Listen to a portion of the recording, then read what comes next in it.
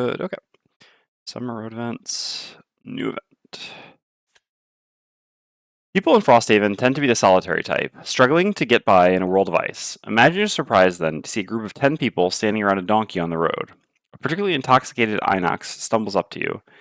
It's the drink donkey. He looks back over his shoulder, half to indicate the donkey and half to confirm the donkey is in fact still there. It's the best donkey outside Frosthaven. He drags you over by the arm to take you on a tour, or he drags you over by the arm to take you on a tour of the donkey's offerings. He points to a barrel hanging off the donkey. On this side, he's got a barrel of ice wine. He shows you a matching one on the other side of the donkey. And on this side, he's got juniper ale. The front side, he points, just in case you weren't sure, is where you put in donkey food. And the back side, he leans in close, slurring, "Don't go back there, or he'll kick you." He nods sleepily, as though he shared some great secret. Option A, donate some food to the donkey food side to partake in the two drink sides. Option B, leave these drunks back to the safety of Frosthaven.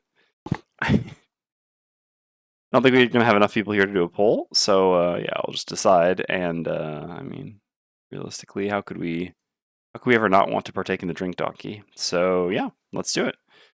Donate some. I mean, I guess will it allow me to? I guess it's going to like ask for an herb. I have an herb, right? Yeah, the snow thistle. Sure. Snow thistle sounds like the sort of thing the drink donkey would like too. All right, sure. So we'll donate some food to the drink donkey. 2 collective herbs. Oh, man.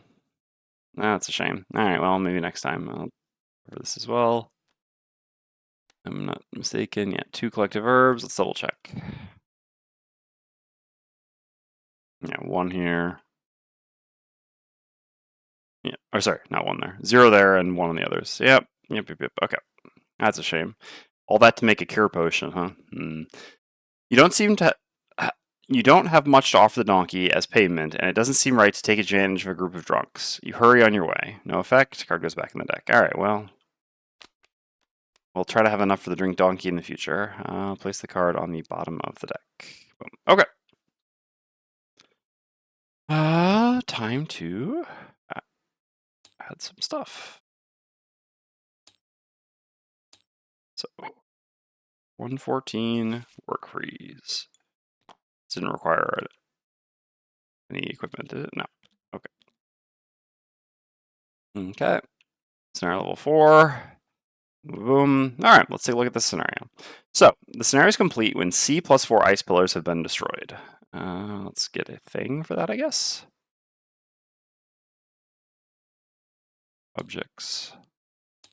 No, not saved objects. Components. Tools.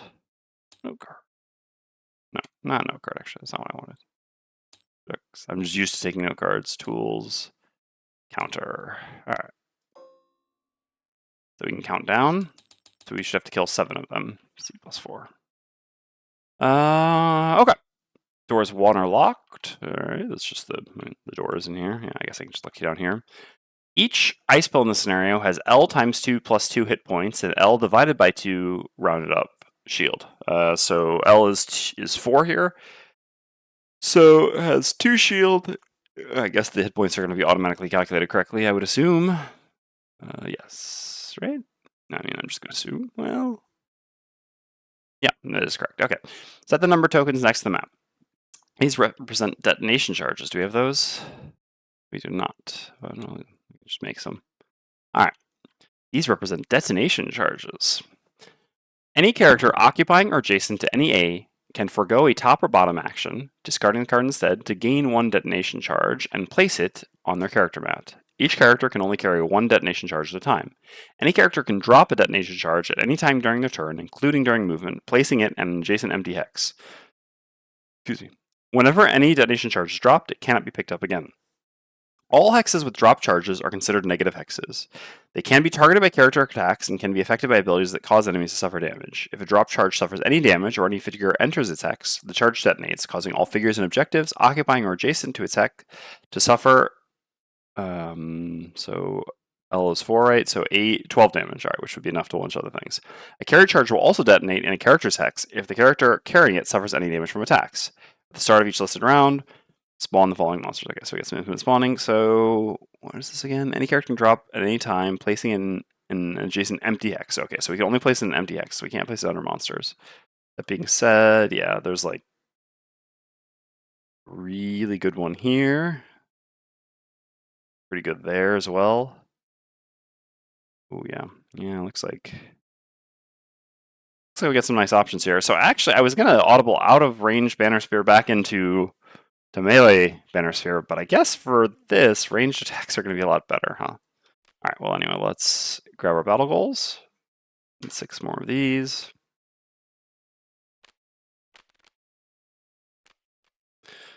All right, kill an enemy before it takes its first turn.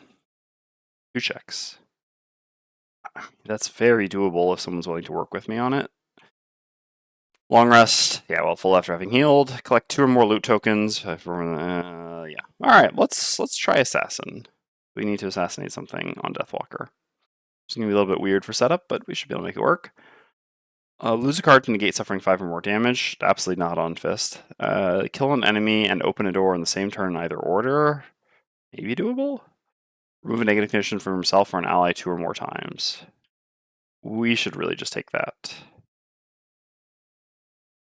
I mean, are we going to get frailed that much? Thing is, the imps are so easy to blow up with the charges.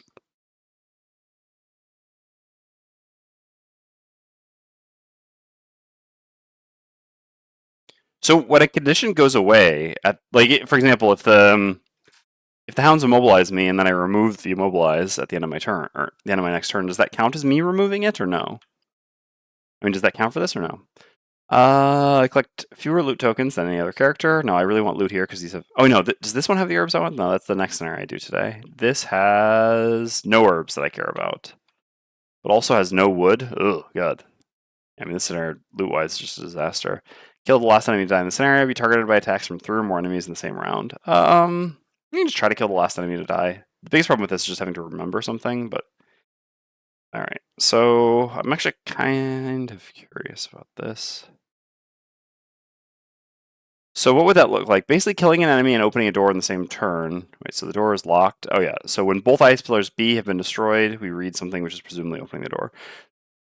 So basically, if we blow up an ice pillar that would also...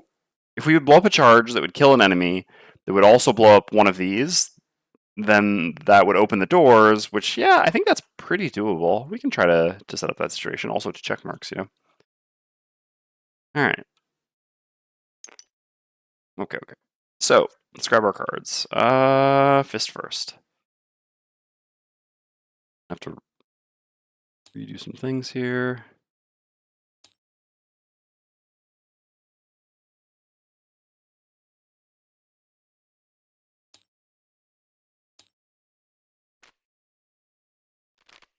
Put these, like, down here or something.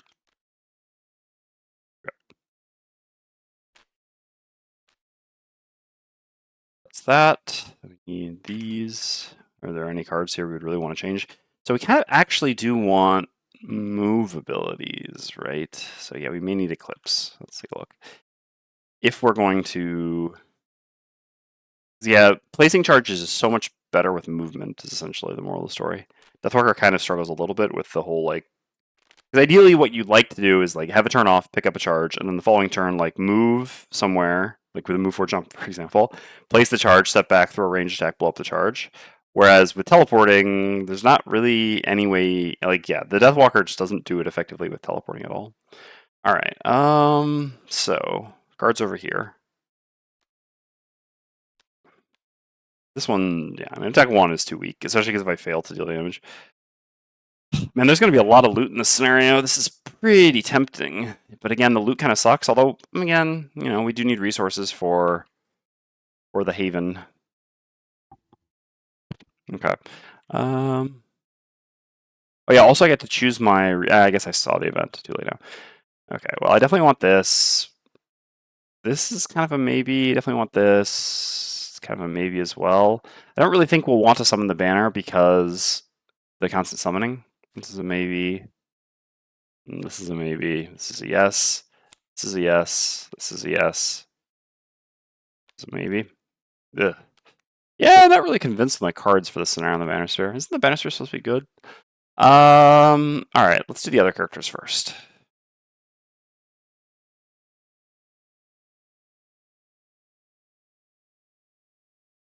So shift, control 2. Alright, so yeah, I mean this card is just a good bottom. The push is also pretty good here. I mean, I still like all these cards. I still like all these cards. Still like all these cards. So this is a cut. There's once again no shield here, so we don't really need piercing pummel. This is a good card. I like the loot. I like this. So this does have push, but hey, how's it going?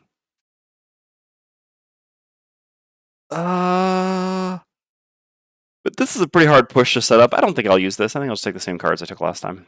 Alright. Seems good. So Deathwalker, I really should bring Eclipse, based on the moral story. It's also kind of tempting to think about bringing Shadow Step. I guess it's not that important. Alright, what do I not care that much about here?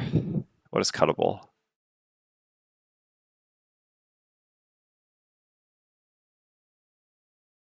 I don't even know. Anger of the Dead's nice initiative. You just got Wave of Anguish, to be honest. Move Shadows does seem decent here, but I don't know. I mean, something's got to be cut, and the top is not really the sort of thing I'm looking for in this scenario. Because the charges deal so much damage, there's not really a need to use lost cards to deal damage. Okay. I don't know. Like, might as well grab these things since I'm not convinced of the other cards. This means 2 more cards. Oh no, these were the cards that I was saying. Okay. Okay. So there's not really time off in this scenario. It's an infinite spawning, so that makes regroup a lot less tempting. The bears are immune to stun and immobilize, not immune to disarms. That does make Rallying Cry look decent. I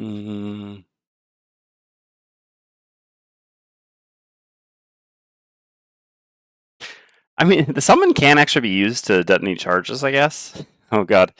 David Wenham's definitely back to Sean Bean at this point. A little bit less convinced with the push. Yeah, I think we can run this and just cut these two. I mean, is this even that good here? Is this better or this better? I don't know. Just run these cards and we'll see. I think there's going to be an argument for a lot of different cards here, but... Alright. So, let's set up this camera with where the cards are now. I guess this is Control 2. And then let's move all these things over for now. This is Control 1. Alright. So again, it's forego a top or bottom action to pick up a thing, right? A top or bottom action, yeah. Okay. So we want to kill an enemy before it takes its first turn, which generally is going to be this imp here. It's got to be the plan. When did the spawn start? Start in round 2 already. Okay, so we're going to get a lead hound at sea down here. All right. So basically, the problem is you're the obvious candidate to go run over there, but you don't really have an action to forego because I have to set up one with a mountain turn 1. Yeah. That's not great. If anything, let's not do this. The likely fist turn 1 should just be like one with a mountain and forego a card. Forego the other card to just pick up a charge, but then I have to avoid getting hit. It's hard to do. And then that relies on Banner Spear to be able to... So the charges are at A, so you kind of have to do something... Yeah, there's no way that Fist could not get hit, essentially. What you'd want to do is something like have Banner Spear pick up a charge and then use jump 1, 2... I mean, there's not even a way really to do it here, is there? I mean, I guess, yeah, it has to be here instead. It's fine. I suppose here or here is the same. Both kills a hound and... both kills a pillar, a hound, and a snow imp? Okay. So then... It's like 1, 2... Yeah, and then back up? Yeah, okay. This works. So then we can try to pick up a charge with Fist. So realistically, we want to go very late with Fist, right? Yeah. So I guess we'll just play this card and... And we're going to recover this card anyway. Maybe we'll use it for healing if picking up a charge doesn't work. Because we don't want to pick up a charge before the monsters go. We want to pick up a charge after the monsters go, so that if they do hit us, like, if the imps do multi-target or something like that,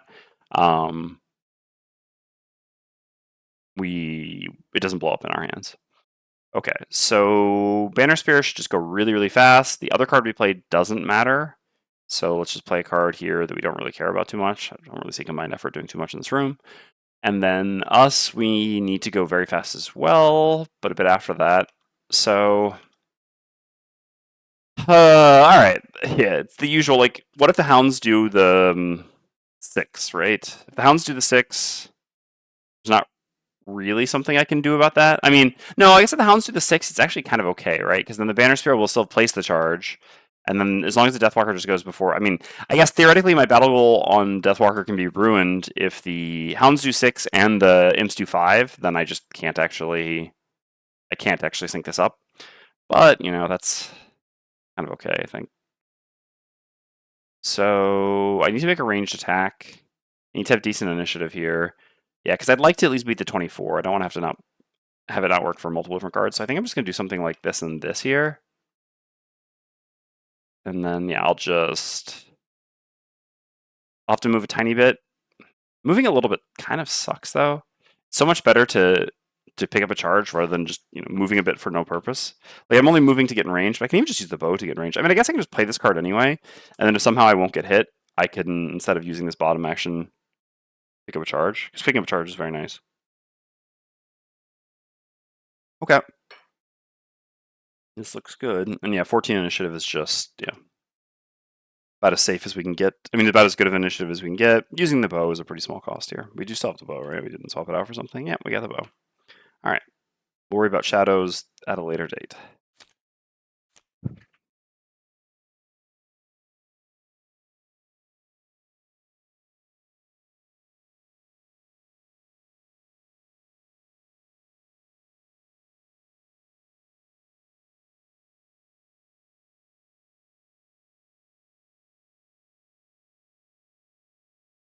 So what?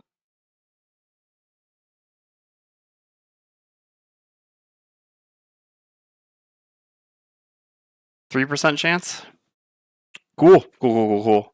I mean, it sucks to lose a 3% chance on. I mean, the Hound thing is actually really annoying too, but 3% chance to lose 2 check marks and lose them. You know, this is kind of my luck recently. Ugh. So basically, yeah, what I'm flipping out about is specifically what I talked about. The Imps flipping 5, and then the Hounds flipping 6 or 7. So this is 1 divided by 4 times 1 divided by 8. Because the only Imp card that beats me is the 8. There's the 5, and there are 2 Hound cards that would beat me, the 6 and the 7. So yeah, Hounds were 1 out of 4, and then that had to also be in conjunction with the 1 out of 8 from the Imps. Otherwise, it is a 100% six. I mean, like, yeah. So it's basically I had 97% chance to get 2 check marks here, and a 3% chance to not get 2 check marks, and I did not get 2 check marks. Neat. All right. Yeah, that's what it is. So the Imps will go ahead and. So what are the Bears doing? Yeah. Kill an enemy before it takes its first turn. So I mean, I guess technically we can still do this in the second room, right? Although that's so hard because when we blow up a pillar, we'll read a section which will open the doors. So it'll then, like, someone will already have had to blow something up. It'll be really hard to set up a situation. Oh wait, I guess there's all the spawns. I guess no. Okay, so we still have another shot. Hey, all right, it's not a fail. All right. Yeah, I was thinking it had to be at the beginning of the server, but no. With spawning enemies, actually, this is more realistic. We can set up a charge that blows up a spawning enemy at some point. Okay. All right, that's a lot less tilting. Still wild, the 3%, but yeah. Okay, so the Imps go, they shield themselves and heal. This doesn't matter at all, and they're going to make an element of my choice. Pretty sure I should look at. I mean, so Deathwalker. Oh crap! I didn't actually place my Sandies. Yeah, I'd kind of shown how I wanted this to work, but yeah. So I mean, I'd even like,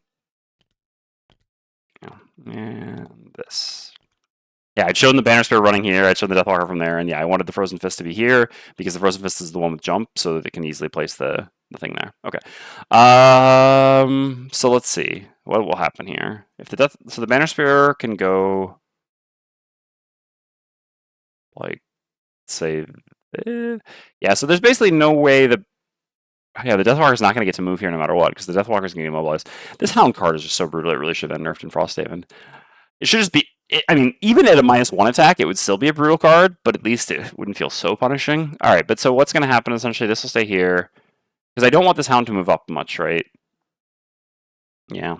So it's kind of like this will always go to here, dealer choice, And so the banner spear, I guess, yeah, I'll just kind of have like stop here. And then, yeah, otherwise I can stop here and it's like this. I don't know that that's really better. This is one closer to that. Okay, sure. So yeah, I'll be using the bow and the Deathwalker. I will get to pick up a charge because I'll get hit before. Okay, all right. So in that case, yeah, I need to look at Fist and see if Fist would use an element next turn. So Fist will not make Earth here. We'll set up one with a mountain and just forego our bottom to also pick up a charge. So the spawns, again, we're getting a Hound at C. It's down here. There's no other C's, right? Okay. Yeah, it's E. Okay. So then we can have a path, like if this is here, this hits. No, I'm sorry. This always goes here, right? Because Deathwalker's earlier, yeah. So we pick up a charge. Fist can do like, yeah, go here, place charge here, step back, detonate charge. That charge kind of sucks a bit though because this will already have been blown up. Realistically, yeah, there's not a great charge there anymore. What if we have the ice? Then we could do like 1, 2, 3, 4, 5. Place charge here. Yeah, 6. Step back, shoot it. I guess that's not bad. I mean, it blows up an elite imp. Doesn't quite blow up the. No, elite hounds actually I think at level 4 have the same health as the normals, right? Let's take a look. No, 11. That's still pretty good. Oh no, yeah, the things do 12. Yeah, that works pretty well. Okay, so that means we want ice. We have a bit of a problem with that though, right? Which is the initiative. If only I had that perk to negate a source of damage. Because yeah, unfortunately the move 6 with ice is 70 initiative and the ranged attack, which is ranged attack or this, which is our other way of like doing a theoretical ranged attack. Yeah, in order to beat, I mean, realistically against hounds to go before them, we need to go at 19. Convenient in that regard, but so more realistically, the furthest we can go is 4. I mean, I guess Banner Spear. Okay. I don't know, but the initiative doesn't work. I was gonna say then we could do. Man, beating 19 is annoying for this. We could do 18 where we do the gifted movement up, but we also played that card this turn. All right. Well, I mean, we should worry about that afterwards. So basically, the real question is just which element do we care about? Deathwalker won't make dark, so do I care about dark? The thing is, like, dark adds +1 attack, but that generally doesn't really matter too much here because most damage is done by blowing up charges.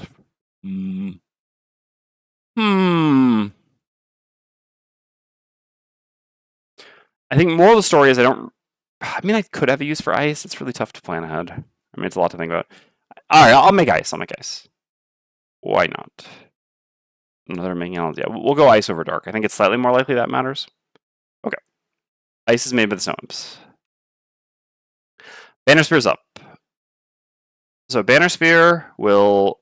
Let me just make sure that I haven't somehow messed up the rules here. Occupying or adjacent to any A can forego a top or bottom action, discarding to gain 1 and place it on the character mat. Any character can drop a detonation charge at any time during their turn, placing it, including during movement, placing it in an adjacent MPX. Yeah, okay. Yeah, this is what it is. Okay, so I will forego the top of combined effort to pick up a detonation charge with the Banner Spear. I'm going to make these slightly smaller. That's a bit better. All right. And then I'm going to do a move 4 with the bottom set for the charge. Going 1, 2 to here, placing the charge here. I think this is best. And then, yeah, I'll just step back to here. I can't go any further because I would like the hound to be adjacent to it so it also gets blown up. Okay. Then I'm done. So then the hounds go. So this hound will go to here. This hound will go to here. They will both attack for 3 with Immobilize. So this one in the Deathwalker. Okay, so 4. And Immobilize. And this one on the Banner Spear. Nice one. It's 2. I don't know how often I'm going to be healing myself, and who knows. So let's just go ahead and use the armor right now. And Immobilize. I guess the Immobilize here is pretty annoying after having gone, but whatever. We set up a charge turn 1. I guess now we'll have to actually like play cards. Okay. So the hounds are done. So then the Deathwalker goes. So the Deathwalker is going to use the top of Anger of the Dead alongside the Crude Bow. Having the Crude Bow is just so nice. There's so many times that it matters. We're going to use this as then an attack 2, range 3, targeting this here. I'm not going to gain advantage on this. I don't think it is that significant here. The Imps and the Hounds have both already gone. The Bear won't die here. Again, only a miss fails because I don't have a -2 in my deck. And on top of that, the Banner Spear can just go at 18 and blow this up next turn, which at this point is before either the Snow Imp or the Hound can attack. So I think this is just want to clarify all this after what happened yesterday, but I think we have it a low risk of failure and a high degree of redundancy. So yeah, attack 2 on that. All right, so this gets blown up, which kills this. Does this, kills this. And again, I'm pretty sure it does 12 damage here, but let us double check. Yeah. Damage is equal to L times 2 plus 4. L is 4, so 8 plus 2 plus 4 is indeed 12. Okay, great. So that's that. So Deathwalker's done, and Deathwalker also has a charge now. Can I like put these on them?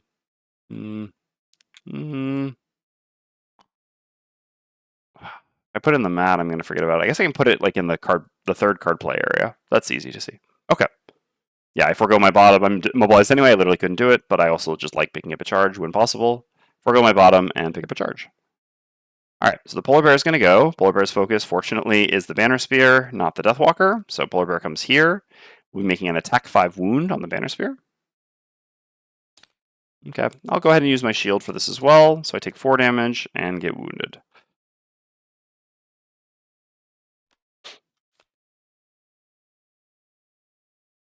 Was that a completed battle goal already? No, it was not. Mariel, you missed my freak out. So I set up to get assassin on turn 1, but unfortunately I had a 3% for it not to happen. The imps had to literally get 5, and the hounds had to get 6 or 7. And with this combination of two things, it failed. I mean, it didn't fail the battle goal, but it meant that we did not complete a 2-check battle goal on turn 1. But with spawning enemies in a second, second room would be harder. With spawning enemies, we should be able to get it later. And hello as well. All right. Polar Bear is done. There was only the one, right? Yes. And so then Frozen Fist goes. So Frozen Fist, this button. We'll activate one with the mountain, and we'll forego Primal Bellow to recover it. I mean, to pick up a charge, and then we will, as usual, pay 2 life to recover it. We have reached it. Okay. Oh, no. Oh my god, is this... No. This is meant to be... I think it was updated, right?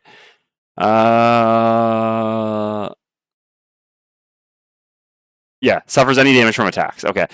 Initially, this wasn't the case, actually, which didn't really matter much for Fist. It was unlikely to be doing this to Fist, although here we are. It was more of a Blinkblade thing, right? Blinkblade had a lot of self-damage, and it was just very frustrating to blow up your own charges with self-damage, which isn't really meant to be the theme. But no, fortunately, yes, this was updated. Oh, don't pay attention fully. Distracted by work. That is quite bad luck. Yeah, well, what can you do? But no. Glad to have you here anyway, even if you're distracted by work. No worries. Okay, so we do not, in fact, blow up a charge on Fist when we recover a card, which is good. Okay, so that goes there, and that's the end of the round. So now we need to spawn an elite. Found at C. Yeah, so C is looking really tempting, but unfortunately, yeah, the initiative is the problem, as they say. Yeah,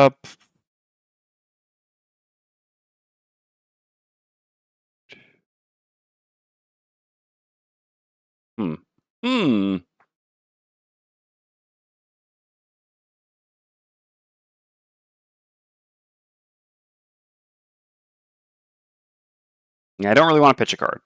Like, I could blow this up at great cost to myself, but that's probably not worth it. It would also be great if Banisher were not in this exact spot. I guess if I had regroup, I could now, but the initiative is still a problem for the working together. I do wish I actually had the AoE mobilized attack. I mean, not really, because also these objectives don't display their shield, but again, they all have 2 shield. Doesn't matter so much because you're usually just blowing them up with the charges. I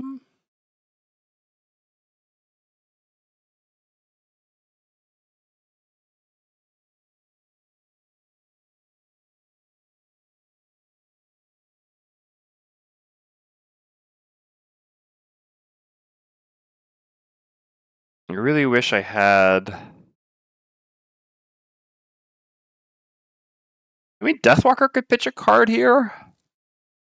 Have a pretty effective turn. That worth it? No, but the initiative also just once again doesn't really work. No, it does actually. It does. So we go to 11.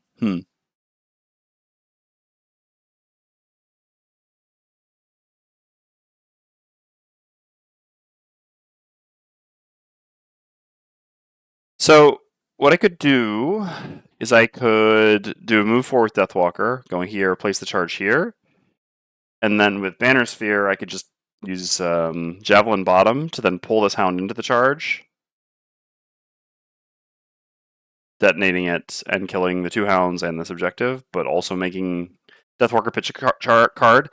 Not only would Deathwalker pitch a card, but then she would be right here and get hit by this Snow Imp usually.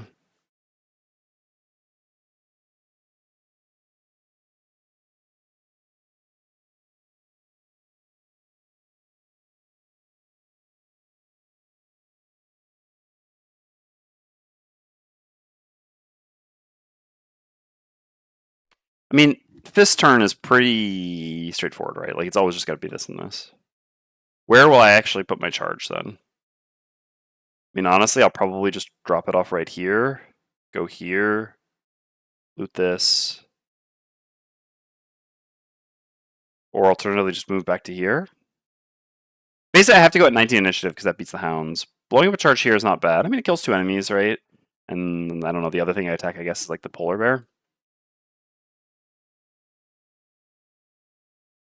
Yeah, and then I just pick up another charge. Fist picking up charges is pretty good since we can just always move at 19. I mean, that being said, we're going to struggle to blow them up in the future because we run out of range, like the ability to attack not adjacent to ourselves. So we can do with this. Push 1. Not so well. I think this is just fine for you. Yeah, the real challenge here is Deathwalker. Maybe just blowing up a charge here is good enough. Like 1, 2, 3, 4. Yeah. You know what? That works. That works. All right. So that we can do at 28. So we can do at 18 basically because of boots. All right. Yeah, no reason to overthink it too much. And then for you, I wish I could pick up a charge here, but I cannot.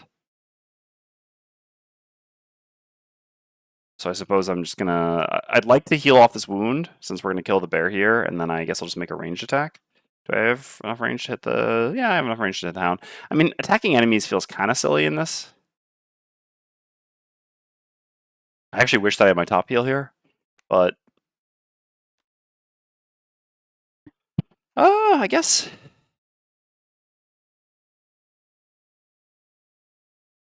the healing banner is kind of tempting, but it's just so unlikely to survive with the constant spawning.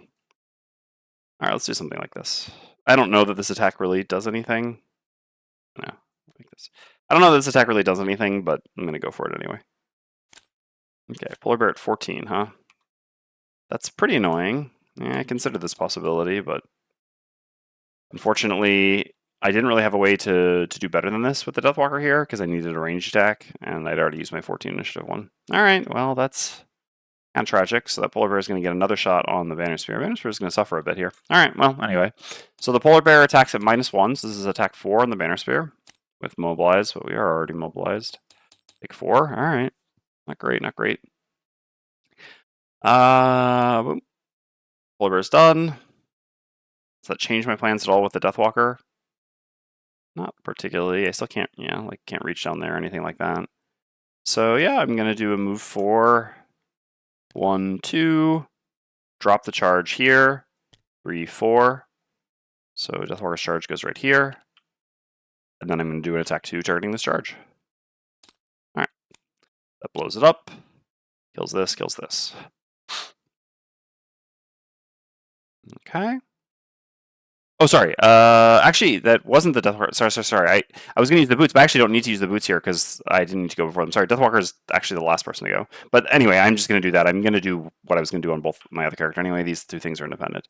All right, so Frozen Fist heals 1 from regen, and then I use the bottom of Encased Punch to move here, and then move back. And I drop the Frozen Fist charge right here. I get to attack 2 targets with this. I guess realistically, I would always just attack the polar bear as my second target. These two enemies are... I guess if I fail to... No, I guess I would attack the snow imp. Basically, it's more likely... I mean, Deathwalker is less likely to fail their thing than Frozen Fist is, because Frozen Fist has a -2. So sure, I'll attack the charge and the snow imp with the Frozen Fist. Okay, all good. I guess technically then, no. Oh yeah, no, I would attack this first, and then I would attack the polar bear, because this would blow up. Yeah, that's how I would always do it. Attack here, so then this attack was on the polar bear. The polar bear dies anyway, it's not going to matter.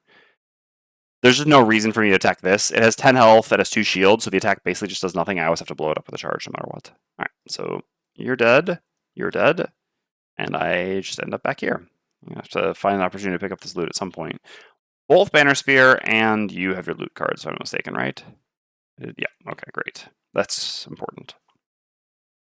Let me set this camera a bit better here. Alright. So Frozen Fist is done, then Banner Spear goes, takes 1 from wound. Yeah, the sound attack's gonna hurt, right? Mm-hmm. Heal self 1, give myself regen. That's not really gonna matter. I'm gonna lose my immobilize. And I have a range, attack 3, range 3. I'll just hit this hound, I guess. Again, there's nothing else really to do with this. I would forego it to pick up a charge if I could, but sadly, not there. Couldn't get there because I was immobilized. The immobilize is actually pretty costly here. Alright, short. No reason to gain advantage or something like that. This doesn't really matter. Okay, 1 damage done. And then the Deathwalker, I had already done that turn, accidentally out of order, because I was still planning with the... Oh god, yeah, this is actually going to be really painful. I'm just going to have to pitch a card here on Banner Spear. Okay, so the Snow Imp moves to here. Let's see where it's always going. Attacks the Banner Spear. Don't have to pitch a card here. Here I take 3. Lose the regen. Gain the Brittle. No other items to use at this point. No. And this is during my... Oh! No! Oh my god! Yeah! I have a cure potion. Oh my god. Alright. Sorry. Yeah, I'm going to redo this. I mean, obviously, I would never make... Like I said, I was literally making an attack that would never do anything. There's no reason to do that rather than... Oh no, because I'm going to get hit anyway. I mean, I guess it would still be worth using the cure potion just to be back here, because then I can pick up a charge, move with it, and move it next turn. So I guess at the very least I would have just moved here. I guess I'll still make... Yeah, I got to draw out that -2 again. Yeah, because there's no world in which I don't get hit here, so the charge is just always going to blow up on me. Yeah, there's no way. Okay, sure. So I guess I made the attack anyway. Made wind. Let's get that -2 out. But yeah, I could just use my potion to lose the immobilize to actually move back here this turn, which allows me to pick up a charge next turn and then immediately place it somewhere. Okay, so this was drawn, and this is used. Got rid of the immobilize. All right, and I'm here. So I'm at 3 life and brittled. So I could be here or here. I don't know if there's really a significant difference. I think here's fine. Okay, Snow Imp's done. So the Hound goes, -1 or attacks, then -2 move. It's here. I guess alternatively I could just run away from this. Ah, yeah, that's actually a really good point. I actually had 3 movement, right? So I could have gone to here. I guess then I flipped on this instead. Or I guess I could have just attacked first. Yeah, then that won't actually get to hit me. Okay, no, never mind. That's much better. That is much better. Oh, the chart shouldn't be here anymore either. That's fine. All right, sorry. I'm kind of fixing a couple things, but yeah. Here doesn't work. Yeah, and this way I would have gotten loot as well. Sorry, it's just... Again, the... Playing solo 3-handed in TTS with the items so far away, it's just very easy to forget about your items, and the Cure Potion is literally an item that I just got in the last outpost phase, so just kind of forgot about it, and actually mattered quite a bit here. So actually, this is the best line. So basically what I would have done, all right, I was here, so, I mean, I guess I would still just attack this first, yeah, because I had no... There's no way I could pick up a charge, because I'm always going to get hit by the Snow Imp, right. So what I would have done then is I would have, I guess, still just attacked the Hound like I did, so I already flipped that. Used the Cure Potion to remove the Immobilize, and then done the move 3, heal 1 regen on myself to get rid of my wound, getting myself here, and picking up this loot. Alright. I've deleted all the other loot previously, yes. So we get to draw a loot card. Money, sure. Okay. All corrected now, and this way we don't actually have to pitch a card here, which is pretty great. And so the Hound has move 3, goes to here. Technically we could have it go to here. I guess that's actually slightly better, it gives me an easier path to place a charge. Or allows me to place a charge here. Yeah, this is definitely better. This is better. Okay. Hound's done, and that's the round. I need to decide my card to recover. Will come as a huge surprise that I will be recovering Encased Punch. Suffering 2 damage. Okay. So then we're going to get a spawn at D. 1 elite snow imp. Alright.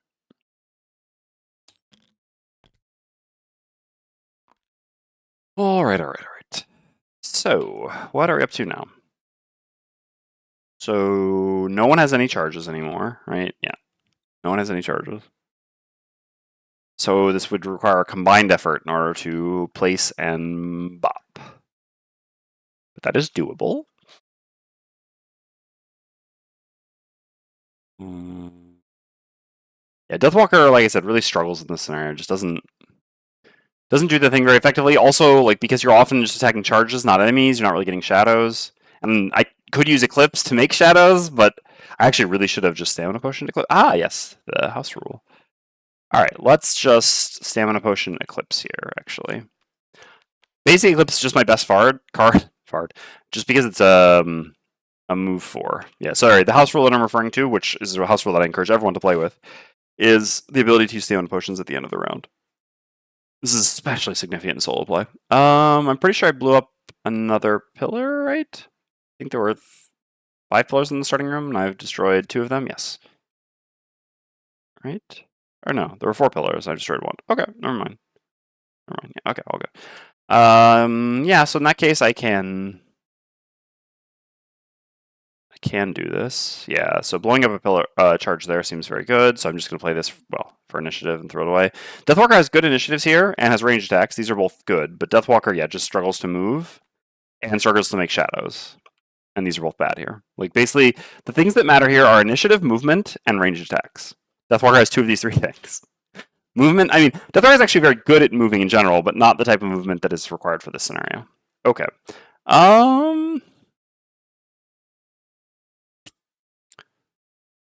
Forgo 1, 2, 3, 4.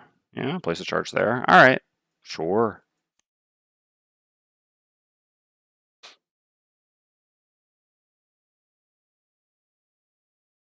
If I had Shard Launch, I could actually, or multi-target range attack on Banner Sphere, we could get really juicy with it. All right, so Banner Sphere, just using this as a top. I'm gonna save the loot. Honestly, maybe I'll either summon or I'll just step back and get into position to pick up a charge after this. Okay, so we're kind of just throwing away a card here. I guess that should be this. Okay. Excellent.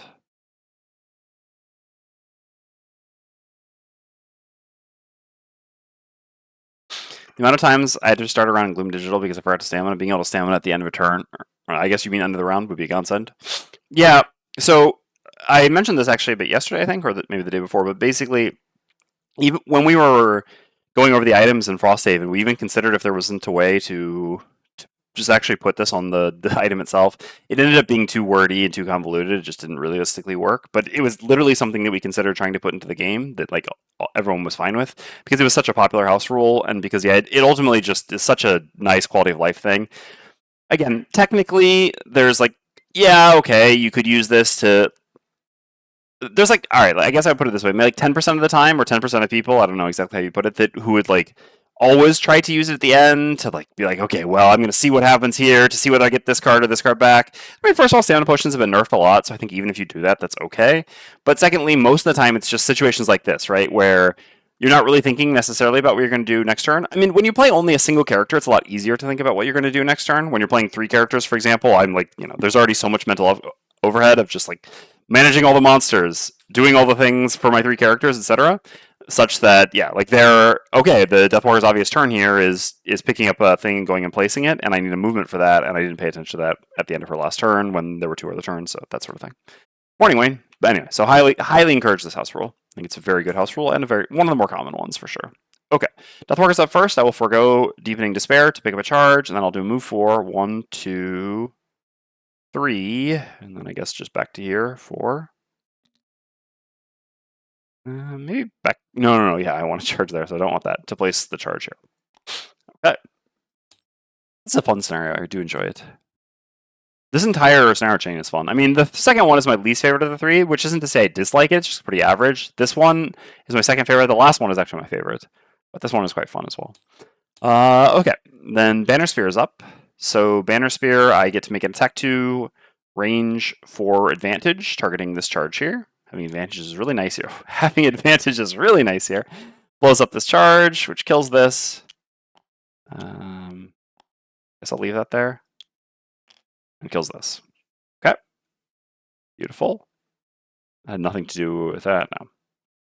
All right, and then I have my bottom action. Snow Imp is multi-targeting. It's actually kind of annoying here, isn't it?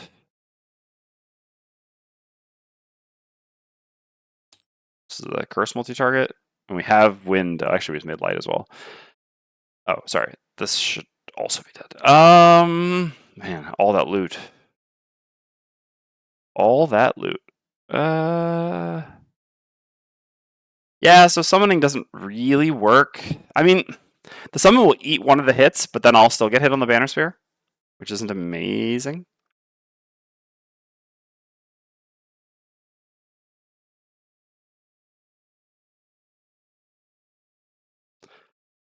So yeah, I think what I like doing is either moving to here or here. I guess if I move to here, then I can use the move one, loot one next turn to go here, which is pretty nice. Then I'm kind of just wasting a lot of time doing nothing though. What are my remaining cards? Oops. So I still have a move 4, still have to move one, loot one. Definitely would like to grab some loot. Kind of regret not. I mean, now the range deck mattered a lot here. And the plus attack banner didn't matter at all here. The healing banner would be quite nice here, but yeah, I guess I should have maybe just dropped on the healing banner, but also really needed the ranged attack as we saw here. Yeah, if I do move one, heal one next turn, I don't really do much is the problem. Or move one, loot one next turn. It'd be nice if we could be the one to blow this up. So like, where do we need to blow up next turn? I guess we could always... With this, we could always go here and set the charge here to be able to blow up down here next turn. And then I would go at 20, at 24, I go after the hounds. Ugh, it's kind of just ugly all around, huh? Ugly all around. Hey, boss. Second YouTube video's up. They're coming along. It's the blow up scenario. Yeah, we're having a lot of fun. We got an unlucky 3% round 1 to not successfully complete our battle goal, but we still got chances to do that here at some point.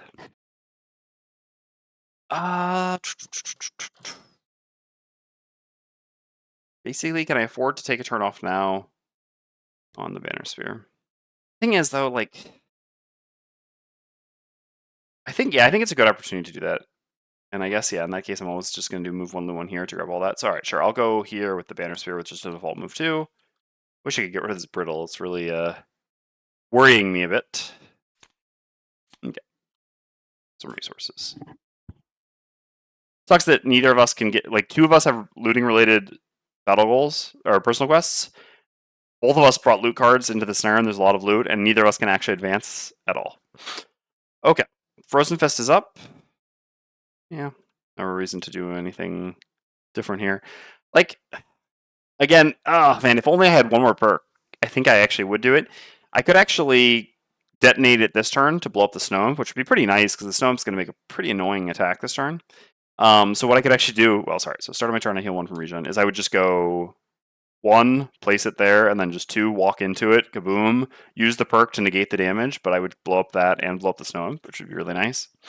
I also don't necessarily want to blow up this one before I blow up this one, I guess, is the thing.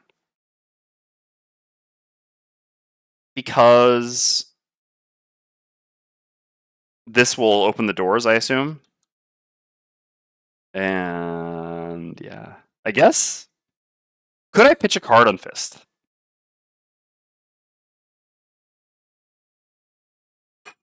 I mean, having the doors open here seems so... I'm pretty sure it changes the spawning locations, but basically all the monsters in this room are going to go, and then, yeah, Deathwalker's just sitting here with 5 health. Waiting to be killed. I mean, I could pitch a card. Pretty costly to pitch a Garden Fist, though.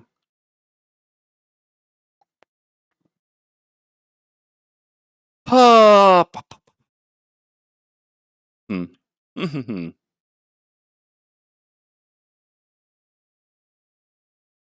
there a world in which it's like I don't grab a charge this turn? No, that doesn't make a lot of sense. I could just grab my charge and move down here, and then like look to no, but I can't do that because of the snow. Snow multi-targeting here is really annoying. And there's no way to get rid of the elements. Man, imps suck.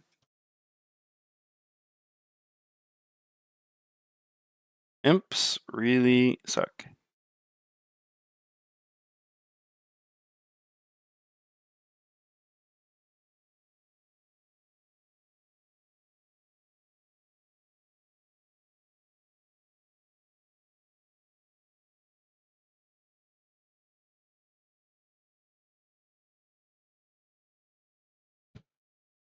Nah, imps have always sucked. Hey, Disorda.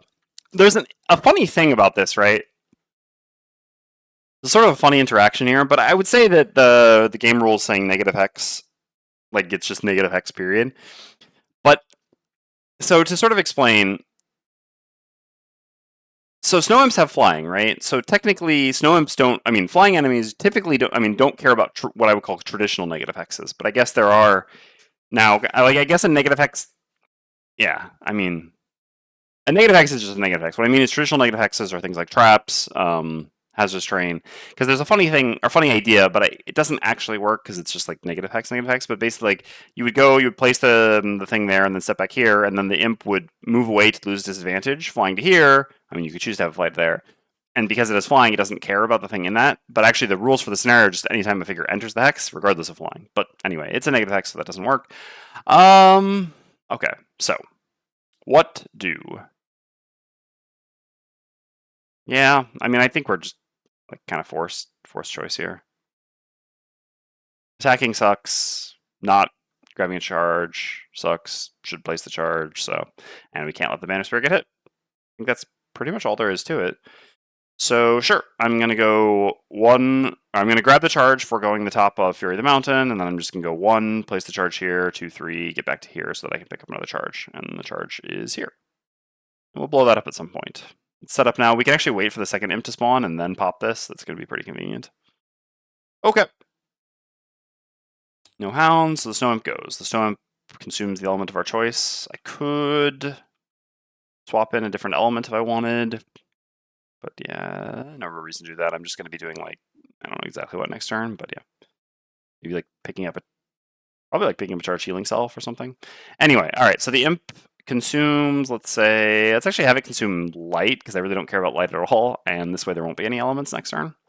So it consumes light and will attack Deathwalker and Frozen Fist. So this is an attack to Curse Brittle. God, imps. All right, so first on the Deathwalker. Okay, so 1 Brittle and a Curse, which sucks a lot in this scenario. And then on the Frozen Fist. Ooh, that's a bit annoying. Yeah, the Brittle will be gone anyway. I think I'm just going to use armor while I can, basically. So in that case, I take 1 and get brittled and get a curse. Okay. And that's the end of the round. Okay, so now we have another Elite Hound spawning down here.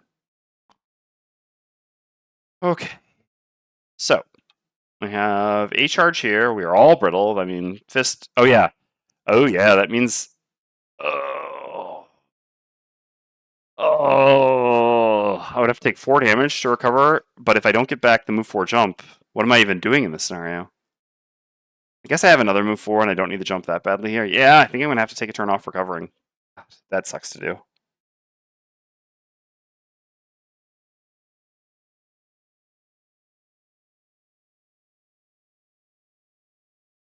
Yeah, so I can go place that charge, but not. The problem is the initiative. And they haven't flipped either of their 19s yet on the Hounds. Wait. Eh? Did they flip a 19 the turn I killed them, or was the 72 a reshuffle? I'm pretty sure it's the 2 19s that are reshuffles. Anyway, I guess. Hey, Lord Ball. Well, you missed us get a 3% to not get our battle goal turn 1. Other than that, things are going pretty normally for this scenario.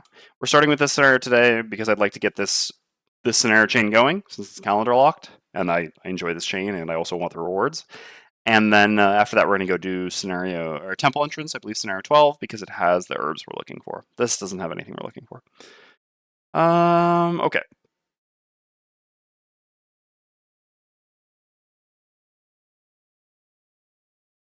I think I am going to just do these 2 cards here, and I'm going to play.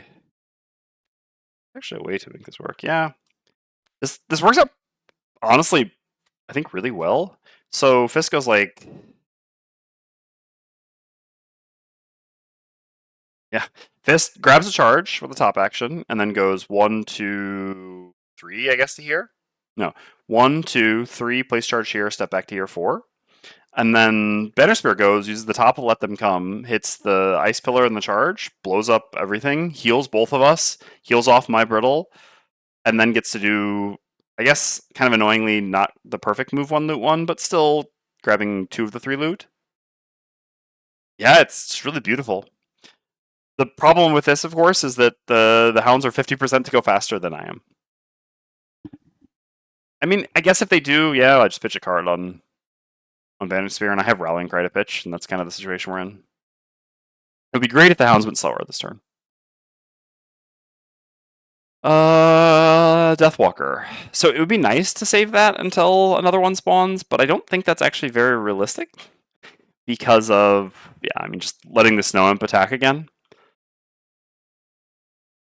I think I'm just going to do, yeah, I mean, a ranged attack with reasonable initiative. 34 initiative is fast enough for a Snow Imp. And then ultimately, yeah, I'm just going to do a default move too, which I guess I'll do with this. Maybe I should just make a shadow here. Well, making a shadow is kind of pointless. Nah, let's not. Let's not. Okay, looks good. Yeah, there's the 19. I mean, I can't be mad about the 19. Like I said, 19 is what I expect from hounds, so, you know, it kind of is what it is. It's their most common card. And again, 50% of their cards are 19 or lower. They have 2 19s, a 6, and a 7, so that was the problem with this turn. Obviously, it would have been really nice if it worked out. I mean, it's still going to work out, technically. It's just we're going to pitch a card first in the Banner Sphere. I mean, I don't know. There's a world in which the hound misses. If we hadn't used all our shields, technically this could be a little bit better, but at the same time, if we hadn't used all our shields, we would already have pitched a card, so... Alright, anyway, Hound goes to here, and attacks the Banner Sphere. Miss? No. -1 still does it. This is still an attack for 3, Brittle 6. Alright. Brittle gone, Rallying Cry gone. Alright. Is what it is. We'll still get to blow up the whole thing. We can attack the thing first before we attack these, and as long as... God. It's only retaliate too. I was going to say, as long as we don't miss, we don't even have to deal with the retaliate. Okay. Hound's done. Frozen Fist goes. Regen heals off the Brittle. Not recovering a card last turn certainly sucked, but it is what it is. Forgo my top action to pick up a charge. Do we move forward with the bottom of Cold Boulder? Going 1, 2... I guess it's still fine, though. Yeah, I guess going 1, 2, 3, 4 to here. Because we're just going to do this slightly differently than before in a way that will still be fine. Yep. Okay. So yeah, I'll just do 1, 2, drop the charge here, 3, 4, back to here. Okay. And so the charge goes here. Frozen Fist is done. Then Banner Spear goes, so I'll just use the Deathwalker as my buddy this time, rather than the Frozen Fist. So I will use Pincer Movement to do a move 1, loot 1 to here. Nom nom nom nom nom. It's beautiful. Alright, that's 4 cards. 1, 2, 3, 4. Flip them. Herb, some metal, and a coin. Alright. I really regret that we chose metal, seeing this scenario, you know, because we're not going to be able to build anything because we're not going to have any wood, and we're going to have a ton of metal now for our last wild resource. Like I said, I wish I could have changed it once I saw the scenario I was going to do, but I'd already flipped an event. Okay. Then we do the top of Let Them Come. So we're doing an attack 2 poison on this charge here. How much wood in the deck? 0. 0 wood in the deck. This scenario has no wood. So yeah, there's no wood and no herbs that we don't have. So unfortunately, despite getting a lot of loot in this scenario, um, neither of our characters are actually going to progress at all on their personal quests. That's a heck of a loot. Yeah, it was very good. It's a shame that there was no way that I could actually blow this up first to also get the Hound's loot, but yeah, not possible.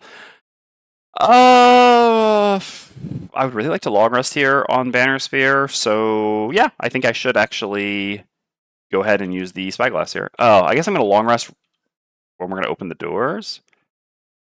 Yeah, maybe that's not good. That's not good. Let's not use the Spyglass. I mean, the problem is Banner Spear does have a -2. I mean, I don't know, we're kind of like... Because we removed 4 cards. So we're actually 1 out of 8 to fail this attack. If we fail this attack, what does this look like next round? I mean, it looks like, you know, some people who can't go faster than... I guess I still have my boots. So I actually can go at 14 with Deathwalker next turn if I need to. Yeah, and go faster than the Hound. No, I don't think I'll use the Spyglass here. Okay, so we'll just do an attack 2 on this. Beautiful. So this pops, which kills this, kills this. So yeah, at this point I did miss one of them. We've now destroyed 3 of the 4. If I'm not mistaken, yeah, we destroyed this one, and this one. Okay. Remember when you had the Imp quest on Fist for like 5 minutes? Those were the best. Yeah, no kidding. Can you imagine here? Oh my god. I could literally just complete it in the scenario if I really wanted, right? Just sit here every other round. Imp pops. I mean, I guess technically I probably couldn't sit here. Yeah, it would take 30 rounds. I can't survive 30 rounds on Fist, but man, we could get like 10 of the 15, and then we did another Imp scenario. Fist would be retired so fast. But then the downside is we would soon be on Geminate. All right. So Deathwalker goes. I guess I really... Yeah, it kind of... Oh, the Imp is actually not attacking. Okay, that's beautiful. That is really good for me, actually. Okay, so these are spawns, right? Summons are closest to players. Spawns are just in the nearest unoccupied hex. Okay, great. Great. This is really nice. This means I don't have to blow this up. This is really important, not blowing this up, because I really like Fist to be the one to blow it up, so that I get their battle goal, which is to kill an enemy and open the door on the same turn. And also I don't want to like open the doors right at the end of the round while everyone's here and super exposed. So yeah, since the Imp isn't attacking, I can just let the Imp have a turn. So I can actually have a really nice turn here on Deathwalker, where I'm just going to do for the next turn. Doesn't... Oh yeah, the Deathwalker, they both heal. Good call. Thank you very much. Yeah, I missed that part. I was so excited to have not missed on the Banner Sphere. They both get heal 2s. Okay, yeah, then the Deathwalker just does default move 2 to here and picks up a charge. Boom. Beautiful. Okay, and then the Snow Imp goes and is just doing a heal. There's no one to heal, stays where it is. And that's the end of the round. And the beautiful thing is that, yeah, now we get another Imp spawn. We can just put it right here.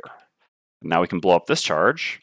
Now here's... Oh yeah, I need to recover a card with Banner, or with you. Gotta remember to do that in general. Yeah, I would like to get back the loot card. Also just the fast initiative card. All right, so that costs us 2 life. Okay, so you're supposed to be the one to do this. I'm just going to play these 2 cards here. The worst part about this for Deathwalker is it's leaving me with a not great turn coming up, but I actually need... I mean, do I really need to do this? Yeah, if Fist misses, I guess I need to do this, yeah. So what's nice about this... All right, first of all, Imps cannot attack before 22-24. Technically, their earliest attack is 37. I wouldn't even really care that much if they did a 24 here.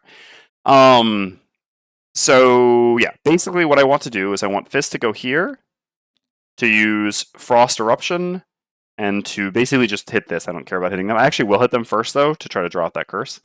And then I pop this, which blows up all these, which I assume is going to open the doors when this opens. There's a chance it just unlocks the doors, which would be really tragic, because then I would just never be able to get my battle goal. I mean, technically I could then try to set up, get it next to the room, but yeah. But that's the dream. That being said, 2 Elite Snow Imps surviving, kind of a disaster. Accordingly, I've got to get redundancy from Deathwalker here. But I guess I actually can have redundant... Well, the problem is I don't really have a top action. I mean...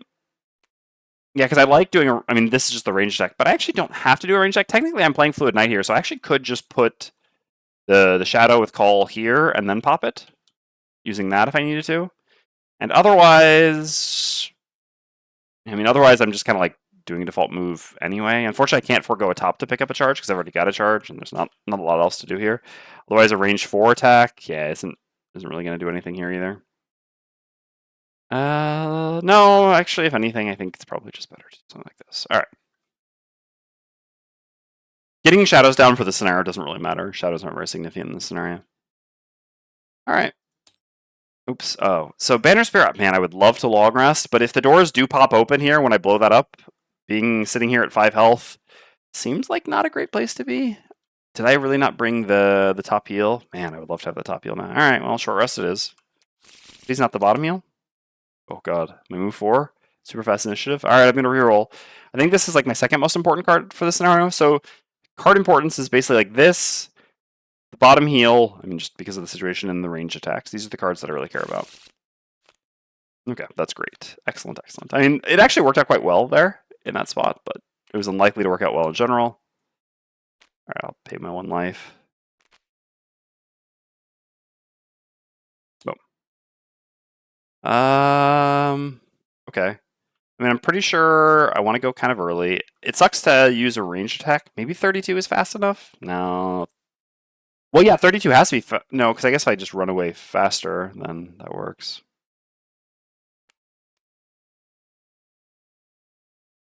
Basically, I'd really like to get out of the way here.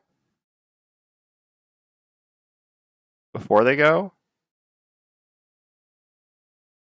Because the problem is, yeah, if I'm standing here, the door's open, I'm at 4 life, and I try to go at 32 initiative, and the hounds go at 19, I'm just dead. I cannot do that. It sucks to play a range attack, because the range attacks are actually something I really care about, but yeah. I guess I could go at 21. Actually, yeah, attack 2, range 4 advantage for this scenario is definitely better than attack 3, range 3, because all I need to do is guarantee... Also, I guess, yeah, the 18 initiative is also more valuable than the 21, because of the 19 from hounds. All I need to guarantee is doing 1 damage to the charge. I don't need to deal 3 damage to it. So, yeah, okay. This looks good. Let's go. Okay. I mean, Snowman's doing this. Doesn't really matter. So I get to have an element of choice here. Really don't care about dark.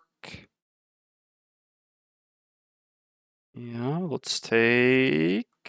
This is Earth. This is Zoom.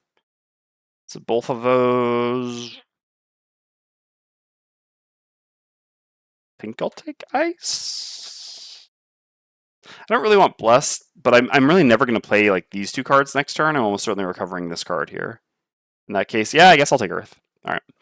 And yeah, they heal and they have a bunch of extra shield. I guess I should show that. Hey, do you know if they're working on a Frosthaven for PC/Steam? My gaming group is still remote. A, I don't know. And B, if I did know, I would be able to say.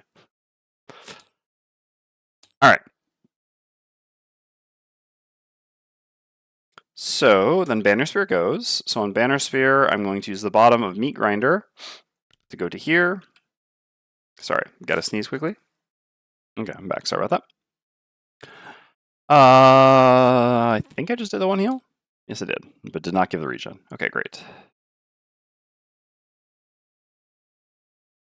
Well, I sneezed and then I had to blow my nose afterwards. Okay, and then for a top action, I will pick up a charge. No, I don't really have a convenient place. I'll go here. Hurt a certain person in working on a digital version of Crimson Scales. If that helps, might take a long time to come out, though. They don't like TTS. I can't get them to use it. That's too bad. TTS is great. But I understand it's not for everyone. Okay. Thistacans. Does 1 from regen. Does the bottom of Voice from Below as a default move 2 to here. Uses the top of Frost Eruption, making ice. I guess this, oh yeah. And I will attack Imp, and here. I'm attacking the Imps again because I have a curse in my deck and I'd like to draw it out. As long as I hit this, they die anyway. The attacks against them don't actually deal any damage. Okay. Ooh, we crit it! Does that make a super explosion? Alright, so dead, destroyed. Which also means this is dead, which means we read a section. Alright. Oh yeah, and we gotta tick down our number of this. And if this opens the doors, we succeed. If it just unlocks the doors, I'm gonna be a bit sad. 159.1. Please open the doors. Yeah, and the other one, 125, is just the conclusion. Okay. Yes. All right, excellent. Open all doors 1. Crack them open. Okay. So that means we successfully completed our battle goal. Kill an enemy and open a door in the same turn in either order. Beautiful. All right. So what is this section? From now on, all monsters that would spawn at C spawn at E, and all monsters that spawn at D spawn at F. Okay. We already spawned our imp this round. Yeah, so we just got some new things, and there are 4. We just have to kill 3 of the 4 pillars in here. So we need to flip 4. So imps have already gone. Huh. This is a curious one. Where's Dwarf when you need him? This is a very curious one. I mean, I don't really care, but it is kind of funny. Something I hadn't really thought about. Can I make a different element now? Because these imps will now act. Is it all the same element that they make? Like, is the choice for the group? Or could I actually choose to make an additional wild element? Normally this doesn't matter, right? Because monsters make a specific element. But specifically for phase out... So I don't really know, because they actually, like, they make... Dwarf would have to answer this. My understanding of it is you would actually be able to make a different element, I believe. Since I think they'd also use the same element. Maybe. Yeah, I mean, like, yeah, because the elements for, like, the entire group, it's a little bit weird with, like, yeah, the door open. Consuming, yeah, I understand. I'd say you can make it different. My understanding, like, my guess would be that you can make it different, but monster groups and like, split turns are a little bit wonky, and I know there's FAQ stuff on it, so I imagine it's answered somewhere. When Dwarf gets here, we can ask this question. But yeah, it's just, again, it's quite rare for this to actually matter, because it specifically comes from, yeah, having a door open between the monster's turns, sort of thing, with the wild element, but yeah. Anyway, I won't make another element for now. I don't care enough. Like, I could theoretically make dark, but it's not a big deal. Okay, so then we need to flip for bear and hound. Yeah, surely enough, there's the 19 and the 80. Okay. So fist turn is done. We successfully completed that.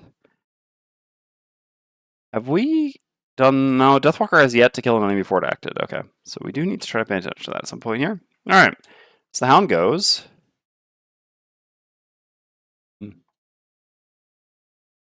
Making sure this is just rain. Yeah, just rain, okay. Alright. So, 4 movement on the hound. Let's see. 1, 2, 3, 4, 5, 6, 7. 1, 2, 3, 4, 5, 6, 7. Oh, gotta assume. Yeah, there's no way that's gonna be faster. Alright. So this is not an empty hex with the rubble, so we won't actually be able to place the thing there, but we can place the thing here. Frozen Fist is done. Deathwalker. Deathwalker not really gonna have a very impressive turn here. We can do some looting next turn, though. The next spawn will be C goes to E and D goes to F, right? So the next one was going to be a hound, so it'll be a hound at E. Okay. Know exactly what I want to do here with Deathwalker.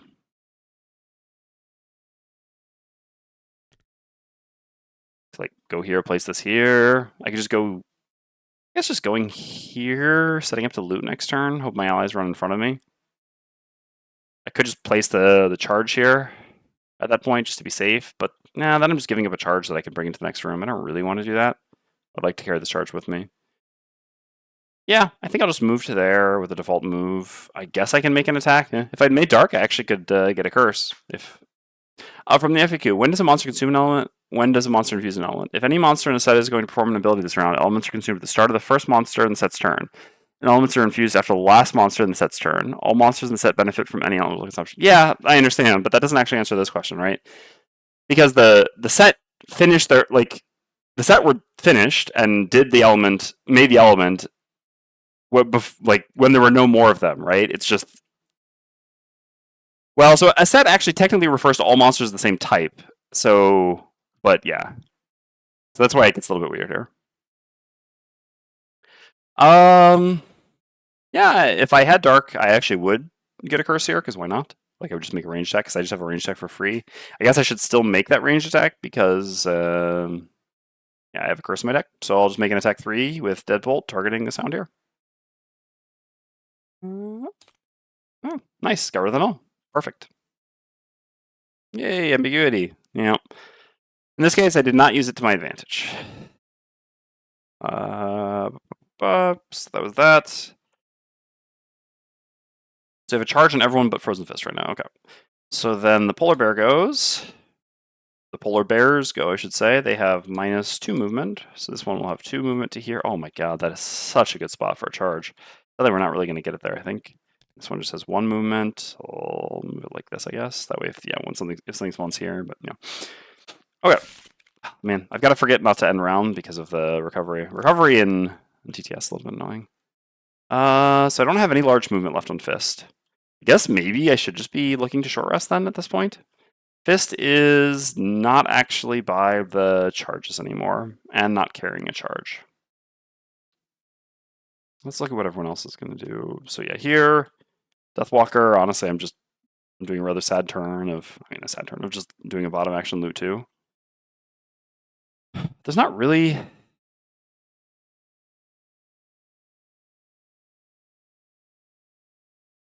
Yeah. There's not really a way, like, well... Oh yeah, sorry, and then I gotta spawn something there. Which is an Elite Hound. I really need to kill something before it acts on the Deathwalker as well. Sadly, all these things have acted. We'll have to try to kill spawn. Man.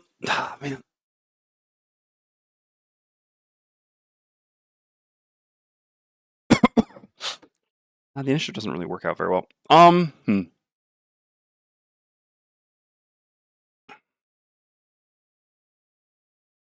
No, it doesn't actually work. Yeah, I was trying to think, like, if I could place, if I could Eclipse, place a Shadow here, and then teleport there, but there's no way I can teleport there and then have the charge there before I get there, and then after that I can't move again.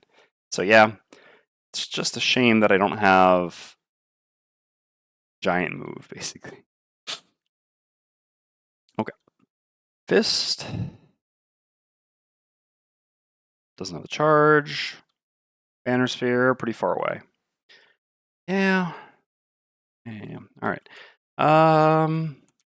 So what would be... Yeah, sorry, I'm moving the camera around a lot here. What would my turn look like for Fist here? Unfortunately, yeah, I mean, realistically, I think I should actually recover a card. Because I'm pretty sure I'm just supposed to step back and grab a charge here. Okay. In that case, I'm going to short rest early on Deathwalker for sure. We've yet to lose a card. Alright, that's fine. I need movement and initiative here. Oops. Come on now. Oh, these 2 cards are for Fist. Yeah. Alright, stop moving camera around. Let's back to focus. Up. Alright. Let's see. So, yeah, I mean, this is range check. I've literally made 0 shadows this scenario, and I'll probably make then. Yeah, this is my biggest move. This is my earliest range attack. So, yeah, there's like... That's not really great, though, right? To do that. Problem is, otherwise, I have an annoying spot. Basically, while carrying the charge, I'm very vulnerable, and obviously 2 of these enemy types can do multi-target, especially the imps, which can multi-target at quite significant range. Yeah, the way they're spaced here is just really obnoxious, because they're such a good spot, it's just impossible to get to. Fist could do it, but I cannot. What does Banner Sphere want to do? Realistically, like, just move up late? Hmm.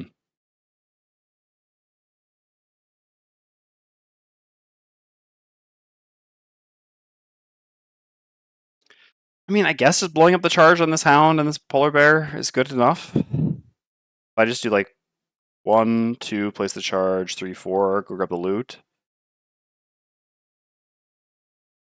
But then I can still just attack it. I don't actually have my bow, so I guess I would go here. I'm trying to think, because the Banner Spear could also help by attacking it, but if it's some like ranged push. Wait a second. Wait a second. Are icy train tiles empty? I mean, I guess not.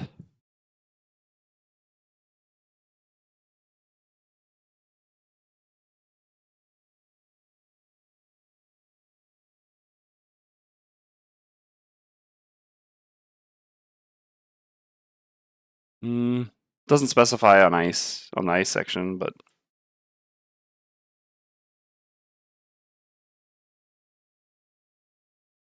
no, yeah, other things that are empty say they're empty. Okay, that's a shame. Yeah, that's a good point. Well, terrain generation is usually featureless these days, but yeah, okay. So yeah, if it were actually empty, we could have something really beautiful, right? Where we would like, move up to here, place an ice here, push him through the ice, and then the Deathwalker could go 1, 2, 3, 4. Well, exploded on himself. But alas, it doesn't actually work.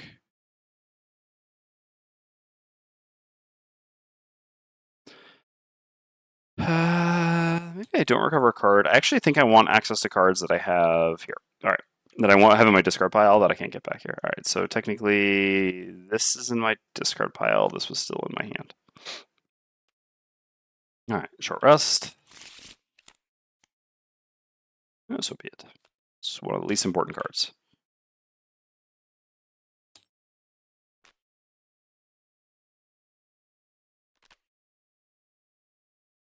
All right, this and this, I think. Force movement makes a big difference here. So in that case, what I'm doing is I'm going like 1, 2, 3, 4 to here. Then I can push these two. Yep. Yeah, okay. That does it. All right, and so then we're going to use this, and we're going to have to boost the speed to go slower, actually, to go at 24. Unfortunately, if the hounds go at 19, no, we're kind of going to have to audible and maybe do something a little bit different. But this is still a really good setup. I have at least one example of a card that places some overlay tiles and empty hexes and Frosthaven. Yeah, I mean, I know they exist. For sure. I'm just saying that, yeah. All right,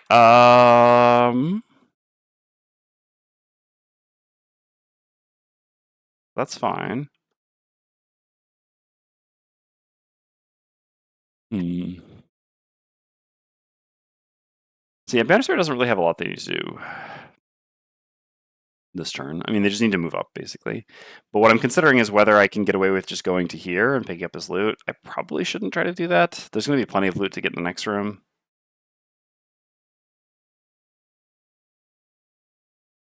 Also, don't really have a top action to play. Like, I could do the heal 3 on both my allies, but I don't really want to sacrifice my health right now.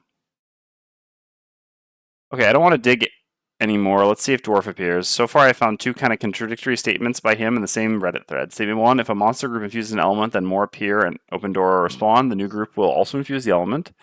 In each case, this happens at least one monster in the group uses an ability. Statement 2, later spawns take their own turn. They would fuse if they could, but need to consume their own group's element to benefit from it.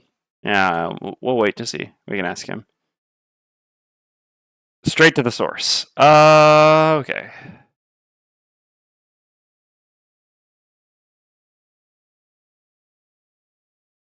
Yeah, like I don't really need the range attack here. I don't really have anything to attack with it. If anything, I would just forego another top if I could. I wish I had my top heal. Not bringing that to the scenario was certainly a mistake.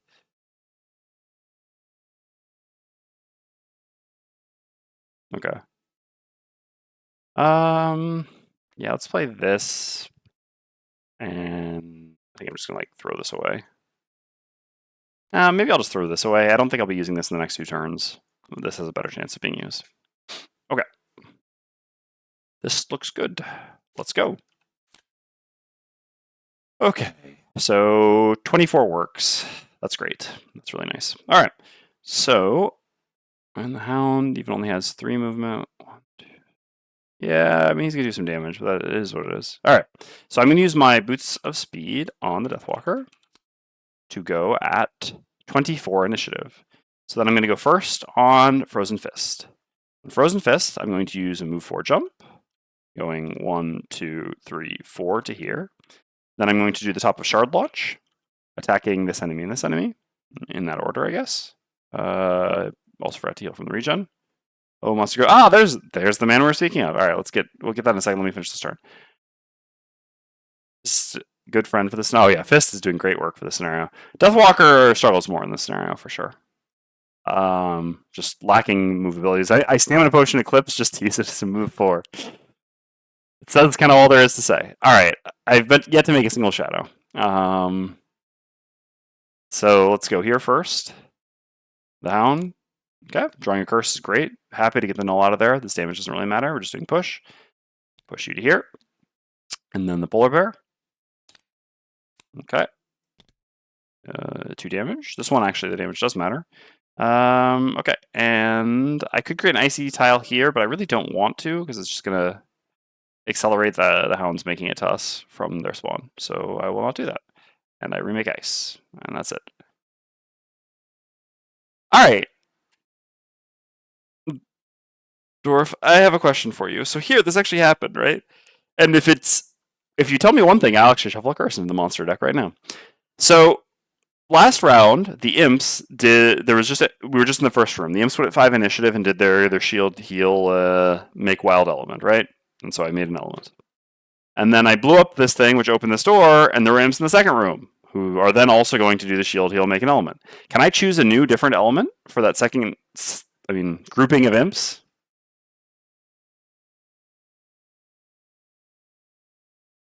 Or do I have to choose the same element that I chose previously?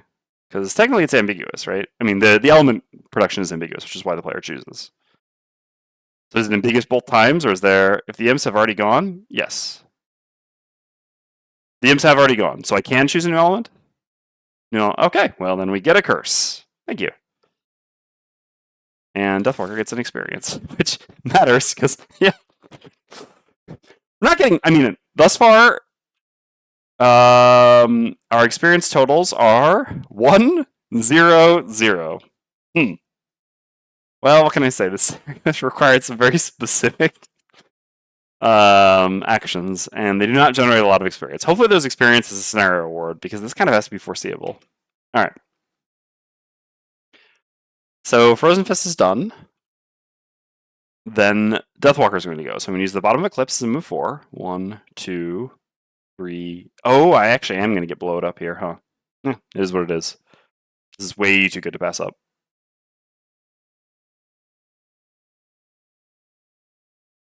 Okay. I did play one with them. Oh, yeah, you're right. You're right. I forgot the 2 experience for that. Thank you. Yeah.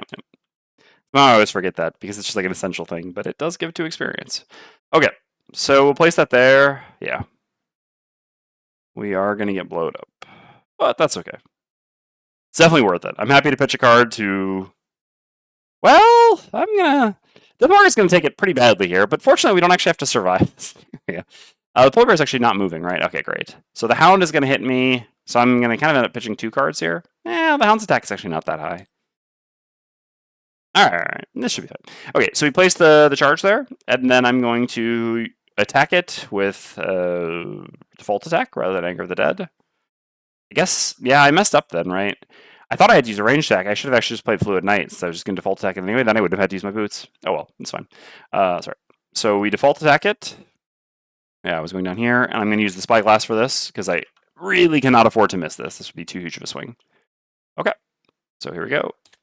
Nah, would have killed anyway, but that's fine. Charge blows up. Dead. Oh, no, no. Oh, it's fine. We'll get there. All right. Not actually dead. I'm just used to killing everything, but this is actually not dead. No, that's not what we wanted either. I mean, it's good that that does that, although, I mean, less useful for solo because it all just goes to the same person, but yeah. All right, so this should actually be at 6 life. Dead. Dead. And there are 2 left that we have to blow up. And then we have to choose a card to lose. Fluid Knight provides initiative, which is something. Honestly, really funny. Yeah, I probably shouldn't get rid of that. I should get rid of like. I mean, Dark Fog's a range attack that also gives 1 experience. Yeah, honestly, Call of the Abyss just doesn't do anything in this scenario.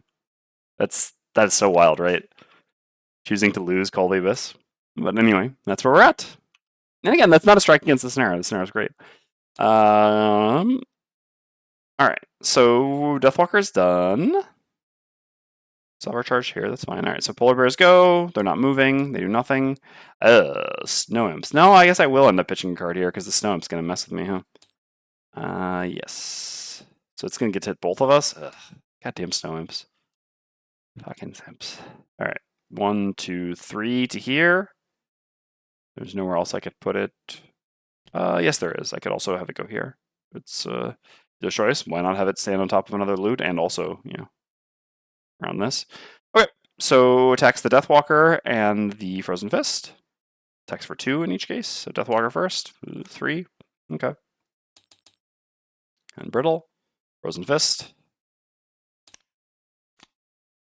2. And Brittle. Unfortunately, I have to recover in Case Punch. So this is going to be pretty painful.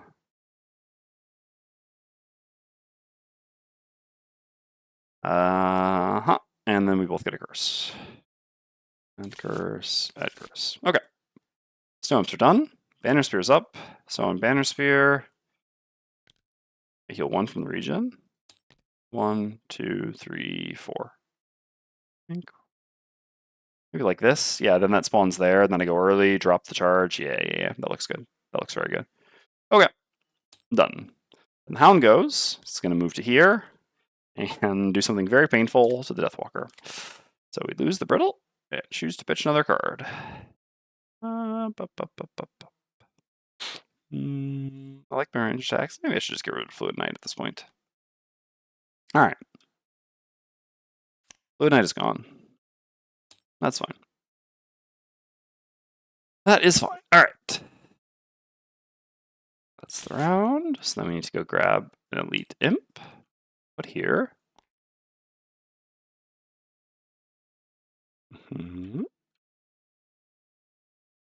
All right.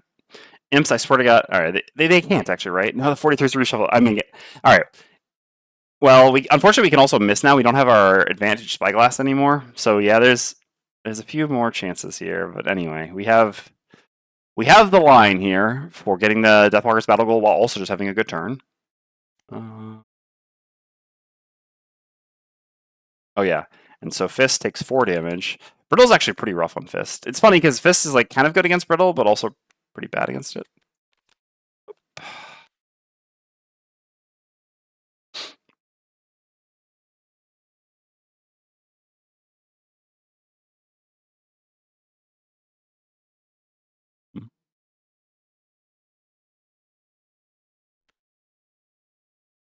Mm-hmm.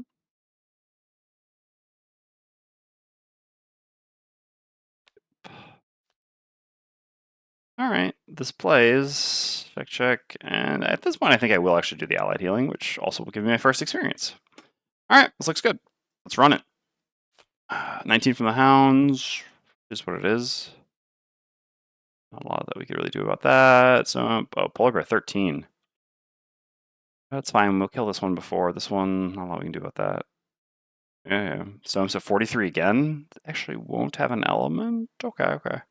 All right. Some stuff happening here for sure. So heal 1 from the region.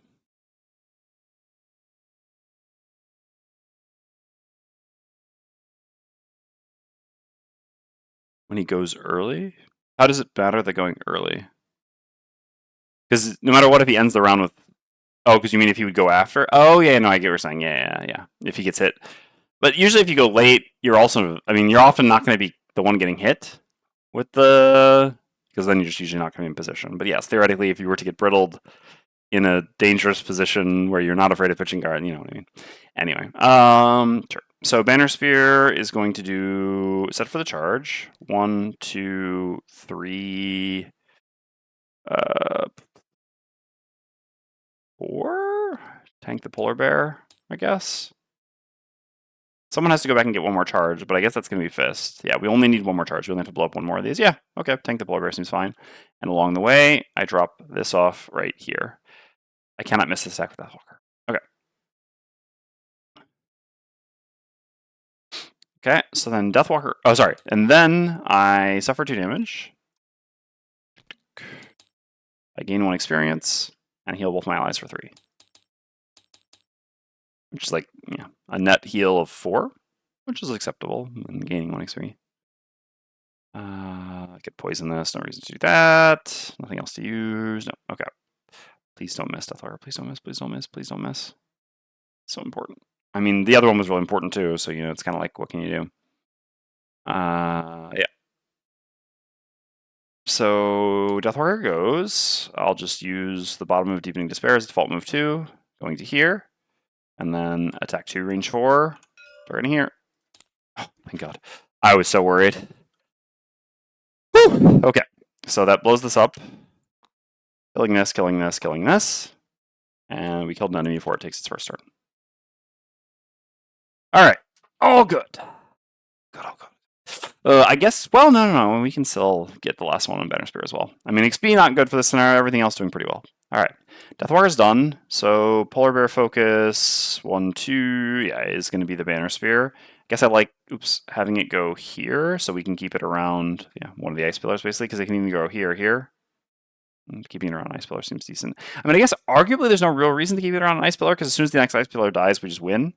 So, but that being said, you know, be further back as well, I guess. Alright, attacks at -1. This is an attack for 4 on the Banner Spear. +1, alright, pitching a card. That's okay. We have cards to pitch. Let's see, a combined effort. Okay, and we get wounded. And the Hound goes. Hound's focus is going to be the Frozen Fist. Attacks for 4. -1. 3. That's fine. Alright, Frozen Fist goes. Heals 1 from regen. I'm going to consume the ice. Gain 1 XP. And move 1, 2, 3, 4, 5, I guess, to here. And here's kind of the same. And forego my other card to pick up the last charge that we need. Alright. Then the Snow Imp goes. So Snow Imp, signature have it move back to here. We'll attack the Banner Spear. This is the poison one. Yep. No multi-target here because there are no elements. So this is just going to attack for 2, Poison Brittle. Okay, well, there goes another card, because if I... Yeah, then I just have to pitch the wound. Alright. Well, we may not actually get our Battle Call on Banner Spear, just because we end up having to hemorrhage off all our cards. Alright, so then we are still poisoned, wounded, and brittled. Fun. Alright. And then we get a new Hound. We're here. We can choose a card to recover on Fist, paying life. Don't think I'll actually recover anything here. I have my move 4 jump. I don't have ice to make the other one a move 6, so. Alright.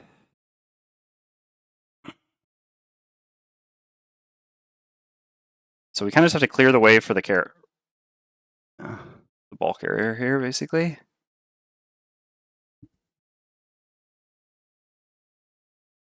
No one else can make ice before they go. No. No. Okay. Yeah, there's not really much to it. It's like 1, 2, 3, 4.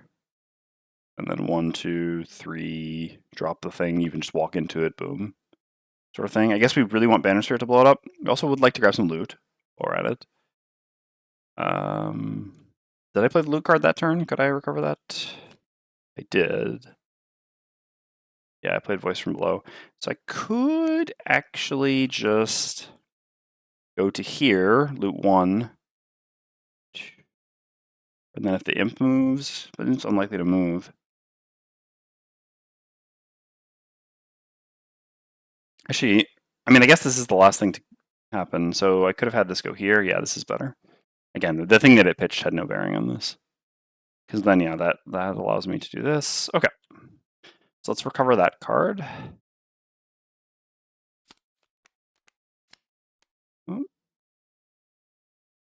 gaining 2 life. Okay, so then I don't even need to play this because I don't want to have to recover it. I like to recover the following turn because I'm not wrong, right? Yeah, from here, 1, 2, 3, 4. Drop the thing here, and then Banner Spear blows it up, killing the last thing, getting the battle goal, and yeah. Okay, so I play this here, and I guess, I don't know. On the off chance that I need to advance a bit more, I guess I can play this. I mean, technically I can go here and then loot this. All right, yeah, let's just play these 2 cards. Banner Spear has to short rest. That's fine.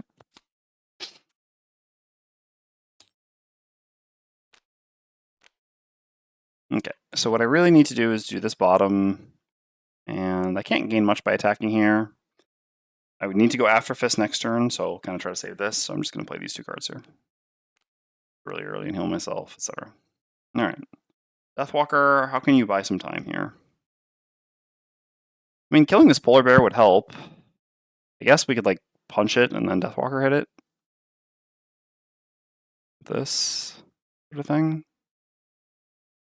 Yeah, let's just play these 2 cards, I think. It's fine. Alright. Polar bear's at 3. Well, at least then it's not attacking. Okay, that's fine. Hounds are also not attacking? Okay, okay. This is fine then. Gnomes are also, well, no monsters attacking? This is really lucky. Alright, Polar Bear goes first. It's going to shield 1, retaliate 2, and heal itself for 2. Banner Spear's up. Loses the brittle, takes 2 from the wound. And then, yeah. So I don't have the move 1, loot 1 anymore, right? Oops. Pretty sure I lost that card. No, I still have it. Okay.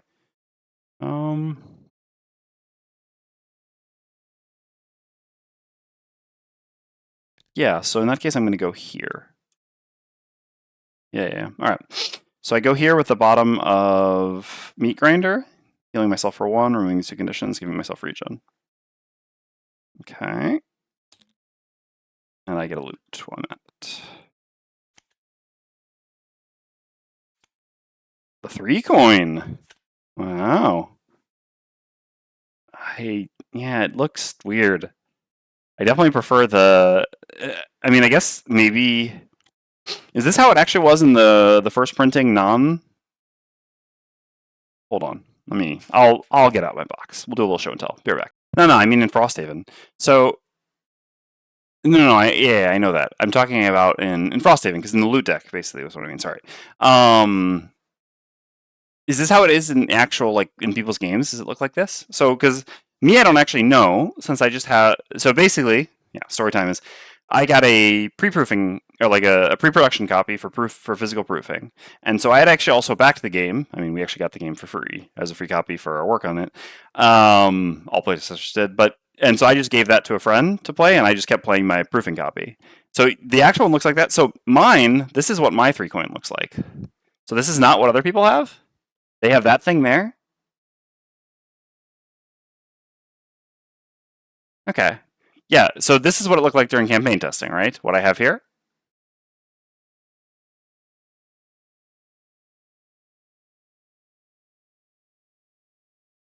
I guess I'll show it one last time. Yeah, it's tough to see with the sleeve. Sleeving a proofing copy is a choice.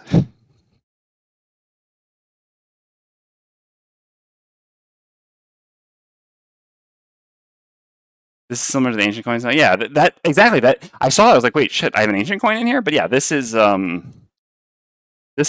my coins look like. I didn't even know about the existence of this other coin. Let's put that back in the box. All right. Huh? So weird. All right. Well, we got a 3 coin. Nice. Yeah. Then we actually have a top action to perform. I could do this. There's no real reason to. The bomb one-shots them. I could just default attack something. No reason to that either. Sure. We'll activate the top of set for the charge. 2 direct damage when this hound moves up. All right, so the hounds are going to do move AoE muddle. We get muddled, and this takes 2 direct damage.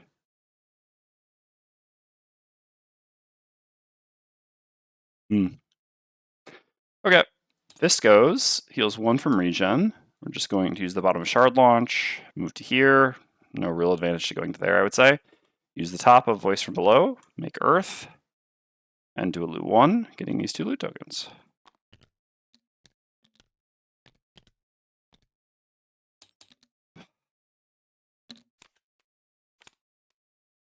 Those are my first two. Yep. 7, 7, 1. Ah, I forgot to get a loot that I got on Deathwalker. Huh, okay. I missed one at some point. That's why it's nice to delete the loot tokens every time. All right, so let's go ahead and grab one over here. Oh, another 3 coin. Wow. We're rich. All right, and the 2 we have here are a 1 coin. It's funny, it's like my 8th, 7th scenario. 8th scenario at this point. I mean, counting losses. I guess, yes, 7th. And it's the first time I've gotten a 3 coin. Says something about my luck. All right, and the 2 loot there. So the snow imps go. This is going to be strengthen. You're already muddled. Strengthen. Strengthen. Okay, and so then for the Deathwalker, I actually can't make it to loot here, but I guess I can go grab some eventually. All right, just to gain some experience, basically, I will attack the Polar Bear and the Snow Imp, making dark, gaining 1 XP using the top of Dark Fog. My second whole experience. All right, so here and here, this has 2 shield, if I'm not mistaken. 1 shield, okay. So here first. Okay, okay. So this does 2 damage, and this does 4 damage. And we give them 2 curses. Okay, and then I have a move 3 that makes dark. Yeah, I don't know. I can't get more than 1 loot over here anyway, so it doesn't really matter too much. I'll just go down this way. Thank the thing that pops here or whatnot. Okay. No reason to recover any cards on Fist. We're all good. So, Fist. You just do this. I guess the only thing that can really ruin this for me right now is the Hound 6, right? Why I would say that right now is beyond me. All right. Yeah, even if they attack me first, we're still fine, etc., etc. All right. I should probably just short rest on Deathwalker here. So remember to put this card in my lost file, just in case. Is that card? Yeah, whatever. Really gonna reroll for it. So we just need to go after Fist. We should actually have spawned a Snow Imp down here. I won't be killing that though. This gives an experience. I can't get experience on top. I don't really want to go with this initiative.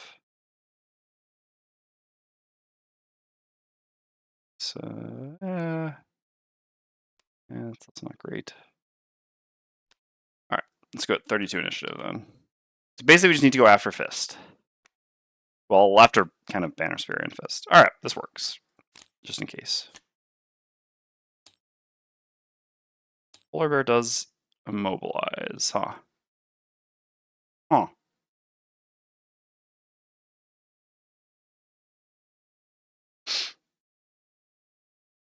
Guess I should have gone before Banner Spear. All right. So this is going to be a bit more annoying, isn't it? Yeah. I mean, I guess the reality of the situation is basically we just aren't going to get the Banner Spear. Battle goal. Yeah, it's only 1 check mark. Okay. Yeah, I guess in reality, I forgot that the Polar Bears actually have an immobilize as well. I could have just played at 11 with the Deathwalker. Hounds would have gone at 26. Yeah, if I played at 11 with the Deathwalker, this all would have worked out fine. Fuck. That's frustrating. Don't have my boots. Yeah, not a lot I can do about it. This 1, 2, 1, 2. Yep. So this goes here. Attacks the Banner Spear. Or if I just had my Cure Potion still. That being said, the Cure Potion was great the first time as well. All right, attacks with advantage. Okay. Well, going to be pitching a card. That is kind of expected. So I just have to kill this with an attack 3 now. Easy. Easy. No, that's not impossible because the bomb's just gonna do that. Yep. Yeah. No, there's no way. I did get a Cure Potion on the Banner Spear yesterday, but I actually already used it this scenario. It helped me out a lot in the beginning. I already got immobilized once on the Banner Sphere and had to Cure Potion away the immobilize. In the end, I I kind of hated on getting the cure potion, but first scenario I've had it, and it made a pretty big difference. And this once again would make a difference. But anyway, okay. So Fizz can actually still make it there through shenanigans. So I'm going to use the top Primal Bellow. I'm going to create ice, and I'm going to put some ice right here. This is just going to give me +1 movement, which is what I need to do this. So then I'm going to do a move 4 jump, but when I move through the ice, I gain +1 movement. So 5, 1, 2, 3, 4 to here, and I guess we'll just go 5 to here. I don't actually have a range attack on Deathwalker.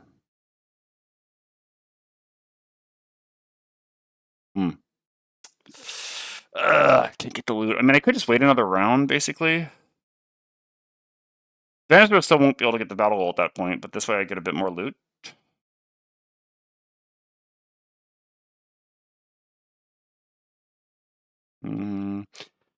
Is there some risk of... Alright, so what do I have for initiatives at that point? I have like 14 with you. So I'm start attacking this round. I just don't want to...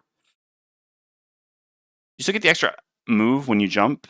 From the best of my understanding with this perk, I would say that you do. So generally speaking, you don't get bonus movement from moving through ice, but Fist's perk is a little bit different, which is whenever you enter ice... Well, I guess I can read the full version of it, which is going to be slightly more well-written. Whenever you enter icy terrain with a move ability, you may ignore the effect to add +1 move.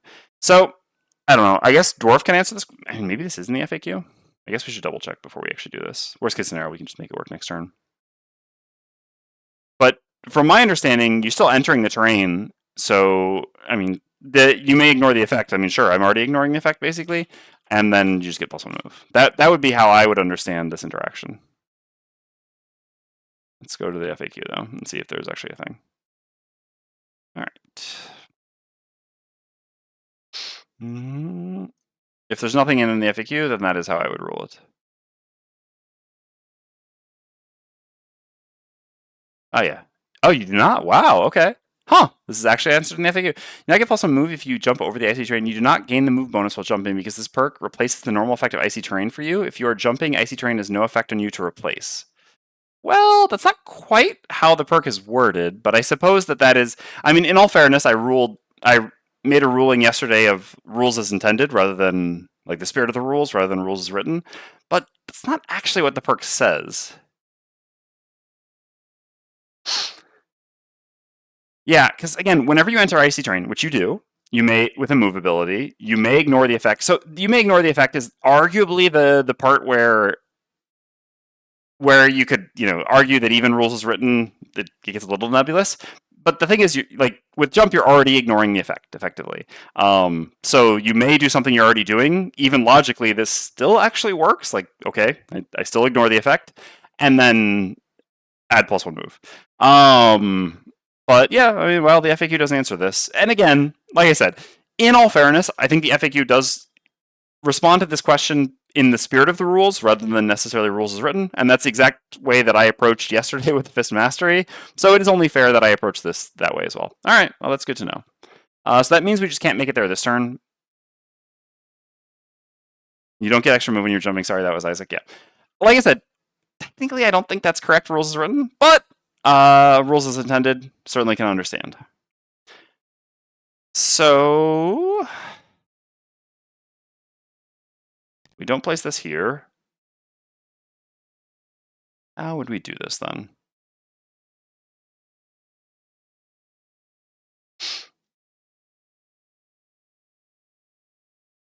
The worst part about all this, like, in the end, going one extra round is probably just going to get us more loot. It's just so tedious because I'm going to have to resolve so many stupid snow attacks. All right.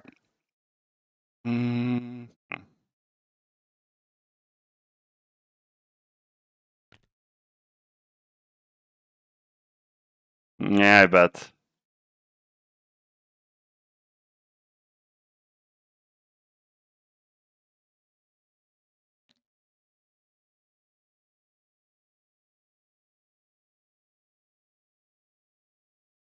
Oh, okay. So there actually is a pretty good line here. Okay, so I still make ice with this.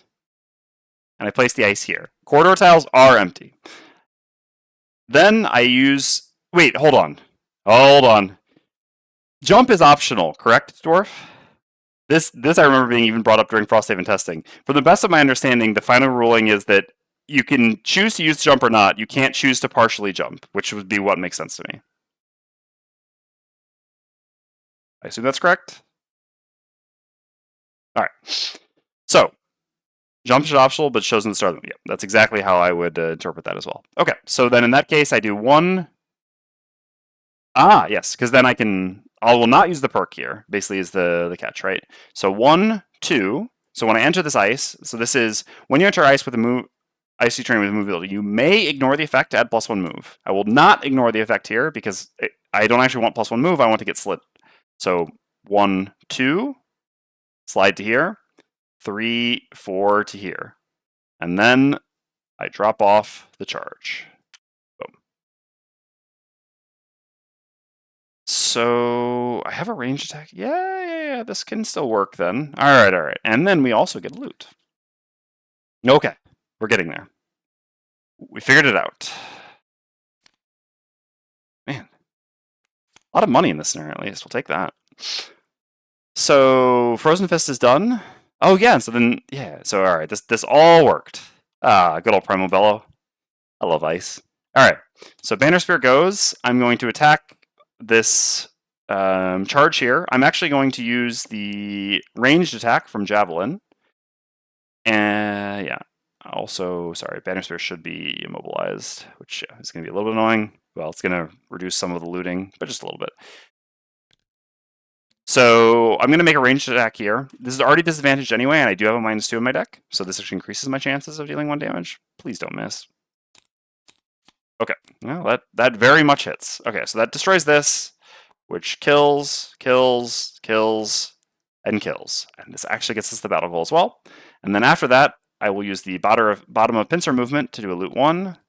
I cannot move. Again, if I can move, I can grab 1 more loot, but sadly I'm immobilized to grab these 2 loot. Okay.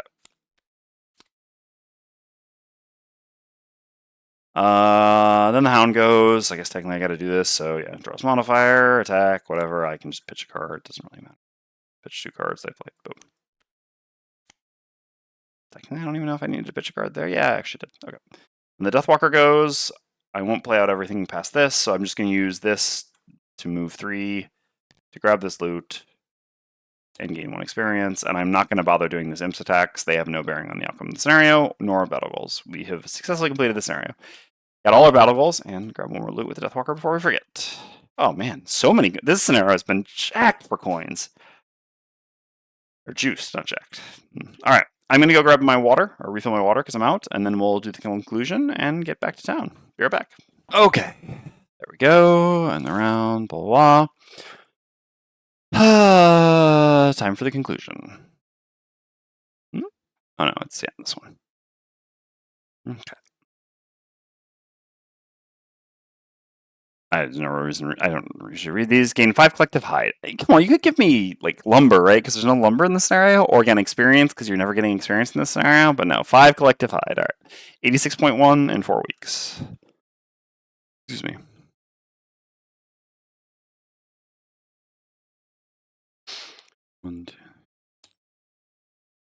Yeah, I mean it's less getting so many coins. It's more also been just I've gotten a lot of 2s and 3s relative to how many I normally get. Okay, great. And so 5 collective hide. I'm just gonna at this point we can just start pooling resources because we've reached a point where we have enough resources to craft everything we need. Hey, Legend. Indeed. All right. So let's get all our stuff. 2 check marks over here. 1, 2. 2 check marks here. 1, 2. And 1 check mark here. Okay. And then we do game setup, scenario 1. All right. Get all our cards back in the right area before they get deleted again.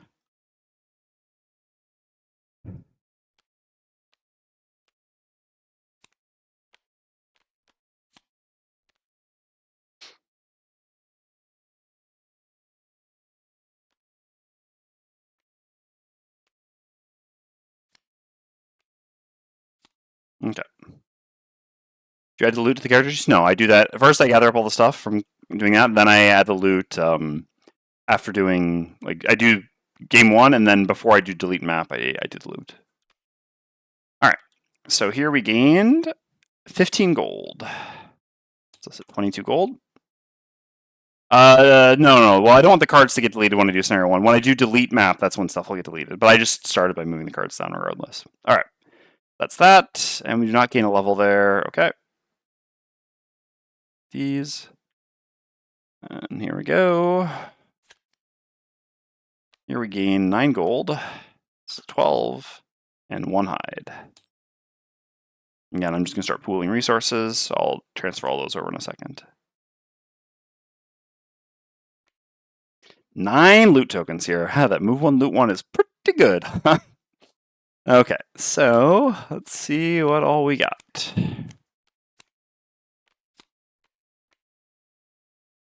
Okay, we have 3 hide, 2, 3.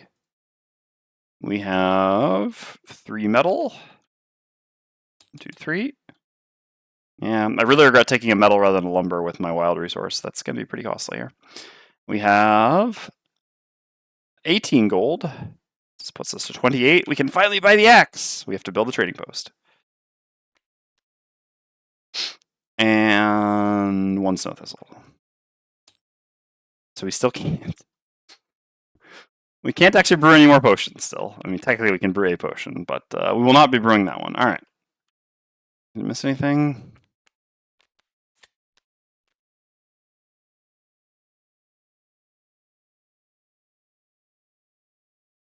Yeah.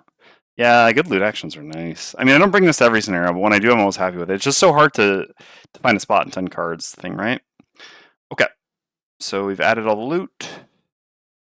We will gain a perk here. I'll just do that. I guess I can just do the perk now because there's, well, who knows? Maybe the outpost event will give experience or something. We can wait.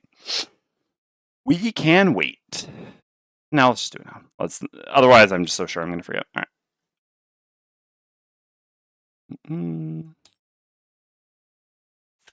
-1 out, +1 in. Almost to a clean deck.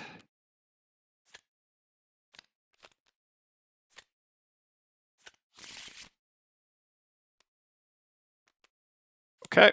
So now we're good. Nothing else up there that we care about. Game setup. Good. Yes. All right. To the outpost. So we can click off this one as complete. Work freeze. All right. Outpost event. Well, no, sorry. First, check this off. Nothing there. Outpost event. All right. It's almost time to head out on your next mission, but you have a few minutes to kill. You decide to stop by the crater, the burned out drinking spot where a tavern used to be, hoping to find a drink. Both oh no and oh yes. Zane is my favorite character in all of the Havenverse. Whole time, indeed. Hey, Big Chief PC. Thank you very much for the Prime sub. I really appreciate it. Hope you're enjoying. Instead, you find Zane, your sometimes friend, and always trouble. Place your bets, ladies and gentlemen, and saw us. Get the latest odds right here. Will Frosthaven's favorite mercenaries return triumphantly, or will they succumb to the treacherous, harsh wasteland never to be seen again? Zane turns to collect a gold piece from a Volrath behind him and notices you. Just a minute, folks. The Orchid rushes over to you. Hey there, friends. I didn't see you there. Sometimes we take a little poll on whether you'll make it back. A poll for, money. A thought crosses his face. Say, you wouldn't want to get in on this, would you? You could actually make a lot of money betting on yourself. We can bet some gold on our success, or we can bet some resources on our success. All right. To the poll.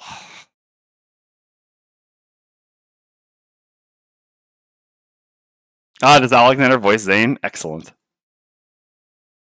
I can picture that pretty well. What should we bet on our success? Gold, resources. Did I put that in the right order? Yes, I did. All right. 1 minute poll, run it. Next scenario we're going to do, we're still going to be an underleveled party doing level 4 monsters. Temple entrance, huh? The hardest first room in Frosthaven. I mean, I guess for multiple room scenarios. Oh man. And Banner Spear. Banner Spear is really not going to have a good time, or not having a good time. Like scenario after scenario. This will be the third scenario in a row. I mean, Banner Spear did fine in the scenario. You just didn't really get to do Banner Spear things. I mean, kind of the same with Deathwalker, right? Only Fist was in their element. Last two scenarios, Fist has been like, unusual scenario. If only there were one card I have that could cheese this. And by cheese this, I mean like answer this question, right? Whereas Banner Spear and Banner Spear in the last two scenarios, and now in the third scenario is going to be like, what the F is this? And then yeah, Deathwalker will be fine, but that last scenario, definitely not. All right. So let's see what we're betting. Resources. I would rather bet gold. That was really close in the poll too. It's a shame. Basically, the problem is we're going to double some resources, but we're gonna send a bunch of hide and get back a bunch more hide. Do we really want that? This is an event that I know. All right. All characters resolve the following individually. Lose up to 2 resources. Huh, does Satha know you have all this? Well, I guess. Pleasure doing business with you. Satan laughs loud enough to scare off a wind demon. Record the resources lost. If the scenario is successful, gain double what was lost. Otherwise, I wouldn't bet on you either, to be honest. Zane doesn't notice your glare as he whispers, I put all my money on the group of young looking mercenaries with the donkey. Alright. So, I mean, obviously, I believe that we're going to succeed. I think in general, we have a higher than 50% chance to succeed, so we should theoretically bet on ourselves. We're going to do Temple Entrance next, which, yeah, I mean, is pretty hard early scenario. We could also just, like, change, go to an easier scenario now, but we'll do Temple Entrance. Will we be able to beat Temple Entrance with this party? Yeah, we're about to find out. All right. So, again, I've kind of already put the resources into the pool. I mean, I guess, yeah. Okay, I got to take a look at what we can afford to hand over and still be able to potentially build something. I don't actually think we're going to be able to build anything, though, unfortunately. Is there a wall that we can build with, like, a lot of metal and not wood? No. Is there anything we can build with metal? I mean, the one thing we can build is the climbing gear. Yeah, because we're literally going to have 1 wood. I mean, I could... Oh, yeah, I need to gain inspiration. I am actually a little bit... We had such a fast retirement. I'm a little bit tempted to spend 1 inspiration for a wood here to be able to make the alchemist. Then I could next time distill, or... I mean, we can just...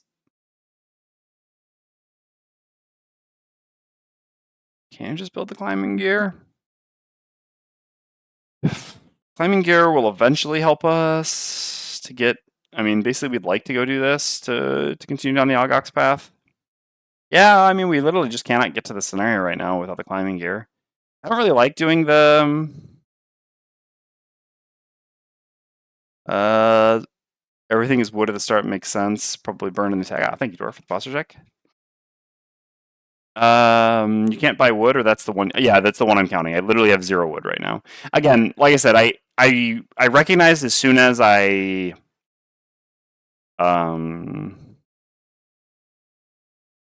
decided on the scenario, which again I should have decided in advance, that I had 1 wild resource that I was able to gain from the event, basically, the previous event, and I should have taken it as wood instead of metal, which would have made a big difference here.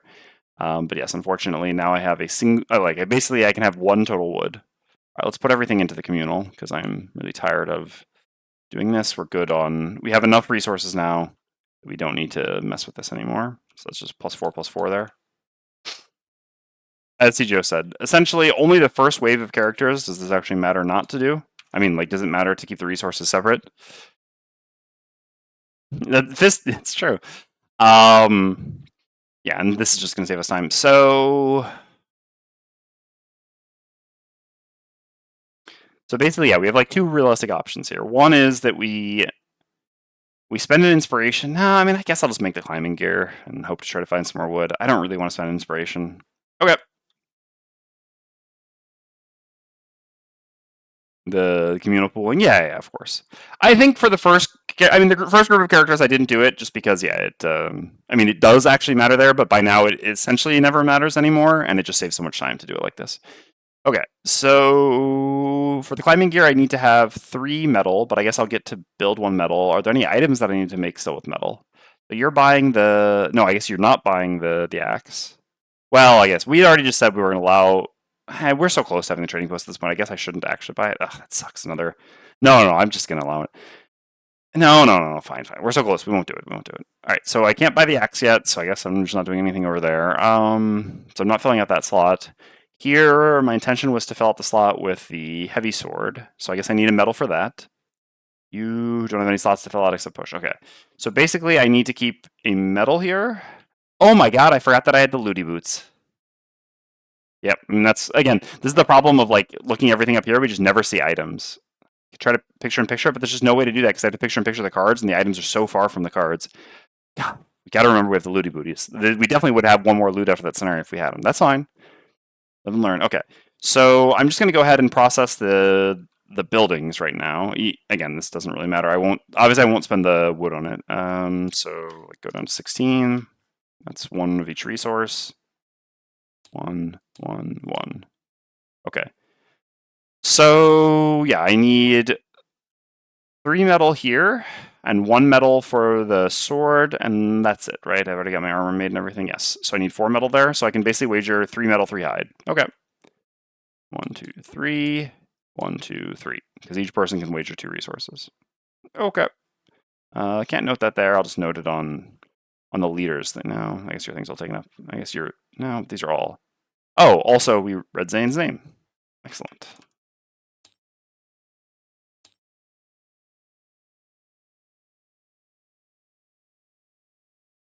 It's true the extra loot was not going to be wood, although I still would have liked to have more loot. Alright, I'll just write it down here, I guess. Wager.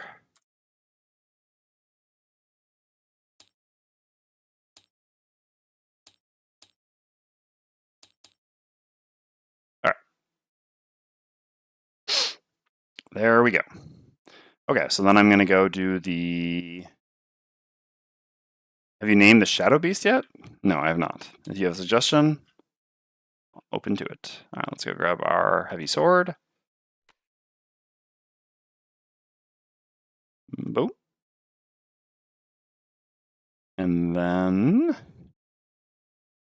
Oh, we didn't have anything else to do with these. Nope. Alright, then we're going to go build the climbing gear. How do I note that in the mod?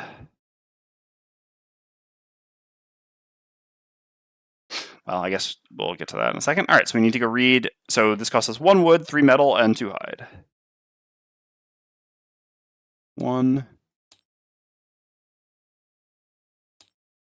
and 2. Okay. We actually need to think twice about temple entrance because we might get into some wood problems here. We'll see that in a second. I guess the herbs, though. But I'm pretty sure temple entrance is not going to have wood either. Okay, so we're supposed to read section 161.1. Let's get the book out. Scenario book. The section book. 161.1, I said right? Yes, okay. Place climbing gear outpost sticker on the town at sea. You may now do this. Gain 1 prosperity. Okay. So here's our 1 prosperity. Where is the town map? Is this map interactable? Maybe. At sea. So where is sea?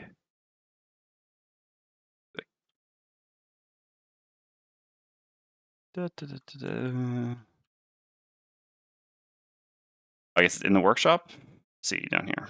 Okay. So I can't do anything with that. Is there any way for the mod to keep track of me having built the climbing gear?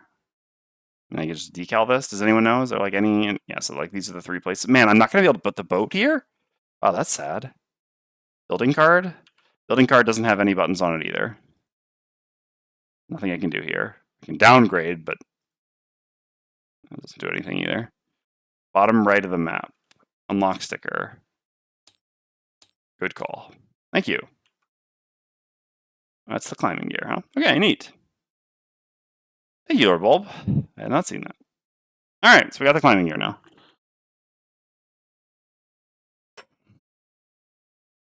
Alright, now we need to actually go take a look at temple entrance to see if there's wood, because we really need to do a scenario with wood now. I added the sled. Was it C? Okay, my bad. Can I undo sticker? Alright, well. For now, we'll remember this like this. And then I'll just like these here. Oops. Boom. Yeah, it looked like a sled, but I was like, all right, well, whatever. That's how they consider climbing gear. I actually also forgot that sled was one of the things. I didn't remember what the third one is. All right, climbing gear done. Sled not done. Red thing there to indicate it. All right, let's go take a look at temple entrance, shall we? At this point, finding wood is more important than finding the right herbs. 4 wood? Yeah, I mean, that's about as good as... I mean, that's pretty average. While also containing the 2 herbs we want. Yeah, that seems fine. All right. Temple entrance it is. All right, put this back in here. Okay, I don't think there's anything else I had to do in town. I got my name. Check. Gotta find herbs still. Check. No one leveled up. I did my perk. Good luck on this one. Yeah, no kidding. Especially with, I mean, again, like I said, Banner Spear is really going to struggle here. Deathwalker, it's going to be so-so. Yeah, we're 9 from a level here, 5 from a level here. Place bets on lost cards in room 1. Yeah, no kidding. Yeah.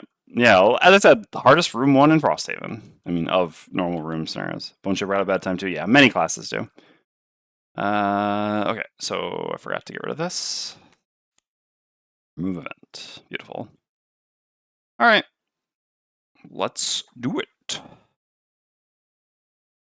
let's change the title. So we're now doing scenario from 114 to, no, I think it's 12, right? Yeah. No mistake again? Yeah, temple entrance, 12. Okay. Game setup.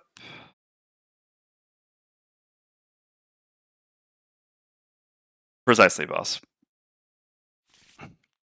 It's a super brutal room 1. And yeah, like,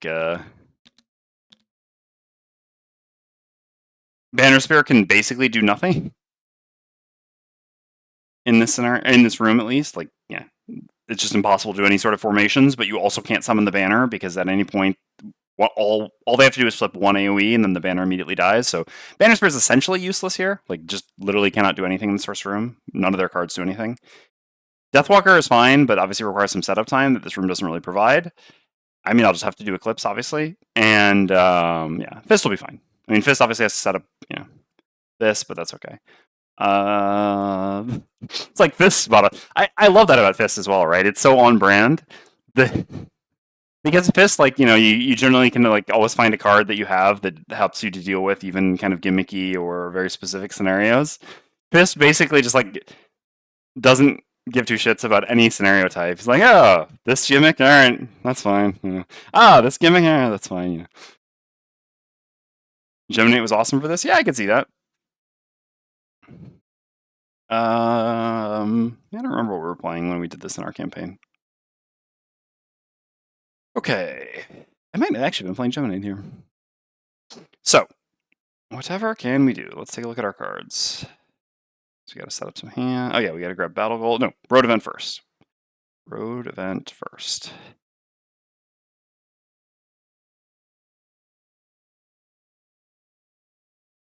Did I get the Free Vitality of round ones? No, I have not gotten them. I actually don't currently have the potion unlocked to make them, even if I wanted them. So, new summer road event. Please not one that makes the scenario harder. Cannot take it. What are the enemies? Hey, Total Eagle. It's been a while. Ancient artillery. A bunch of ancient artillery. Which, yeah, just pubbles us. I mean, I think, again, the scenario design's fine, and ultimately like a 3-room scenario, but really just a 2-room scenario. Like, the first room is the hardest part of the scenario by far, so, you know, the scenario is fair. It's just, yeah, unfortunately, Banner Spear just has no tools for this scenario, none whatsoever. Like, the Avalanche scenario, again, once we realized, okay, we should just, you know, even if we took level up cards for doing AoE formations, we should just still do ranged, okay, you know, that's fine.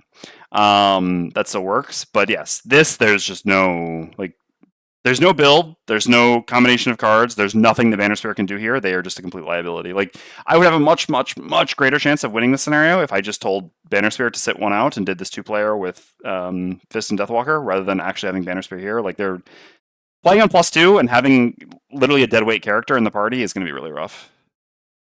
Sure, you can do a couple range attacks, but without like basically Fist can maybe force them into the open. Not really, right? Fist doesn't really have pull. Does it? Do they? I mean, you have like the one pull and javelin, and that's it. The problem with doing range attacks on banner spear is like you can, but without a banner to buff them, like okay, sure, yeah, I can do attack 2 and attack 3, but these enemies have 16 health or 12 health, right? If the banner spear sits here doing range attacks on one of these, they will kill a single enemy in this room in like 4 turns. I mean, or one of these and longer than that, right? Like out of the 6 enemies, they can be responsible for killing a single normal enemy, potentially, in 4 turns of only attacking that enemy with ranged attack. Like, this is just not realistic, right? There's no way that works. So, like I said, no. Banner Spear is absolute dead weight in this scenario. They're substantially decreasing our chance to win. Like, it's really, really high amount that they're making it hard for us to win this scenario. Yeah, I don't even think it's something, right? It's like, sure, anyone can default attack monsters as well, but yeah. I mean, sure, that we will use some range attacks here, but yeah. Anyway, unfortunately, yeah. Maybe you should pull them out. Oh, yeah, you're talking about yeah, but the problem is we don't really have pull, right? Yeah, I guess so. Fist, I think, doesn't have any pull, if I'm not mistaken. Fist has the push, but the push doesn't really do it. I guess we have this pull, but yeah, like pull 1 at range 2. How does that even work, right? Like, because you can't even pull from here. You have to like go to here, for example, to even just pull this one, but then you're putting yourself in range the last one. So yeah, that never works. Banner Spear has the pull 2 range 3, which yeah, you can maybe go here, and that's a little bit better. So like yeah, maybe, but then you also yeah, it's definitely too short. Javelin is a bit better, but if you use Javelin to pull something, then you've given up one of your 2 ranged attacks. So, yeah, like I said, the Banner Spear is completely useless in this scenario. Just is making it very likely that we lose, which sucks because we have a big bet. Like, you know, if it didn't feel shitty to do it, I would just say, okay, 2 play. But yeah. It's never good when one of the characters in your party is making you feel like, okay, well, yeah, you're pretty much going to be the reason we lose the scenario, you know. Out of the corner of your eye, you catch a glimpse of a floating tuft of fur by the side of the road. As soon as you're certain of it, it's gone. You pause a moment, then call out, asking if anyone is there. A shimmering cloak of invisibility is pulled down off an old vermling's shoulders. Cloak's getting a bit dusty, wearing out. He sits down, pulling a set of glass beads looped on a string from his pocket. Name's Drum. Don't suppose you've been looking for me? Can't say that you have, and tell him as much. He flips the beads around in his hand, lost in thought. Good, good. Do me a favor, will you? There's an ace there that's been hunting me for almost as long as I've been alive. If you run into him, would you point him the other way? Option A, agree to cover for the vermling. Option B, ask for payment for services. You are a mercenary after all.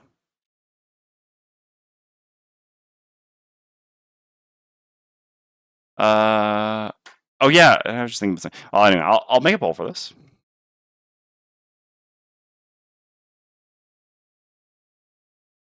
Option A, B. All right, I'll give 2 minutes. 2 minutes for this poll because I actually want to talk about this. So while I was reading this, I was thinking, like, you know what? Rather than have a miserable time pulling on to Deadweight Banner Spear, maybe I should just cut the Banner Spear. But what really sucks is I chose this scenario specifically because it has the 2 herb types that the Banner Spear needs. So then that would really suck because yeah, I need the Banner Spear to loot. I mean, are there any cards that I can use? I guess we'll take it. Well, I need to leave this up here so that people can read and vote in the poll. But yeah, yeah. I mean, I guess I can use the persistent tanking loss. The persistent tanking loss is not even very good though because you can't really put one person in the front.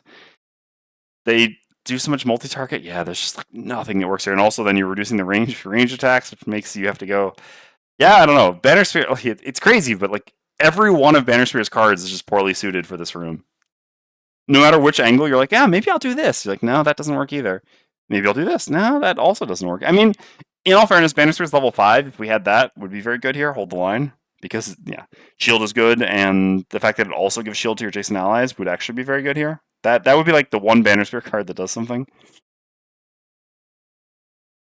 But otherwise, no. Alright. Wait for the poll to conclude.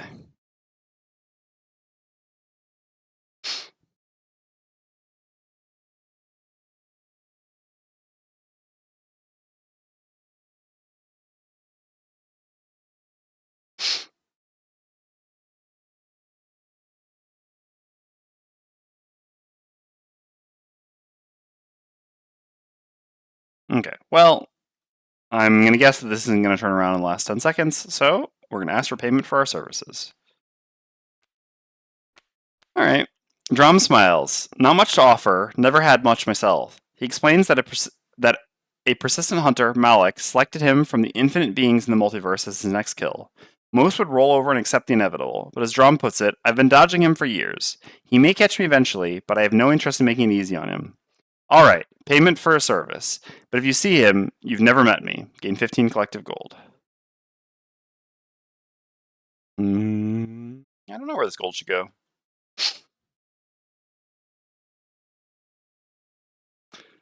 At this point, we're not really looking for items to buy. Like, no one really has, like, things we can do with gold.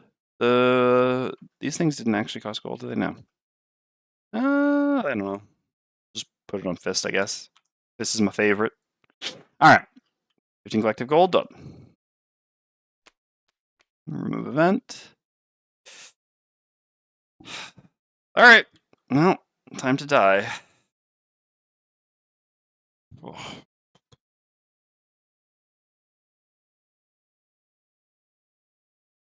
Yeah. I mean, what's wild is, like, even they just have too much health. Even if I do, like, Eclipse plus Wave of Anguish, I can kill a total of 1 normal of the 6 enemies in this room with Deathwalker in 2 turns by spending 2 losses. I have no idea how I can beat this scenario with the Banner Sphere in the party. Man, why did I bet on success and then go do this scenario? Really should just not. I mean, no, I guess we've done the event now, so it's locked in.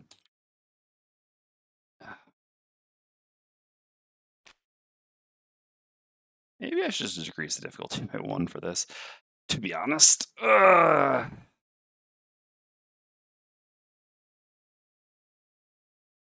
you know what? I'm going to. Honestly, and my last scenario of the week, don't want to go into the weekend frustrated. There's just no reason to play this on +2 difficulty. I am not, like, I think on +1 difficulty I'm favored to lose this scenario. There's just no way that I can play this on +2. Alright, time to change the title. Oh, man. The weakness of my +1 campaign. But yeah, unfortunately, like, there are 2 options here. One is just to cut the Banner Spear and play it 2-player, in which case then we would have a very reasonable chance of winning on +2, I think.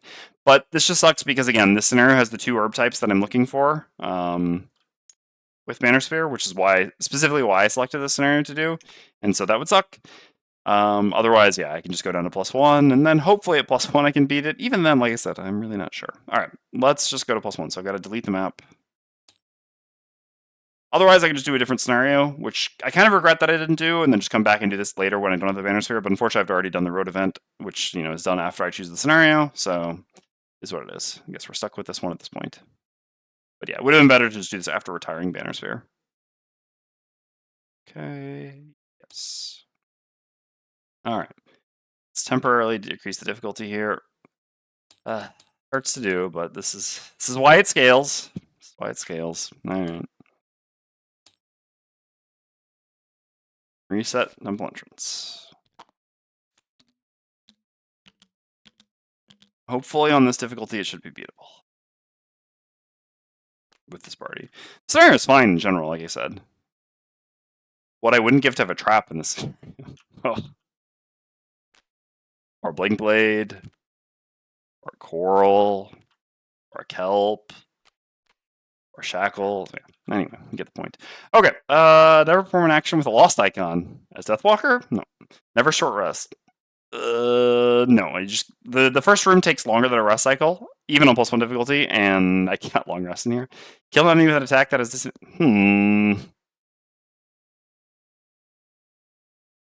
I mean, this and this is just never going to happen. I guess I will technically take Straggler. If I kill the front 4 somehow and I'm still back here, I'm generally going to be safe from the back 2 to maybe be able to long rest. All right. Have 1 or more cards in your hand each time you rest. Isn't that always what happens for Fist? I mean, it doesn't... no, I mean, I guess, yeah, if I were doing the Mastery, that was it. Kill an enemy that has 2 or more negative conditions. Perform no attack abilities in the first 3 rounds. Can't tank that. I mean... No, that would just be wild. The problem is the multi-target, right? Like, I could actually try to do a thing, right, where I actually don't have a single bottom source of ice, so it doesn't even really work. No. No, I don't think so. I mean, we don't perform an attack ability round 1 no matter what. And so then we could try to do, like, yeah, shielding.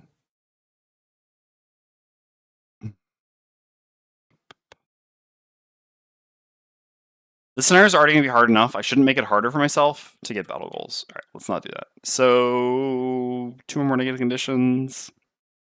We have a little bit of wound, a little bit of poison, not much of either. And this is like pay 2 life every time you rest, basically. I guess we'll take Sleeper.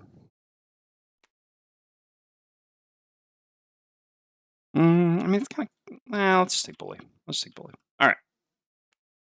Also, I should do the tokens again. DP Lesbian asked for that yesterday. That's a reasonable suggestion.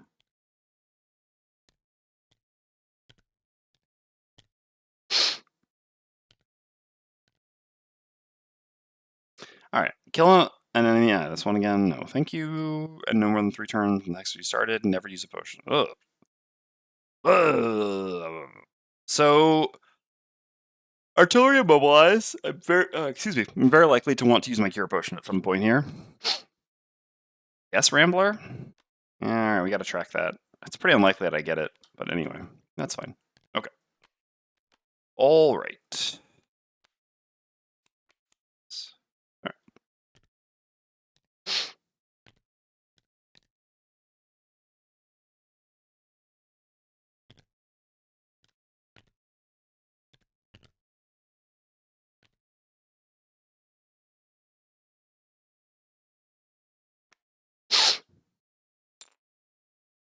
Okay.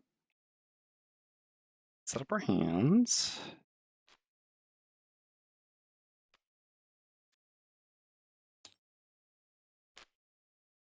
It's gonna be a bit too big for now. That's fine. All right. Do we have other cards over here that we care about? Wave of Anguish, probably. Others, not so much. Us here. We definitely want Piercing Pummel in this scenario. Not useful in the first room, really, but there are... I mean... So there are Stone Constructs in this scenario, right? Or Steel Automatons, which have Shield, which Piercing Pummel is obviously very good against. Is it worth bringing a card in this scenario where the first room is the hardest part? Bringing a card that is not at all useful in the first room, but is useful later on. I mean, I don't know. There's a world in which we use this loss in the first room. Maybe not really, but sure. Let's put that in. So yeah, Cold Boulder not very good here. I guess the bottom's fine.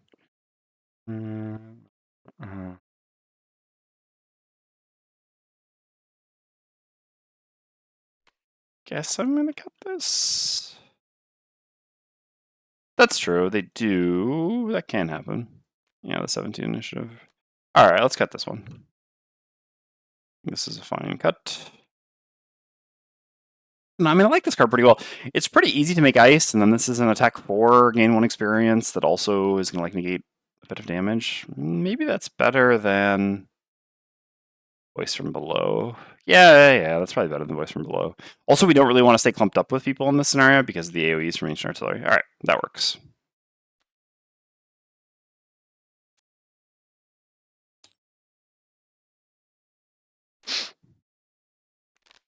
One, two, three, four.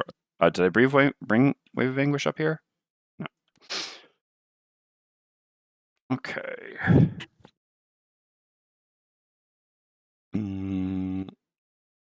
I'm playing Eclipse in room 1 for sure. Like turn 1, room 1. I guess in that case,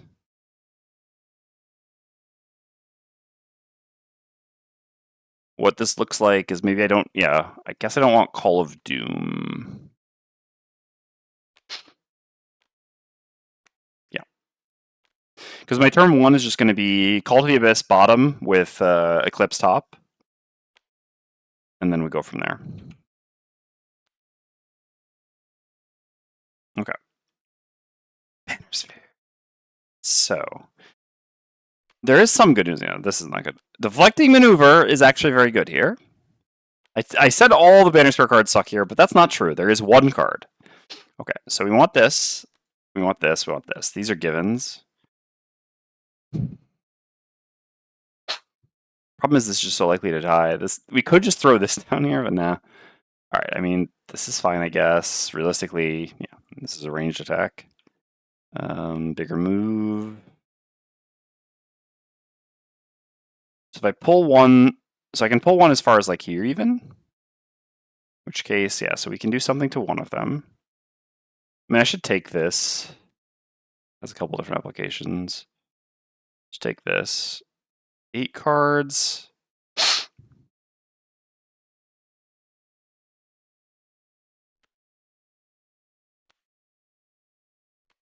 think this is probably the best.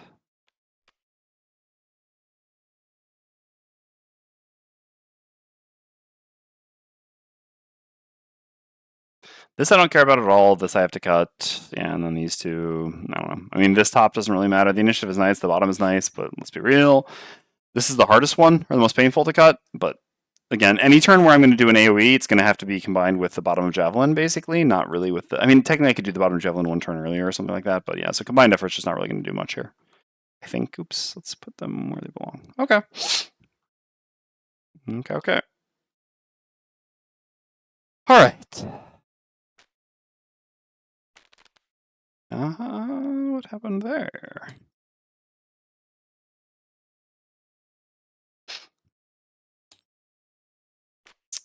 This is going to be a tough one, but hopefully on +1 we have a chance. It's wild that even just playing on +1, where most of the rest of the scenarios we've done, if we played on +1, it wouldn't even be challenging. I'm still pretty afraid of doing on +1. At least that's something about the challenge of the early part of the scenario, and again, Banner Sphere. I mean, not just that, but also, in all fairness, we have 2 characters who need a setup turn here, which is also not great here, I suppose.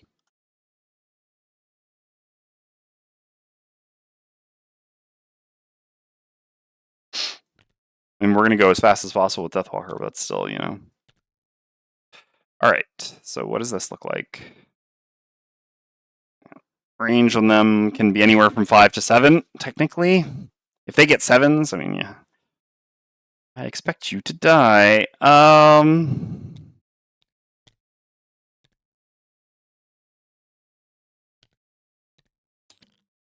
something like this.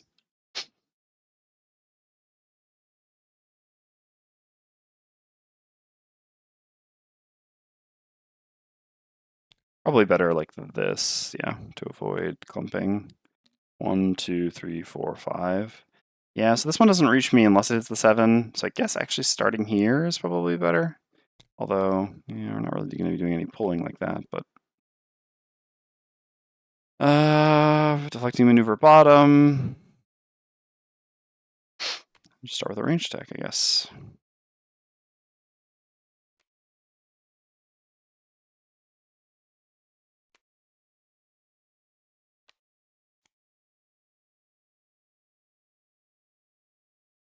Fist.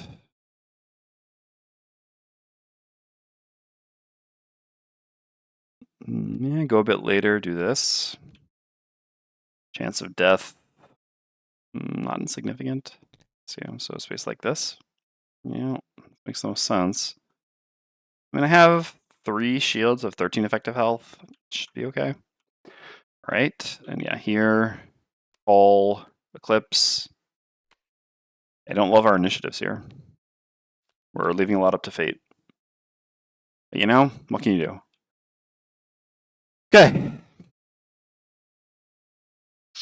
I don't even know what I want to see from them. All right, what I want to see most is like a 17 or 37. No, not 37. Like the middle one. 17 though. 71. 71 was the one I was thinking. Okay, 71's fine. 71 is fine. I mean, I guess no. The AoE is actually spaced out fine for us, so this would have been okay. This is still +0. 17 is the one I wanted to see most, or 11, whatever it is. I think it's 17, but yeah. Okay, Banner Spear's up first, so I will go ahead and make wind with the top of Javelin. Make an attack 3, range 3, targeting this artillery. Okay. Well, Scenario's trying to reward the Banner Spear. And this is going to be this. Oh, that's not. We need to check Rambler here. So Rambler, we've now ended one of our turns where we started. And we use the bottom of deflecting maneuver to gain shield 2 that only applies to ranged attacks. All right. So then the Ancient Artillery go. So for convenience here, rather than checking numbers, as long as we always do in the same order, it's fine. I'm just going to go left to right each time. So just I've declared that in advance. So this is just how we'll always do it. Just more convenient here since the positioning is static, and this way we don't have to keep checking numbers, doing elite, normal, etc.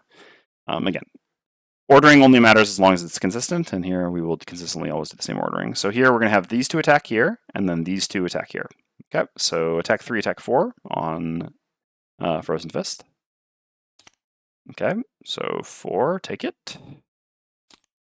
Okay, that's fine. That was pretty lucky. And then here, it's going to be the same thing. Attack 3, attack 4. At least first. No. I'm just. So the significance of having one monster type go before the other is just to have provided an order for it. So yes, the normal order is numerical, lowest to highest, elites, and the normals. But ultimately, this doesn't really matter as long as, well, for some things it can matter. If you have like elites that apply a condition, normals don't. Here, none of these apply any conditions or anything like that. So the ordering is purely arbitrary. The null is just as likely to be the first card as the second card, etc. So no, as I declared before flipping, I'm just doing left to right, period. All right. So then we have 2 attacks here. So that's a 4. So 2. Saving the armor for now. And that's a 3, so 1. All right.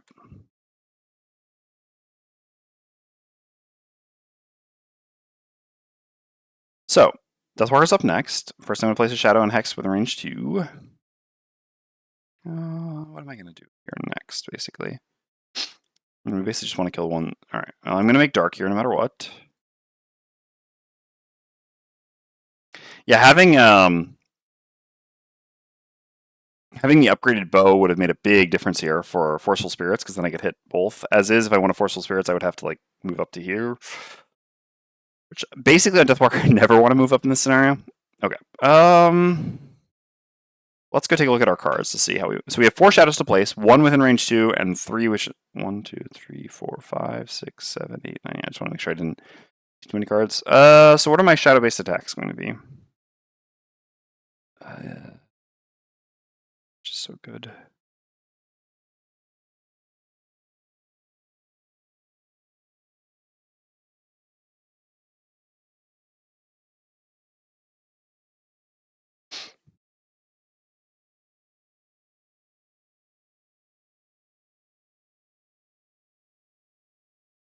Oh no, it doesn't. I guess yeah, for 1 there.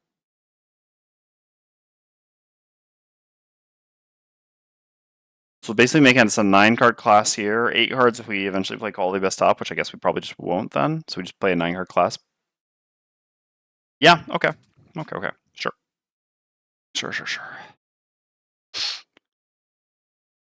I mean, is killing the normals that important in the front? Is the elites in the middle the more important? It's fine. All right. Sure. We will. Yeah. Make some shadows. We're going to put 1 shadow here. Then we're going to put 1 shadow here, 1 shadow here, and 1 shadow here. All right. And so Eclipse is lost. This will be discarded. All right. Frozen Fist is up. So Frozen Fist, I will create Earth with Primal Bellow, bottom, healing myself for 3, and then I will gain 2 experience, activating the top of one with the mountain, as usual. And then I will recover Primal Bellow. Paying 2 life. Okay.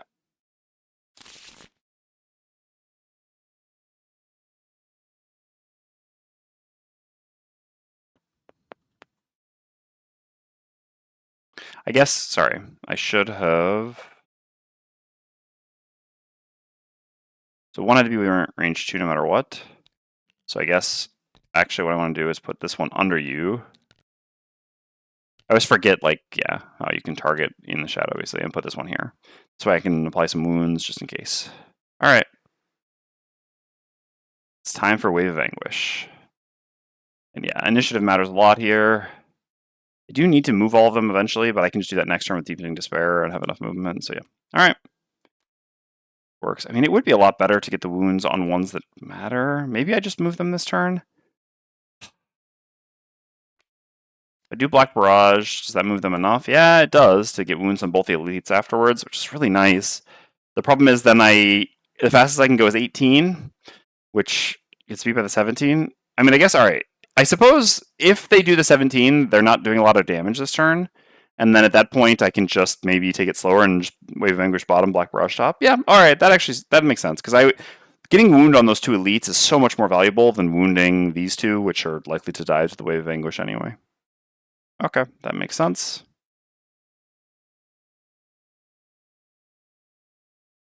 So what does Fist want to do here? If Earth?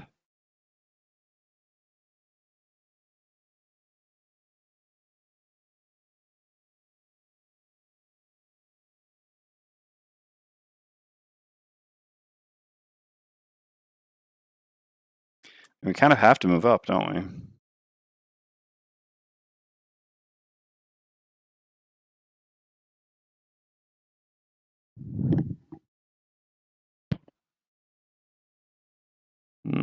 All my attack. I mean, yeah. Basically, I can't really do move up. Well, I guess I can if I just move up with this. 70 initiative is so often not going to be slow enough. Like, their most common card is the 71 that they just flipped last turn. Ugh. All right. 1, 2. So I have range to hit that here. Do I ever just try placing a banner in the end?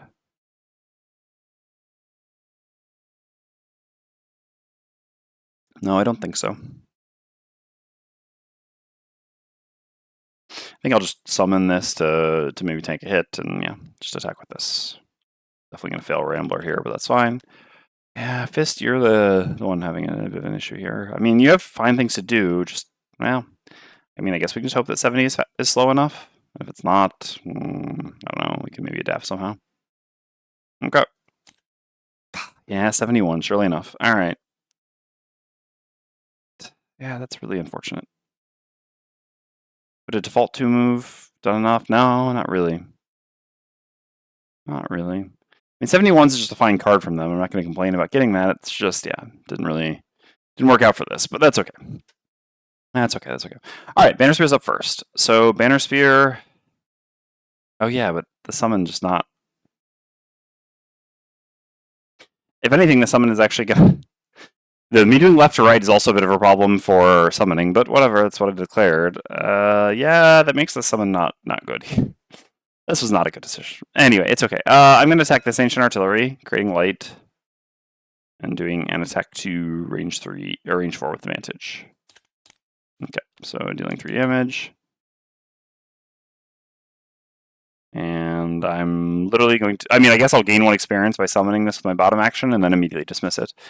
Yeah, the problem is it being alive is actually not helpful at all. It will just mean that this normal will hit it with an attack, and then, I mean, I guess that's technically, no, yeah, and then we'll take 4 damage rather than an attack 3. So yeah, that would actually be actively worse. Also, I guess, no, hold on, this would be dead, so that it would be a 4 and then 4. It's not really better. I will summon and dismiss. Gain 1 experience, bottom. Alright, Deathwalker's up next. It's time. So, technically I should move the shadows first, because of the possibility of, like, getting a crit here. So I'm going to move all shadows 2 X's. Oh no, because I want a shadow to be under this artillery. Yeah, no, never mind. Alright, well, I won't really play around a crit. Alright, here goes. Wave of Anguish. It's our first time doing it. Did you actually get the XP? I believe so. No, I didn't, huh? I thought I clicked that. Did I give it to someone else then? No, you've gained none. You've gained 2. No, okay. Whoops. XP. Thank you. Alright.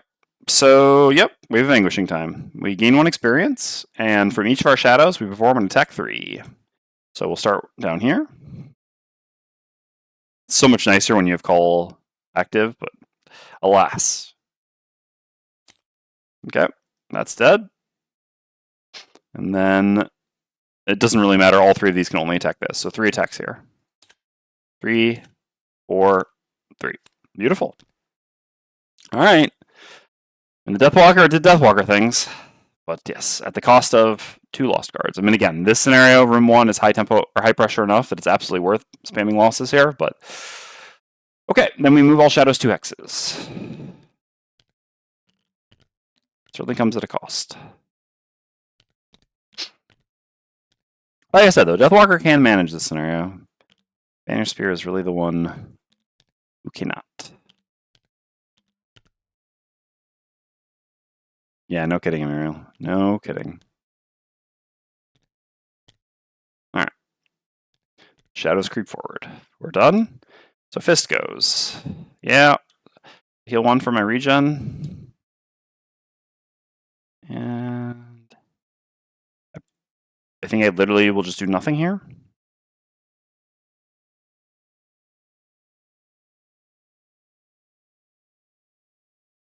Well.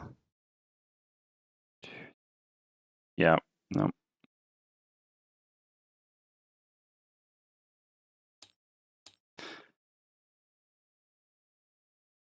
Yeah, basically, moving up to attack, I will take 2 additional incoming attacks. So basically, I could deal 4 damage by taking 7, which does not seem very good. Yeah, if I just had 2 later initiative. Otherwise, I can go here and get this loot to take 1 additional attack 3 to deal 2. Honestly, that's probably worth it. I guess I'll do that. Also makes ice, which you never know. Okay, sure. So I use the bottom called boulder to move 4. 1, 2, 3. Well, I mean, I guess alternatively just staying here and doing this does do something. And I guess I heal 1, so it's even a little bit worse. It's like doing 2, like I'm losing 4 life this way to do 2 life, but also to gain a loot token and make ice instead of making earth. Doesn't really seem worth it.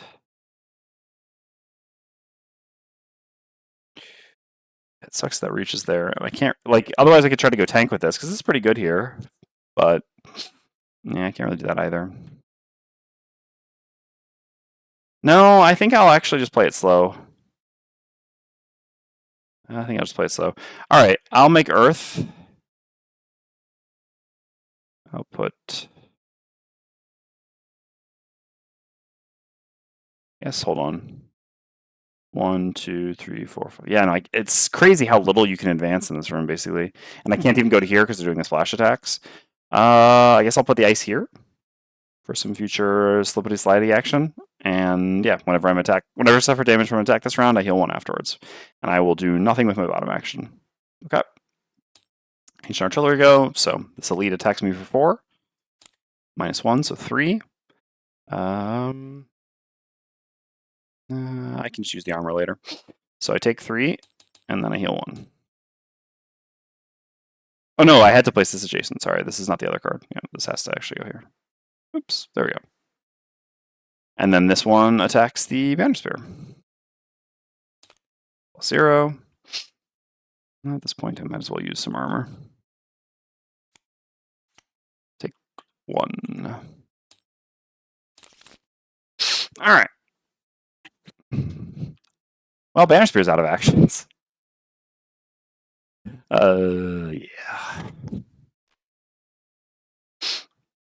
All right, Deathwalker. Keep Deathwalker in him, huh? I could use Deepening Despair, but I'll actually use Fluid Knight first because I'm already going to get 14 initiative from Anger of the Dead here. I guess alternatively, I could wait 1 more turn on Anger of the Dead to then. No, I would only get 1 more artillery now. That's not really worth it. And Wound now is worth more than Wound later. All right, so we'll Fluid Knight one of these shadows away. Like, just Fluid Knight this one away. We'll still have enough for Deepening Despair afterwards. Yep. Okay, that works. Yeah, I needed to recover a card on Fist.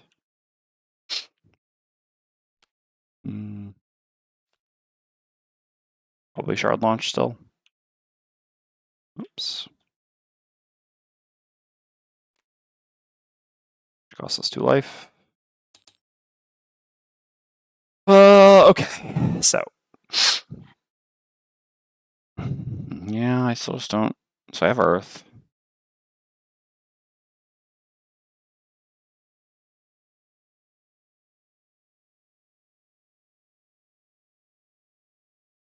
Or I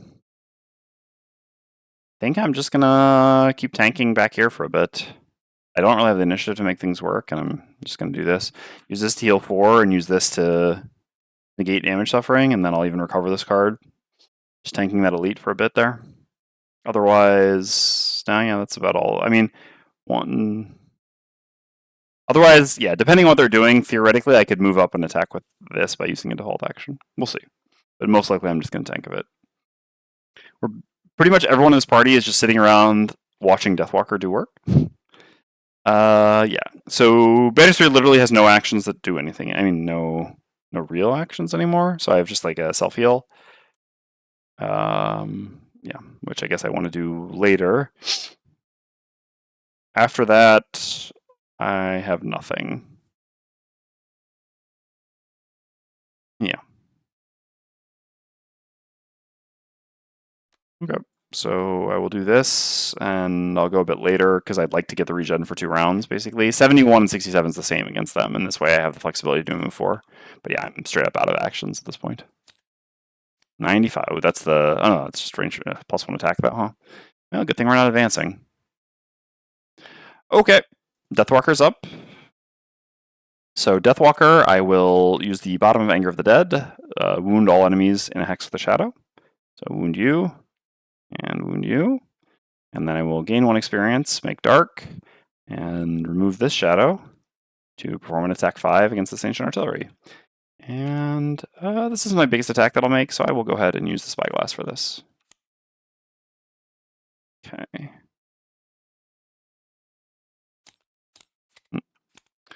Okay, just 5 damage. Okay, Fistikin seals 1 from regen. I will consume the earth to heal for 4 and gain 1 experience with the bottom of Frost Eruption. And then I will just activate the top of Fury of the Mountain. Whenever I suffer damage this round, I suffer 1 less. Okay, Banner Spear. Sadly, my heal is literally just going to be a 2, I guess, unless they miss. I suppose this is a reason to try to keep armor. Anyway, I will heal myself for 2 and give myself regen. And I guess I can actually advance 1 at this point, right? Yeah. 1, 2, 3, 4. Yeah, this is the no-go zone. All right. Then the artillery go. So these take 1 damage from wound. So this one will attack fist. 0. So this is an attack for 5. 1, 2, 3, 4. Or no, 5. Well, yeah, 5. Then I heal for 1. So 4. And then this one attacks Banner Spear. Miss? No, not a miss. 5. I don't have any armor left if I'm not mistaken. Nope. So lose the regen, take 5. Not making enough progress here. Unfortunately, yeah, we literally have 1 character who can attack. So, Fist, should I recover a card? Not even sure that I should. Neither of those cards are that impressive here. No, I guess recovering the other card only cost me 1 life because I have that thing active. So yeah, I suppose I can just get back Frost Eruption. It cost me 1 life to get this back. It's definitely worth it. All right. Okay. Deathwalker, Deepening Despair, and move some shadows. Just use... Maybe this is a decent range attack here still. Let's just move a shadow by 5. Do I even need to move a shadow by 5? Not really. But what do my next 2 turns look like? I mean, I guess I have dark now. I could alternatively... I would have to move up a bit to do that. I could do a range curse attack by going here. It's a bit risky. I guess I could just use my bow. Which is not great, though. I do like range curse attack, and then Deepening Despair, and then teleport up and do Forceful Spirits. No, I mean, alternatively, I can just... Oh, no, I can't Stamina Potion Deepening Despair. I mean, I can also Stamina Potion Fluid Knight. That will hurt a fair amount on the Shadow economy, but, you know, I'm literally the only one doing anything here, so... I think doing this makes sense. We'll figure out what we do afterwards. We should just play for maximum effectiveness as soon as possible on Deathwalker. Okay. So, if Fist were to move up a bit, we could do this theoretically to one of them. That is an AoE pattern that works. If Fist were to go like here, yeah, I don't know. And can I make it there? Yeah, I can. All right, let's try this.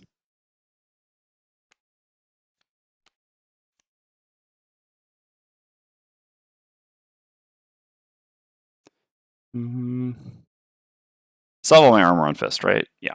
So I'm not that vulnerable here. I think it actually does make sense to do this at the later initiative, though. On the off chance that they do something before we go, which would still be better. Okay.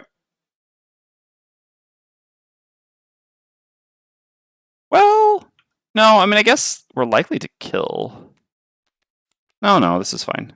It's like between us and Deathwalker, etc. Should be able to just kill it. Okay. Yeah, it definitely would have been worse if I done it the other way, because the ancient artillery actually would have gone between us. All right, so what is this one?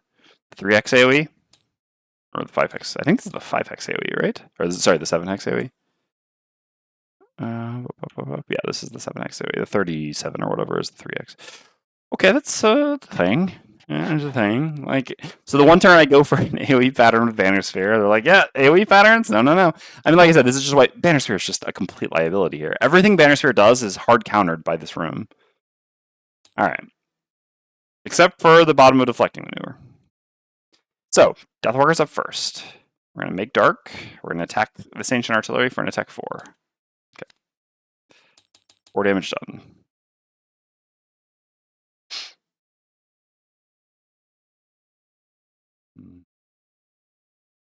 Yeah. I bet. Okay, so we move a shadow by 5. So what do we want to do after this, basically? So we've remade dark, which means we can do like Deadbolt or Forceful Spirits. How does Forceful Spirits look? I mean, it looks like it could do something here.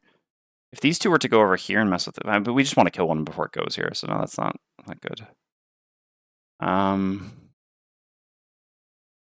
so I guess just going down here then. Sure. So I will take this shadow and move it 1, 2, 3, 4. Yeah. I don't necessarily want to have to use my bow, so putting that there is fine. Okay. So teleport at 34, or even at 96 is fine, and go from there. See what I say on a potion after that. Yeah, I think that's fine. Okay. 34 beats everything except their 17. No, so if they do the 17, I'm generally okay.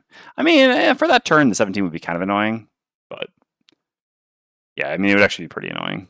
But I don't think I should try to play around that by taking like cards just for initiative. Okay. So Deathwalker's done. It's so close to dead. So yeah. 1, 2, 3, 4. And punch it. Seems better. Because I don't really want to clump up because of what they're doing here. Sure. And just try to believe we get a +0. Sure. Oh no, actually this should totally do it. Okay. So I will use Shard Launch. 1, 2. Oh no, no, I'm miscounting. No, it doesn't work. Does not work. And this will hit anyway, but yeah, I guess we have to go here with Banner Sphere to try to guarantee that one, other than to get exploded. No, not actually get exploded, right? 1, 2, 3, 4, 5. 1, 2, 3, 4, 5. Yeah, no, this will hit Deathware. Okay, this is fine. All right, sure. So I will just use the bottom of Encase Punch to go here. Kill one for my regen, get a loot. Oops. It's so sad that, like, yeah, my turn is basically devolved. I mean, the one turn I get to go forward and attack, it's playing an attack 2, range 3. All right. I make an attack 2. Please, +1. No. All right. Banner Spirit just needs to get a -1 or better. And yeah, we get the loot. Lumber? Metal. All right, that's fine. This is not one of Banner Spear's herbs. All right, then Banner Spear's up. So Banner Spear, I will do a move 3. 1, 2, 3 to here. We're both going to get hit multiple times here. Guess I'll heal Fist for 1 then. The regen doesn't really matter. There's no world in which I don't. I mean, I guess there is a world in which. How much is the range on this? 3, right? 1, 2, 3. Yeah, so this one doesn't reach. I guess I actually should only take 1 attack here. All right, you never know. It could miss. I'll give myself regen. It would be nice to get an additional heal. All right, so I heal 3, remove 3, heal 1, range 1, regen myself. And then I use the top of Let Them Come, gaining 1 experience, heal 2, attack this ancient artillery. Please don't miss. Okay. And kill it. Beautiful. I'm pretty sure I've already gotten 3 of these turns. Yeah, I didn't move for 3 turns, right? No, I guess yeah. I did move here. Sorry. This is turn 4? Yes. So I did move once before, so it's 2 turns that I've not moved. Yeah, I don't think we'll get that one, but anyway. Okay, so we killed that. Alright, I mean, this isn't terrible. 2, 3, 4, 5. 1, 2, 3, 4, 5, yes. Yeah, it fit in the shape. So basically, because you can just flip it. So here and here, I mean, actually though, it didn't even need to be flipped, but yeah, just like this. You see? Like that. Okay. So ancient artillery go. So like I said, top, bottom, left, right. So this one will attack both. So this is an attack at -1. So we're getting attack 2 here. So first on 1, yeah, equidistant. So fist first. So attack 2 on fist. So 3. I'm just gonna go ahead and use all my armor now. While I'm at it. I need to pay attention to elements. Should be fine, I guess. Nope.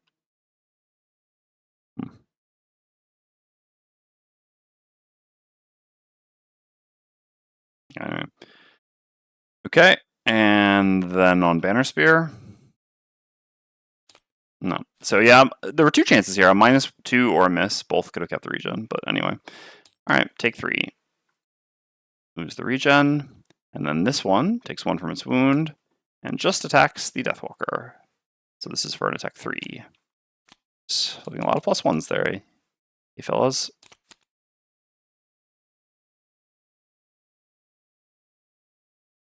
Oh god, I have to go get onions and peppers for food tonight. It's raining quite a bit all day. That's why I didn't go before work, or before work, or before this today.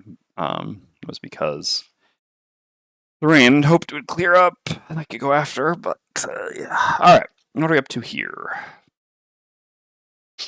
Oops. Well, like I said, this turn's gotten a little bit less appealing now that we're at 5 life, right? I don't want to have to pitch another card here. I regret putting that there.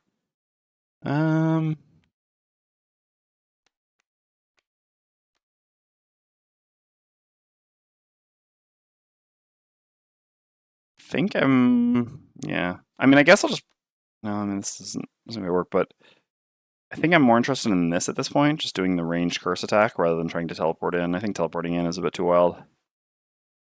Oh, geez. Sorry to hear that. Yeah, it was a bit hotter a little bit earlier in this week, but now it is raining heavily. Oh. Fist also needs to recover a card.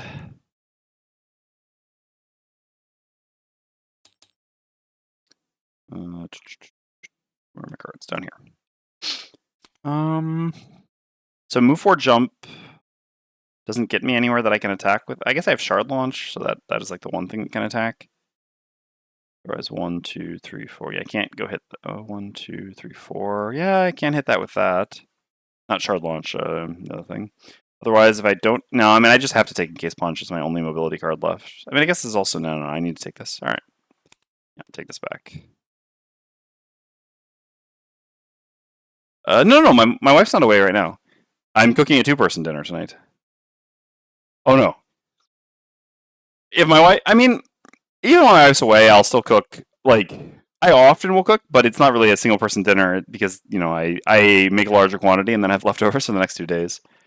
But yeah, so will you cook a single person dinner every night with your wife is a way. Good dedication. Even with 2 people at home, I can't be asked to create a single night meal. It's always enough for at least 2 nights. Yeah, I mean that's basically how I do it. Oh, that figures. I thought she was on holiday or something. Maybe, no. That's so basically I can answer this now while it's brought up. I'll mention it again at the end.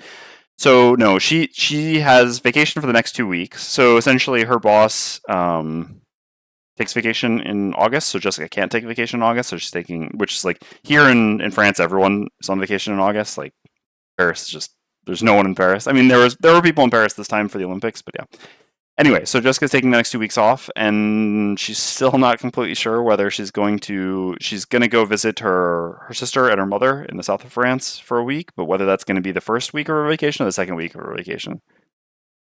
The country is on pause in August. Yeah, I mean, pretty much. Well, certainly, like Paris is. The coastal cities are a bit less on pause because people like go away from the center and go to the coast. But yeah, but pretty much.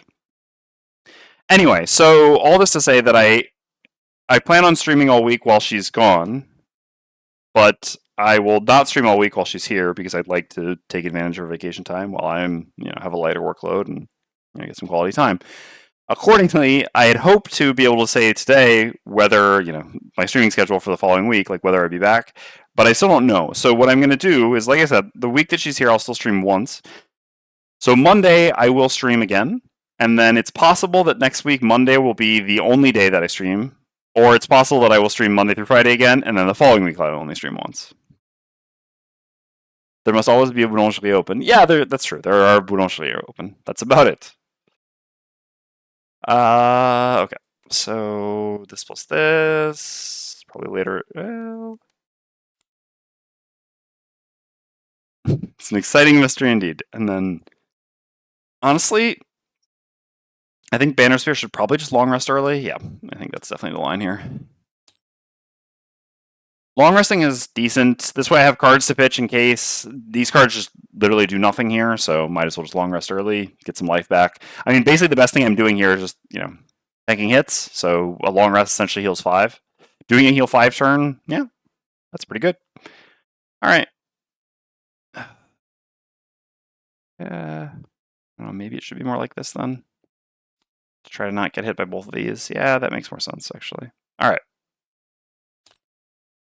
Oh, nice, the 17 finally. That's solid, and I'm happy I didn't go for the teleport plan then. Okay. So, the 17. Left, top to bottom, left to right. This will attack Fist, so this is going to be attack for 1. Really? Alright, let's take a look at what's going on here. What have they drawn thus far? Those are normal draws. Come on. Alright. Sure enough, so that's for 3.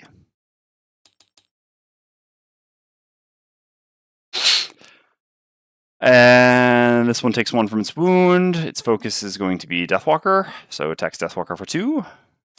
Alright, there we go. Take 1. Although, certainly would rather swap these around because, yeah, but still. Well, no, that would have been 3, then the plus 2 would have been 5. No, I guess rather not swap them around. Alright. And then this one doesn't attack anything. And they all have 2 shield here. Which is going to make some of our stuff a bit less impressive. But that's okay. So then Deathwalker goes. So on Deathwalker, yeah, I will just use Forceful Spirits to do a default move 2, I think. And the following turn, what am I looking at? Unfortunately, I have this. Yeah, because I really wanted to Stamina Potion call this rest cycle to be able to... But I guess I played 2 losses. No, so that'll put me to 8 cards. Yeah, it's going to be wild until we get to replay call. Yeah. Stamina Potioning here isn't really going to work well. The only thing I could really Stamina Potion would be like Fluid Knight to try to kill off this, which, yeah, it's putting me further in the hole, but I guess that's actually probably where I'm going to be at. In that case, I don't need to move up so much. If anything, I do want a long rest, so 1, 2, 3, 4, 5. Alright, actually then, let's just use our bow. Consume the Dark, gain 1 experience, and perform an attack 3, range 5 curse, targeting this Ancient Artillery. Okay, well, it was only an attack for 1 anyway with its shield, and the enemies get a curse. Okay, then Fist is up. So Fist heals 1 from regen. Has a move 4 jump.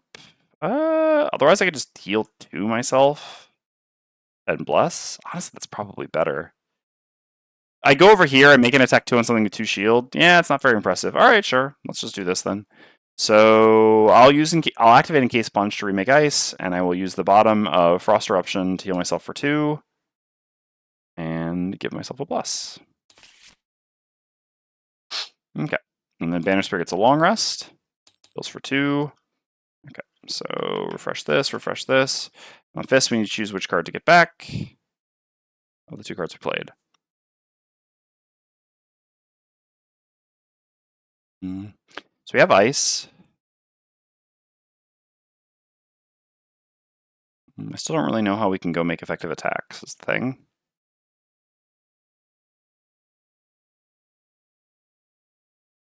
I mean, I guess if we go here and then Banner Spear goes here, we can do the thing again, which is okay. Really need to kill this one, though. Oh yeah, Deathwalker was meant to stay on Potion Fluid Knight. Sorry. I guess again. House Rule, that's okay. Yeah. I just flip the null too. Okay, that's fine then. So we need a bit of damage on this. Banner Spear could also go try to contribute that, and then just move into a position to tank. Banner Spear's up here anyway. Then Fist could advance 1, 2, 3, 4. Shard launch or something. Have the line attack as well. So if I were to just go there, I could just do that there. Yeah, let's just take this. I mean, it's just I'm so vulnerable if I take this back though, because I go down to 3, go up to 4. If only I had the perk. No, I think I should actually take this back. I'm just gonna stand around and heal myself and re-bless, and yeah, that's about it. All right. So I can choose card to lose for Banner Spear. Sadly, can't be one of the 2 least useful cards.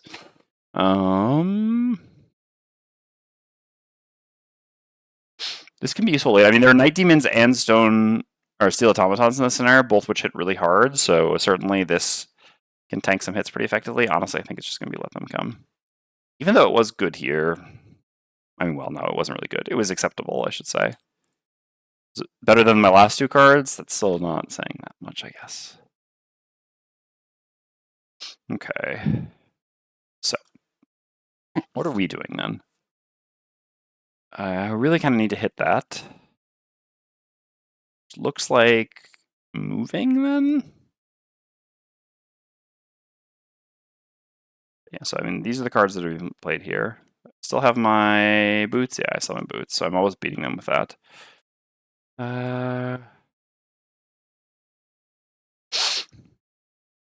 Yeah, I think I'm honestly just doing like this and this for just a little bit of bonus healing. Okay. And you...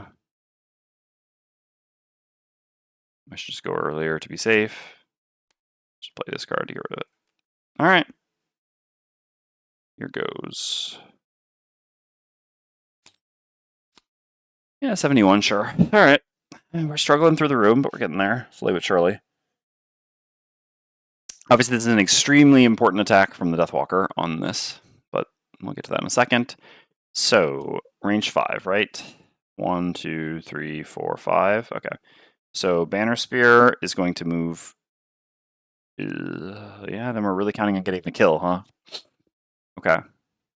Banner Spear is going to move to here. I guess I can put the regen on. Nah, Deathwalker doesn't really need the regen. After this, it doesn't really matter. All right, heal myself for 1. Give myself regen with this, and then I make light, and I do an attack 2 range 4 with advantage, targeting the ancient artillery. Okay, 4 damage. Okay. God, I wish I had advantage here with the Deathwalker, but whatever. We just reshuffle. We have a full deck. All we need to do is not miss. Even a -1 is perfectly fine. All right, we consume this shadow here. Remake Dark. Gain 1 experience. God, all right. All right. Whew. Hardest part's over. Man, Deathwalker carried this room so hard. I mean, you know, it is what it is to be expected, right? Like, Sure, Deathwalker requires a setup turn, but Deathwalker being not meleeed, not having to advance and put themselves in range of the artillery at all, and just sitting back there and yeah, also, I mean, playing 2 losses, whew, man, that was a Deathwalker clinic. I mean, the room's not over yet, but obviously now it's just 2 enemies, we can't advance on them eventually. Whew. That was a struggle. Alright, Frozen Fist, yeah, I'm just going to heal for 3, 1 from the regen and 2 from this. So 1, 2, 3, and get another bless. And yeah, I'm going to gain 1 retaliate. Very effective. So this normal ancient artillery over here is going to attack Frozen Fist. And yeah, I definitely had no chance of doing this on +2 difficulty. I didn't realize actually how difficult it would also be for Frozen Fist in this room, but yeah, basically not being able to move up to attack without taking overwhelming damage. Yeah. So no, it was definitely not possible to do this on +2. And the scenario is far from over still, but all right. Is that picture-in-picture mode in TTS? Yes, it is. Great, you just right-click on the... I mean, you actually can't see it here because I closed it, and I don't want to have to remake it. But basically, if you just right-click on the background on the train, you'll get an option that says picture-in-picture.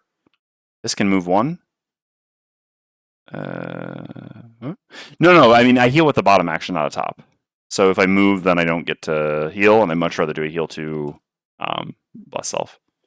And then, yeah, you just like kind of click and drag it. And the significant thing, if you want to set it somewhere, is there's this button in the top right that says lock from player view or unlock from player view. And you just, once you get it where you want it to be, you just do that. Okay, did I flip for the monsters? I did. And it was 3. Oh yeah, I was just going to check whether I had armor. That was it. Okay, and then I choose if I recover a card. I didn't get to make any elements. That makes this a little bit less impressive at this point. I mean, I guess I can just recover this for initiative and just sit here and heal myself again. Seems fine. Sure, I will recover this.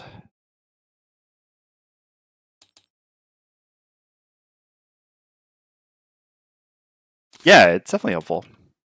I mean, even like it's good for streaming, but for example, Themris, my coéquipier, my coworker, uses it all the time, even just when he's playing in TTS. And it's a lot nicer too when you're using, like, if you're not playing like 3-handed solo. Here, these cards are also far from each other. That has to be really big.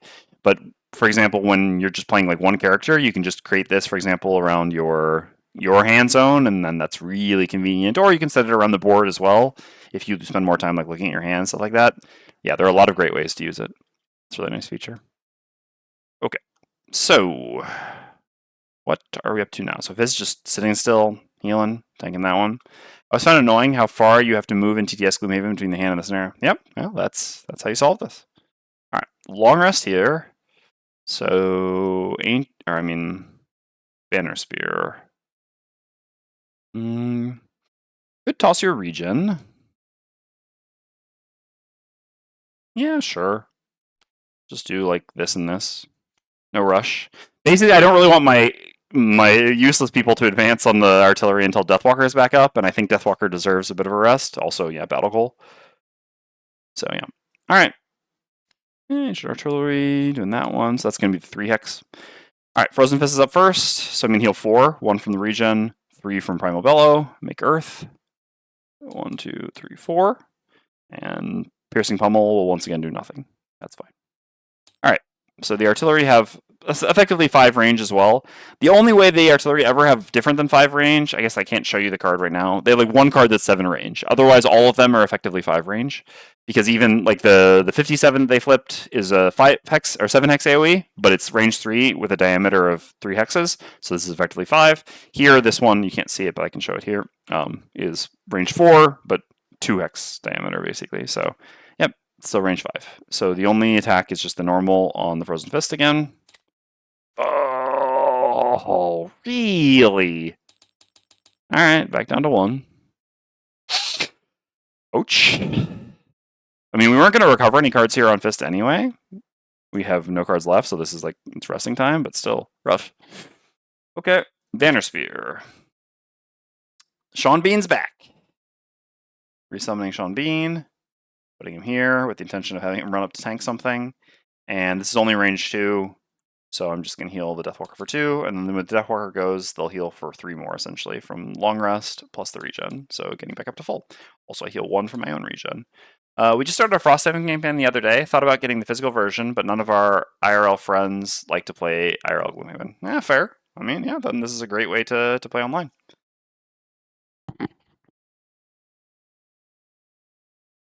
I feel you, though. My wife only likes to play Spirit Island. I'm like, ooh, co-op game time? She's like, Spirit Island? I'm like, God damn it, not again. And the worst part is I still don't even have the latest expansion. Alright.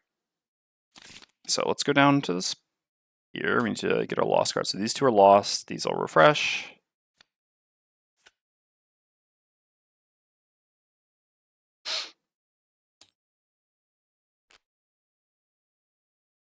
That's why I'm playing this campaign, though. Alright, so we have just 2 shadows left, so we need to be a bit more stingy with those. If we move all shadows 3, we can still use Deepening Despair right away, so that's not bad. So things I don't really want. We definitely need this. We're kind of down to just like all our core cards, really. XP for Sean Bean. Yep, I did get the XP this time. Banner Spirit gained 1 XP from 2 to 3. But thank you. Yeah, I'm prone to missing that. Maybe the least important is just Black Barrage, I guess. Kind of just comes down to like Black Barrage, Anger of the Dead, but I think I'd rather have Anger of the Dead. So especially with Night Demons coming up, yeah, Initiative's gonna be very valuable. All right, see you, Black Barrage. That's fine. I love Deathwalker's cards. Like once you get to level 3 is like the sweet spot for a Deathwalker. Kind of for either build, to be honest. I mean, melee really wants level 5 to really hit their stride. But yeah, basically, range Deathwalker, once you're level 3, yeah, your hand is just like all good cards. It all works really well together all the time. I love this class. Alright. So Fist would like to long rest. How dangerous is that? Not very. So yeah, Ancient Artillery have the one thing where they attack the furthest enemy, right? Within range 7. So that wouldn't hit Fist. Yeah, we could have the Sean Bean run up here. Melee is sadly also not good for XP. Yeah, for sure. I don't really like when I play. I don't care too much about XP. I mean, like you saw the last scenario I did, I got like 2 or 3 XP total on each character. So it's not really something I pay a lot of attention to when working on guides, for example. Although I've started to pay more attention after the Deathwalker thing, where people were like, "But how do you get XP?" And I was like, "That's a good point. You kind of don't." Yeah. So I would like to take a long rest on Fist. Yeah, your turn, like you said, is just Deepening Despair plus Deadbolt. And your turn.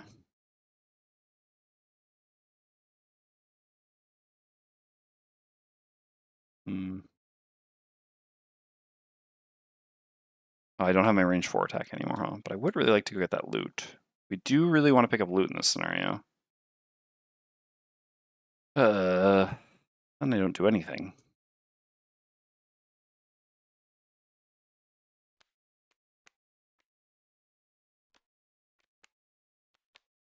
So if I do like this, then I can like tank a turn afterwards, I guess. It's pretty annoying though, because I'm just leaving so much loot on the table. I mean, Banner Spear is here to loot. I guess let's see. I mean, maybe that's fine. All right. So like if I go here, then next turn I can always just move there and not really do anything. I mean, also I guess I could have Sean Bean go here, and then I can go here and skewer, and then the following turn move here and range attack. Okay. That works. I mean, it may not work because if they do an AoE, obviously, like almost all of their cards are going to involve us wanting to split up. But I guess this is kind of fine. Well, is this fine no matter what?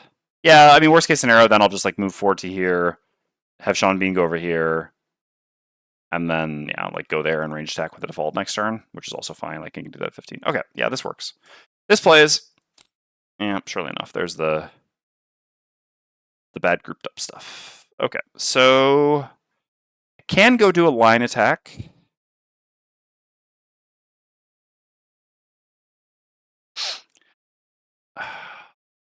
But yeah, Sean being there, I can't hit in line. So then what happens? Like I said, top to bottom, left to right is this hits the reinforcement first, and then that splashes 2 damage on me, and then this hits me. It's pretty painful.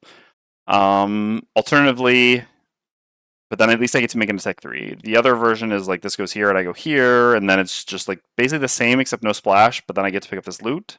But then the following turn I don't have a move 4 anymore, so I wouldn't even be able to make my range 3 attack. Yeah, I guess I gotta go hit. Alternatively, 1, 2, 3, 4. If I go there, hit splash, kills Sean Bean, and then hit. So I just like take 2 attacks. I mean, technically a splash damage is slightly less than an attack here. Attack is for 3, the splash damage is for 2, so I suppose it's better to do it the other way. That being said, obviously it would be nice to kill one. Oh no, but I also don't want to go here because this loot is for fist. Yeah, okay. Sure. So Sean Bean goes here. Then I do a move 4 with the bottom of set for the charge. 1, 2, 3, 4 to here.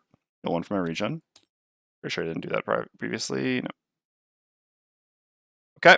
And then use the top of tip of the spear, gaining 1 experience, and just do an attack 3. Can you dismiss Sean Bean at the end of your turn? I can, but it wouldn't really be beneficial. I mean, I need something to tank for fist anyway, and yeah, even if I were here, they're still both hitting me. They have range 5, right? So like, if I dismiss Sean Bean, this is just going to attack me instead. And like I said, an attack is for 3, the splash is for 2, so it's still slightly better to just let it attack Sean Bean. Okay, I gain my experience. Sure, yes. The whole 4. All right, and then we attack the artillery. Come on. 2 hull damage. Where are my shield rolling modifiers? I never draw these. Okay, Deathwalker's up next. Region doesn't matter. I move all my shadows 3 hexes. Yeah. To there and to there. And then I make dark. And I use the top of Deepening Despair. I mean, I have attacked a fair amount in a few scenarios here, and I still never see them. Like, have we ever seen any of them? Have we ever seen one of them? I mean, I think maybe one time. Anyway, attack 4 on this Ancient Artillery. Should I advantage this? No, probably not. All right. 5 damage. Okay, so first this one attacks Sean Bean. Sean Bean dead. Not dead. Going for a bit. 2 splash damage to me. Who's this? And then this one attacks for 4. 5. I will go ahead and use my armor here. Why not? Alright. I actually already put the card in my discard anyway. And then Fist takes a long rest. Heals for 3. Refreshes armor as well. 7 cards. Okay. Probably this. I'm gonna get rid of again. I'm keeping this for the upcoming rooms. Yeah, I like the movement from this. I still need a bit of movement to catch up. Could maybe get rid of this heal. No, I definitely need some healing as well. Yeah, Fury of the Mountain's the most losable. What I don't love is losing the initiative, basically, but that's why level 2 is such a hard choice. That is why I prefer the 10 initiative card at 2. It just makes such a big difference. It's such a wild difference to be able to go at 10 initiative every turn. Sure, I mean at the cost of 3 health rather than 2, but it's so good. Okay. And that's the round.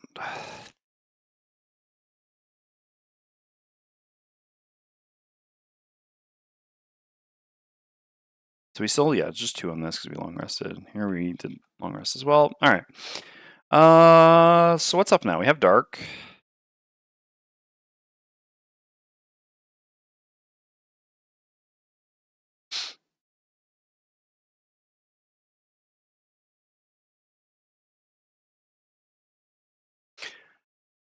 Dark is not so useful here. Unfortunately, yeah, since we use Deadbolt, we don't really have a good one. I mean, we could teleport here, but then we're adjacent, and then we just do like an attack 3 with disadvantage. It's pretty unimpressive.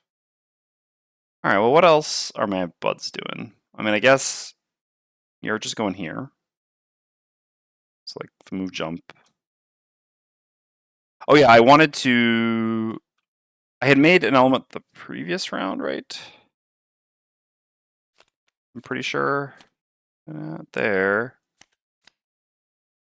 I guess I could have just seen the dark.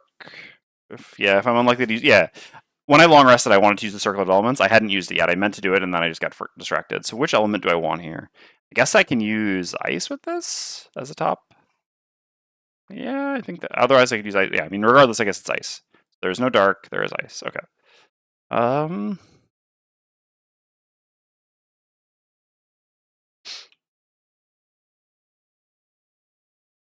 One. Yeah.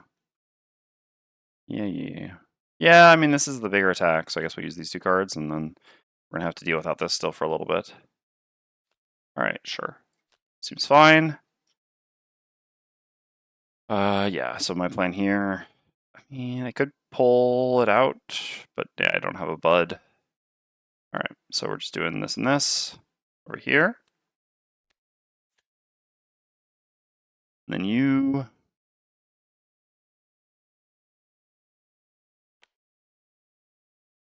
I think I'm kind of just interested in like a default attack here.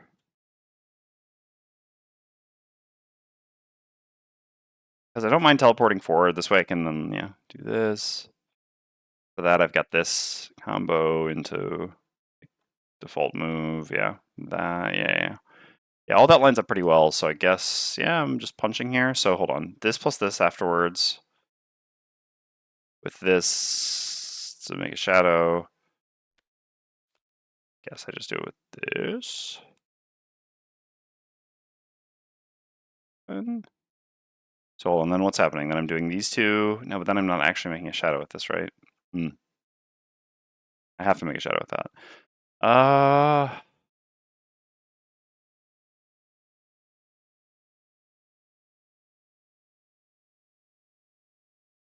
Yeah, this is just not really working. I just use that. No, it doesn't make sense either. Whatever. I'm just going to play these 2 cards, and then we'll see. Okay. Maybe the answer was to use Forceful Spirits to teleport, and then just... but the summon is so useless in the next room. Okay, Deathwalker's up first, so I will use the bottom of Sunless Apparition to teleport to this shadow here. It's doing this one finally, the range 7. Good that comes late, and then just do a default attack 2 on this enemy. Oh, well. Okay. This... doing things for reasons at this point. Depriving Fist of an experience, in fact. Maybe I'll just bypass this loot at this point. Alright. So I can't tank this anyway, because this is going to hit someone else over here. Yeah, actually Fist is getting hit. I guess I got all my armor back, so I'm okay. Okay. Sure. So yeah, at that point, Banner Spear will make an attack 3, range 3. And then I'll just do a default move 2 and grab this loot. Yeah, I think just accepting that 2 of these loot have to go away is fine. Okay, so I'll just do the bottom of Encase Punch as a move 4, jump to here. I mean, I guess this is the same distance from this artillery as that is, so there's just no reason to do that. All right, heal 1 and get this loot. All right, so first a loot for the Banner Spear, then a loot for the Frozen Fist. All right, Banner Spear. That's why we're here. All right, I knew I brought the Banner Spear to this scenario for something.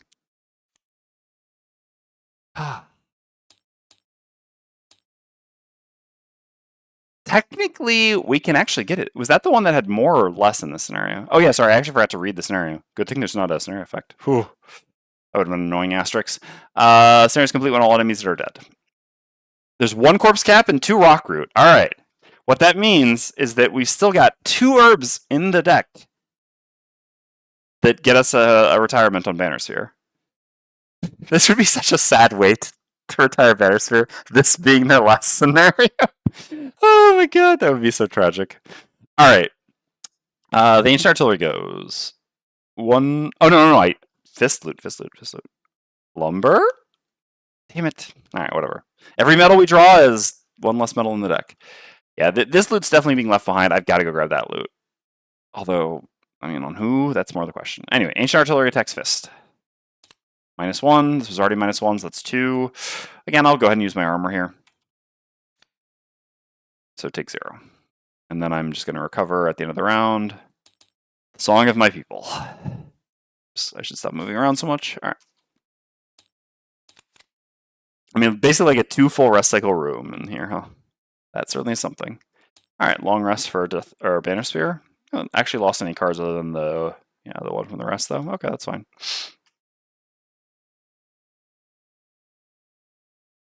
Wait, that doesn't make sense then. Oh no, yeah, because he had 9 Guardian. Yeah. No, that does make sense. Okay. So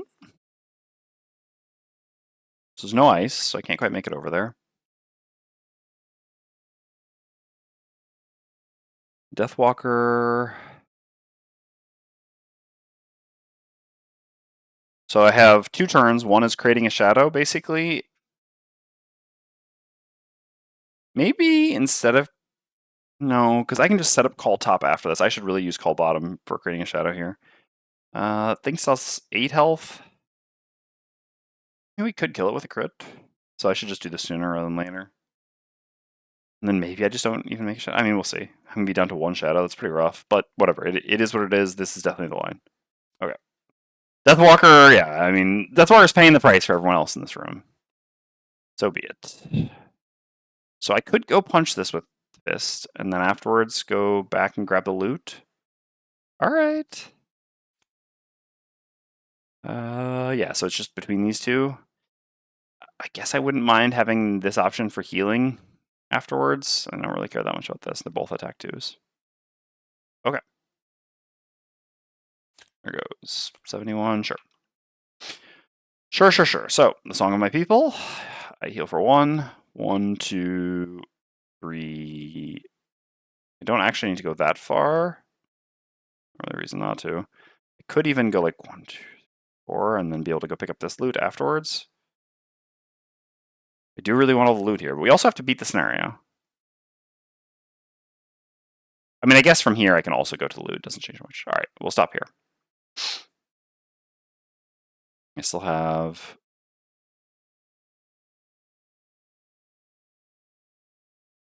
So I make ice, and I make an attack 2. Oh, that's really bad. I had all those blesses in there and everything. Ugh. A +0 would have let this kill on a +1, which, yeah, a lot worse. Oh, I also put myself to be hit on Fist, which I did not want to do. I wanted Banner Spear to be hit. Okay, well, we messed up a bit there. Yeah, I definitely wanted to be here. Because this way, like, I'm at 4, I mean 5 with my shield. Banner Spear's at 8. Yeah, I mean, regardless, I just wasn't really paying attention. This changes nothing, right? Like, there's no advantage to being here, because my move is a move 4. So from here, I can get to this loot, and even to this loot afterwards. So yeah, no, I really meant to be there. I just wasn't paying complete attention. I wasn't paying attention to the fact, because I really want Banner Spear to tank here. Okay, Deathwalker's up next. So then I'm going to send one of these shadows over there. Might as well be this one. It just gets eaten for Fluid Night. I make Dark, gain 1 experience, and perform an attack 5. I will go ahead and Spyglass this. All right, come on, Deathwalker, you got this. All right, well, I wouldn't have killed anyway. Puts it to 2. Okay. So then the artillery attacks Banner Spear. Okay, well, it was fine either way. And Banner Spear gets their long rest.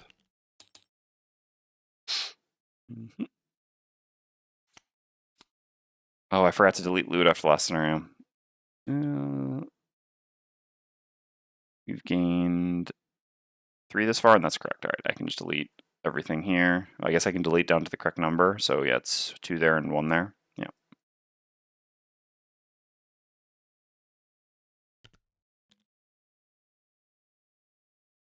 All right. Okay, Banner Spear long rest.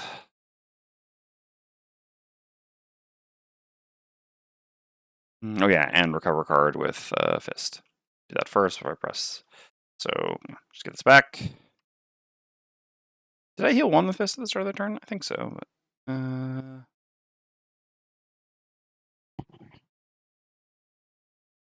oh, was it 2 on the Fist? 1 on the... Okay. Probably right. I'll fix that in a second. Hold on. No, I did heal Fist. Okay. Yeah, so down to 2 on fist. Oof. Let's go back to the things. Oh yeah, good call. 2 and 1 like this. Yep. Okay. Hey, Braga. All good. Good. Okay. So 8 for the long rest. We already regained the thing. Yeah. Okay. Discard to lose. At this point, we can get rid of, excuse me, this. For the rest of the scenario, it's just like a normal scenario, so we can kind of try to do our normal stuff. Driving Inspiration is not a particularly important card at that point. Well, did it shop here? Well, that being said, it is actually the exact card that I kind of want to play this turn. But they don't have jump, huh?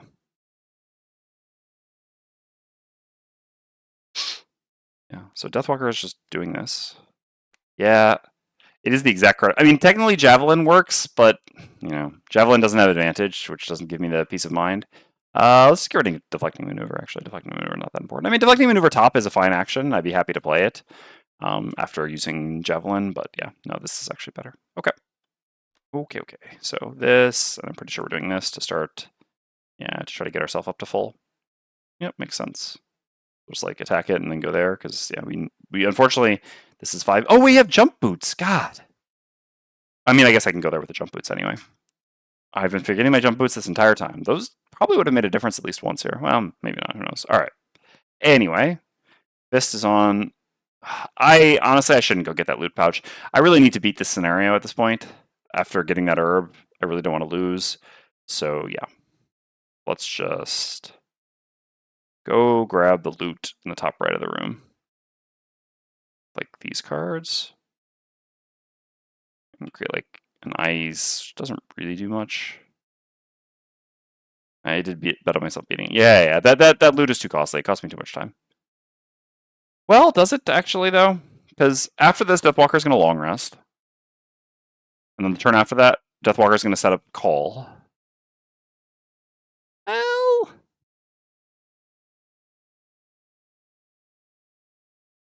I create an ice. Let's say I put an ice here, right? So I go here this turn, and the next turn I would need to move 6. Is that enough? 1, 2, 3, 4, 5, 6, 7. If I play, okay. Actually, after all, why shouldn't I? So I'll recover this. Yay! Alright. Counterpoint is I could also spend some time healing, which, yeah, you know, that might be a more reasonable line. Okay.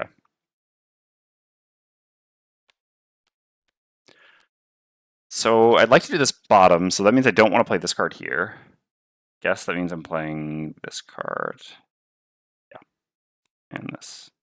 I'll recover this. Don't care about this. I know I could eat the ice, but my plan is actually... Oh, I guess I can still eat the ice, because if I go after Banner Spear, I can circlet the light. So then I can eat the ice here. Yeah, this looks good. And then do like a really nice heal. Yeah, and then like do this as a heal afterwards, basically. Okay, seems fine. Sure. All right, I think we're good. Banner Spear's up. Make light. I guess there was dark that I could eat anyway. Yeah. All right, attack 2 with advantage. Got rid of our null. That's nice. Use my jump boots. Go to here. Grab this. Heal myself for 1 and get myself regen. So jump boots used.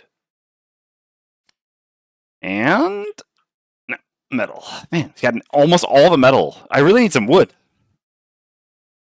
All right. Deathwalker will just make a new shadow. Right here, I guess. And that's it. Churchilly's dead. Frozen Fist goes. Heals 1 with regen. Jumps and grabs this loot. Please not the herb, please lumber. And the coin. There's lumber, there's the herbs, and there's a random item in here. A lot of stuff I'd like to find. Instead, I'm finding metal and coins. All right. So, end of the round, I'm going to pay 2 to get a card back. I'm going to get back talking to my people. So here, I do like this. Oh yeah, and I meant to use, sorry. Sorry. There were some things that I did there that I didn't actually do. So, yeah, I used this, gain 1 experience to move, and I used the top of Encased Punch just to create ice. And then I used the circlet, sorry, yeah, just got a bit distracted, to consume the, I guess, the dark to make earth. So there should be earth and ice, I guess, which are both like this. And I should have gained 1 experience, which I believe I did not do. I'm just so used to doing the move 4 jump, but yeah, it was the other thing. All right, 1 XP. Great. So now I will be using this top and or this bottom. From there, it doesn't really matter too much. I could. Let's take a look at what this looks like. All right, so Deathwalker's going to long rest here.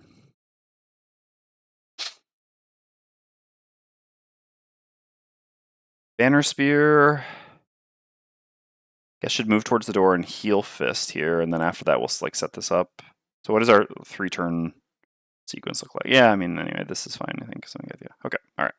This is what Banner Spear is doing. The Banner Spear will be like next to the door here and heals Fist for 2. Then long round. I mean, we could just recover nothing and long rest on Fist would be the option there.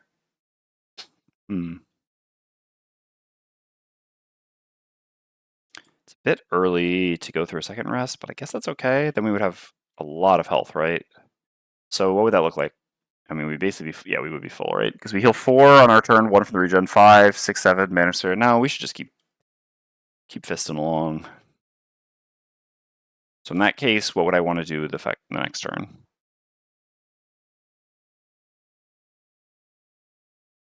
I do need to get into this next turn. Yeah, I'm definitely worried about stamina.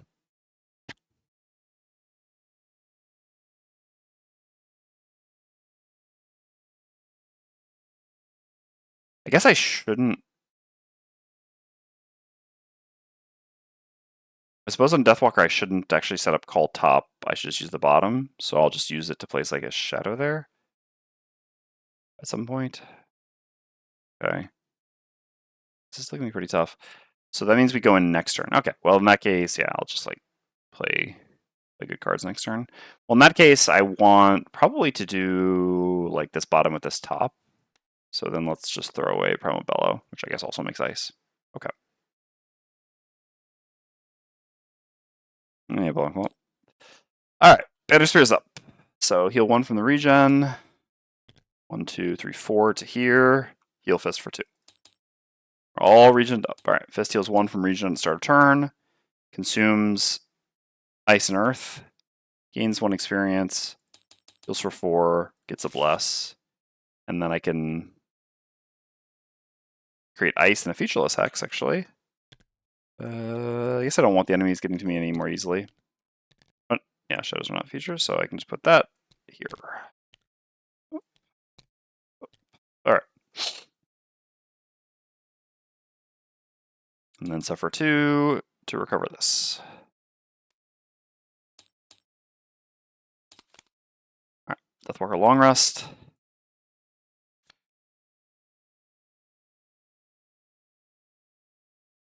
Yep.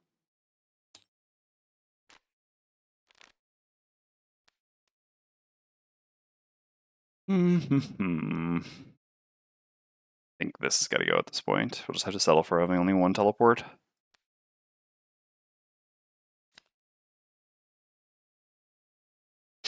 Okay. So we're busting in.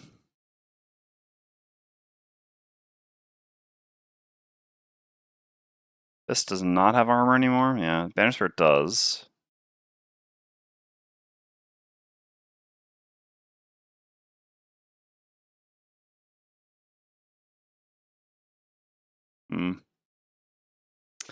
The Banner Spirit problem here is that, yeah, it'd be so hard to use this as a top next turn if I use this turn. Like this plus this, which just doesn't really play. Fist opens the door. I guess I can try. The problem is I have only 2 top actions here, essentially. I mean, I could actually just try to use Set for the Charge as a top action. I guess. Maybe that's fine, to be honest. Sure. Why not? So I summon behind myself and I just set for the charge, and Fist like opens the door and moves back a bit. Most likely. Do a bunch of direct damage. That's kind of funny, but sure. Okay, so then for Deathwalker, if the enemies are coming up, that does allow me to make just a ranged attack from here. But before I do ranged attacks, I generally want to have moved my I have to have made dark. If I can trust that an enemy will have moved here, yeah, but not by that initiative. Guess I'll just have to use dark for this attack here, which is fine. Got my bow. Okay, so we'll just do this usual the combo here, and then like into this as an attack with like, I don't know, this maybe or something, and then this, yeah. Okay. All right. Here goes. It's gonna be a weird one. Kind of working with the limited resources we have left. It's wild to say after beating one of the 3-room scenario, but all right. So Banner Spear, I'm gonna gain 1 experience. Summon Sean Bean behind me, and heal 1 for my regen. And activate Set for the Charge. Whenever an enemy moves or teleports from a hex not adjacent to you to a hex adjacent to you this round, that enemy suffers 2 damage. Okay. Then Frozen Fist is going to go. So I guess in order to get the bonus movement, I will not use Jump with Encase Punch. So this will be a move 4, but 5 because I go through ice. 1 for my regen.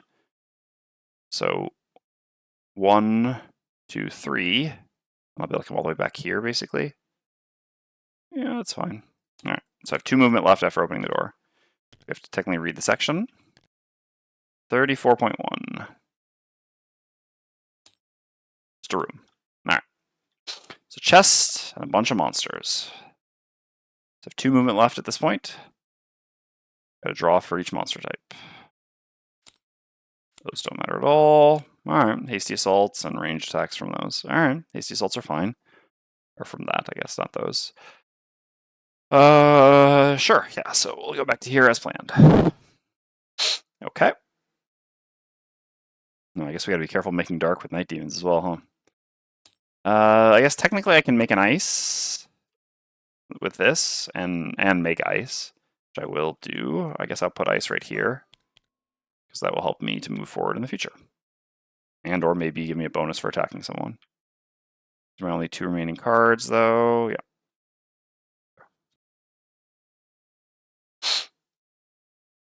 Alright, so the Elite Night Demons first, comes to here, takes 2 direct damage, attacks the Banner Spear for 4. Okay, I cannot block all of that. So I'll take all of it, I guess. Okay, then the normals. It's 5 movement, 1, 2, 3, 4, 5.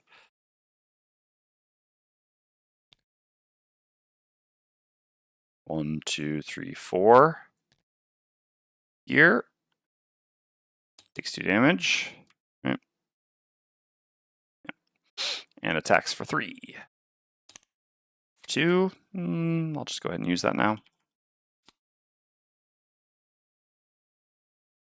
Alright. And then this one has also 5 movement. 1, 2, 3, 4, 5. And gets hit the fist. That's a bit annoying. Oh, alright, that makes up for it.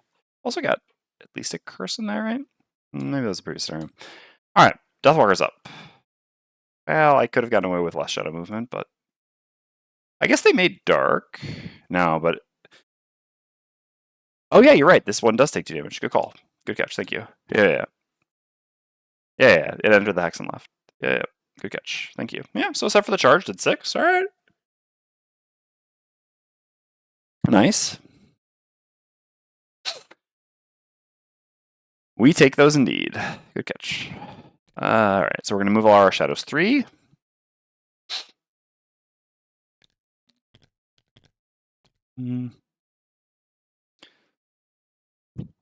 What are we doing after this, right? I don't know. Let's get a shadow here, I think. And I guess a shadow here. Because I want to attack, I think, this normal Night Demon. I mean, theoretically, them being... I guess no, this normal Night Demon is the one that Banner Spear can easily disarm. So I guess I'll just attack the Elite, to be honest. So much less close to killing it, though. But I really don't want to move... I mean, I guess if I just put the shadow here, this is good enough for now. And then I can attack the one on the bottom left. All right, sure. I'll attack this one 4 with disadvantage. All right, 4 damage.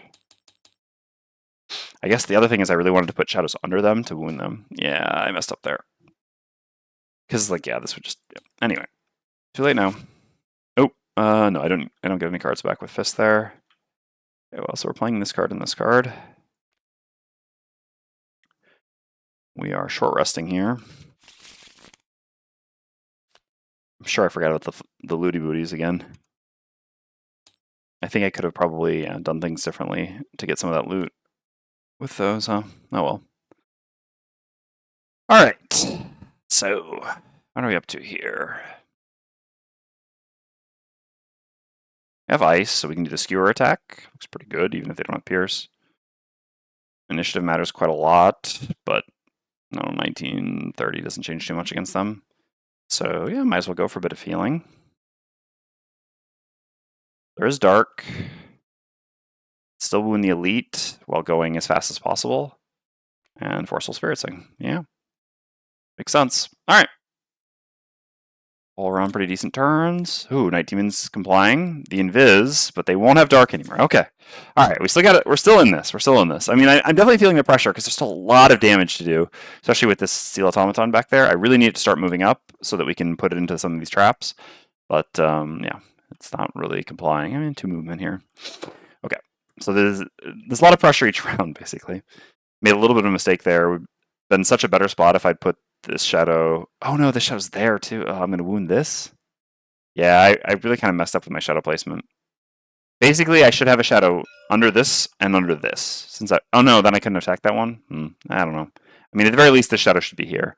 I care too much about like moving it forward, but it's like 1 more hex forward at the cost of like having to make an additional attack against this enemy. Anyway. Alright. So... I'm going to gain 1 experience. Consume dark. Going to use the crude bow to gain +1 range here to try to finish this off. So I'm going to do an attack 3 here, and I guess an attack 3 on the elite. So here first. Okay, it's dead. Then the elite. Okay, 3 damage. It's good. Fighting Night Demon's so annoying. Definitely the S tier demon. Okay, so Sean Bean is going to go. Not really a reason to move up. Move to that side. No. Just chill where you are. Alright. So he does nothing. Then, yeah, there's no way to... Okay. Oh yeah, good call, yes. Then the bottom of Anger of the Dead to wound any Night Demons that move into a shadow this turn, and any Night Demons in a shadow. Still not really a way for me to like pull that into one, but that's fine. Okay, great, thank you very much. Yeah. Then the Banner Spear goes. I was just so excited to have got a +0 on 2 attacks on Night Demons that I was, I'd forgotten everything else that mattered. Okay. 1 experience on Banner Spear. We're going to just do an attack 3 disarm on this Night Demon. That's pretty much all it is. Yeah, there's not really a different line here. Disadvantage. Banner Spear can probably long rest after this, so I might as well counteract the disadvantage here.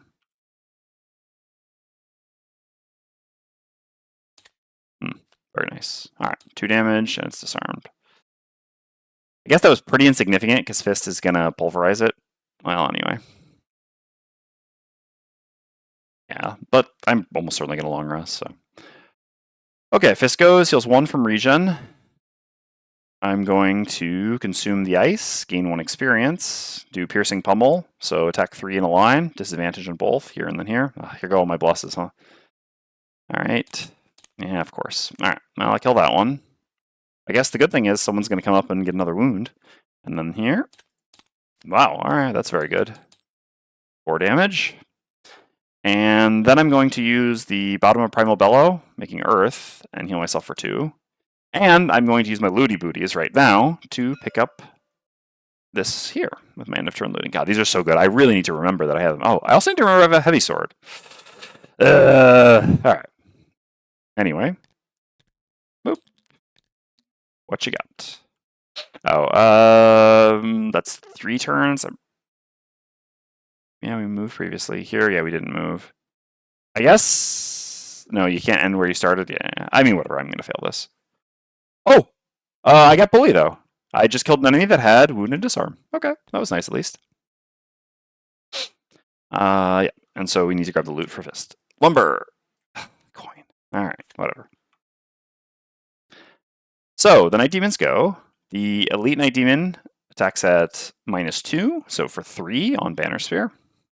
Jeez. So for 5 on Banner Spear. Use this. Probably should use... No, the poison... Wait, he's immune to poison? I probably should use the poison vial on him, too. No, I mean, I guess I went kind of late. Anyway, yeah, this attack had already gone. Yeah. So I take 4. And then this comes to here, gets wounded, and attacks the Banner Spear. So this for 1. Alright. Unit Artillery don't do anything. It's actually, yeah, the top path is faster than the bottom path, because this makes the bottom path slower. So it goes that way with -1 move. Alright, I gotta run to the bathroom and refill my water, and then we'll get into the next round. Oh yeah, no, I'll pay 2 life, recover a card. We don't have ice. So I can't do the line skewer anymore. Primal Bellow, hard to have the push matter. I think I'll still take this for now. For initiative and such. Alright, anyway, be right back. I'll think about that while I go, but be right back. So, what are we all up to? Deathwalker, just making a shadow and making an attack 5, I guess. Fist.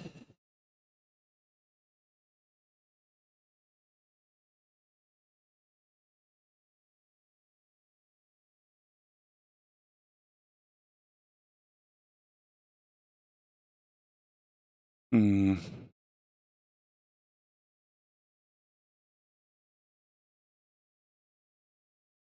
think this looks really good here. So I need to decide whether I should have kept Primal Bellow instead of the Piercy thing. I guess I will make Ice this turn, so this seems fine. Do I have my advantage? Yeah, I still have the Spyglass. Okay, that's good. This makes a lot of sense. All right, and then we can long rest on the Banner Spear. Okay. I deem it 22, but I have my boots. Yeah, I have my boots. Okay, so 12 for the Deathwalker, then 19 for the Frozen Fist, 22 for Night Demon, Steel Automatons, this movement. Oh, that's what we need to see. Yeah, definitely need to get them in front of the traps, shove them through the traps, and we still have to kill 2 Elite Ancient Artillery. Man, this is going to be so close. Alright. So, first up for the Deathwalker, I consume one of these 2 shadows. Doesn't really matter which one. I guess I'll consume this one. And attack the Night Demon. I will use the Spyglass to avoid disadvantage. Oh, come on, please don't. Gain 1 experience. This is an attack 5. Okay. Whew. He's dead. Alright. It's big. Then Frozen Fist goes. On Frozen Fist, I will use the top of Encased Punch. So I'll be attacking this Night Demon here. So first I heal 1 from the regen. Attacking this Night Demon here for 4, because he's occupying icy terrain with disadvantage. I will go ahead and use, finally remembering, my heavy sword. Oops. So this is an attack 5 with disadvantage. Okay, that's fine. 4 damage. 1, 2, 3, 4. I make ice. Yeah. I plan on using this to heal, but I'm actually not missing much life. Whoops. Oh well. I guess I'll get an experience. I probably should have just played a move and moved up to like grab the loot and stuff. But anyway. Okay. Sure. And then I'll use the bottom here to gain 1 life, 1 experience by consuming the earth.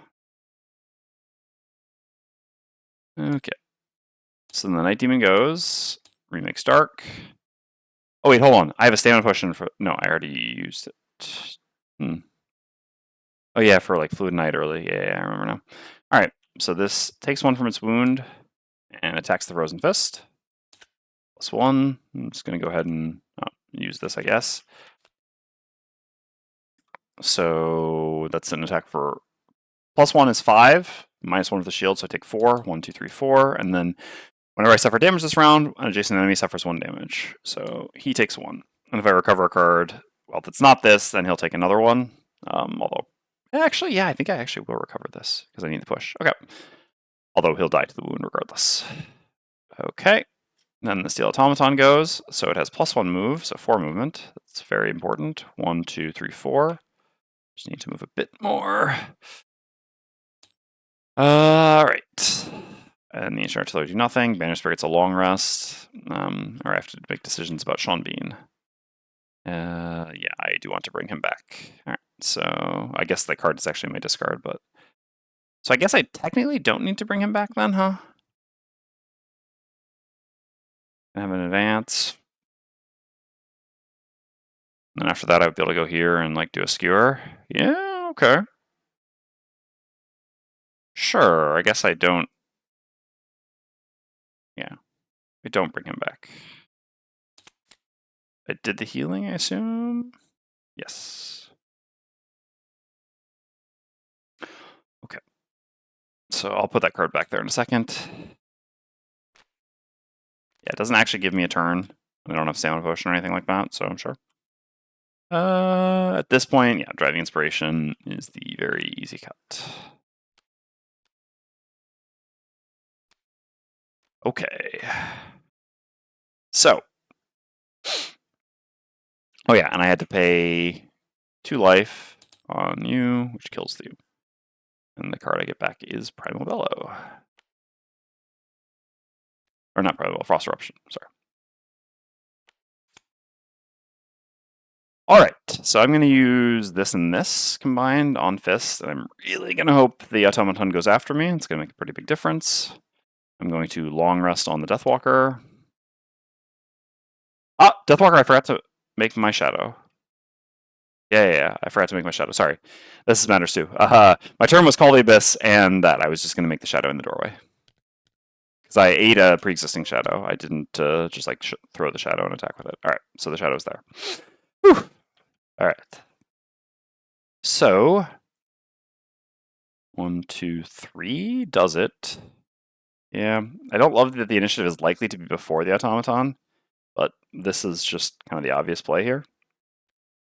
After that, I can... Oh, wait. No, I need to have moved first. Then I still have the ability to potentially pull the Automaton into some of these, but yeah, this doesn't work right now. Okay. 70. Come on. Oh, it's just... It's right after everyone. Could you just go at 69? All right. Ancient Artillery do nothing. Banner Spear, Reinforcement goes to here. So what is this? Just nothing special? Yeah, okay. Did I refresh all my items when I long rested? Absolutely not. You have not long rested. Yeah, that's fine. Okay. You know what? No, the skewer is pretty important here. Also, it makes him stop here, which is nice. I guess on Fist, I'll probably just pick up the double loot, though. Sucks, I really would like to loot with Bannister here. 2 shots to get my herbs, but yeah. Alright. 1, 2, 3 to here. Deal for 1. I mean, he hits for 5. I have all my armor back. I should be fine. Alright. I heal 1 regen. I gain 1 experience. I perform an attack 3, pierce 3. He has 3 shield. I will go ahead and get an advantage on this. This is just about as important as my attacks can be. Okay, well, that's fine. 4 damage. Still very good. Alright, Fist is up next. Heal 1 from regen. Yeah, I don't really see a reason to...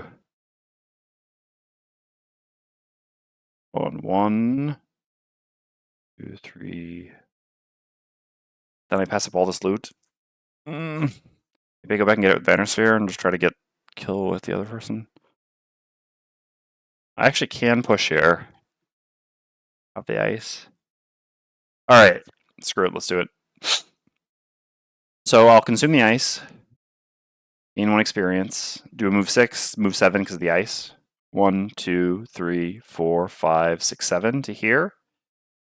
Then I do Frost Eruption, make ice, attack him. Do I care where he is after this? Let's switch. No. Okay. Attack him for 2.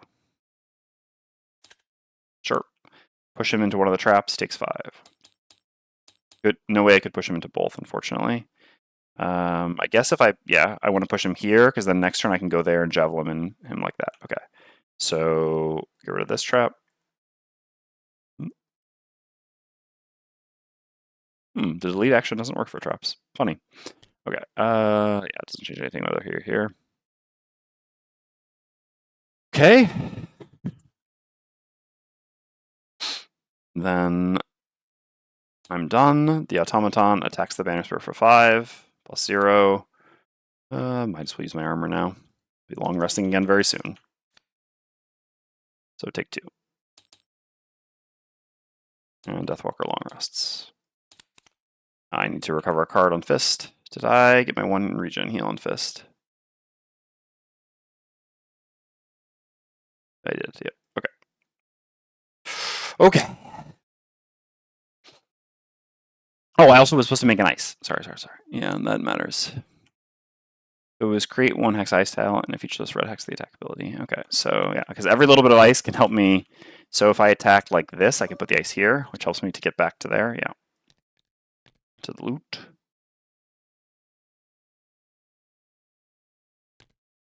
Let's offset a bit. The grid is messing up a bit. Whatever, it's fine. Right. Like that. All right. So I need to just recover. Well, the giant move or the push? No, the push doesn't matter anymore. Because, yeah. Okay. The giant move. Banner Sphere will just yank into the thing.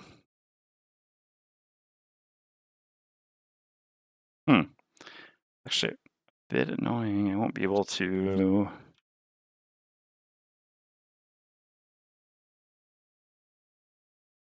This is a bit of direct damage. Yeah, I guess that's fine then. I'm giving up my big move with this, but then I can just run to here afterwards and get that loot at least. All right. Okay. I was supposed to do my long rest of the Deathwalker. Brush all the items. Still have a card up there. Yeah.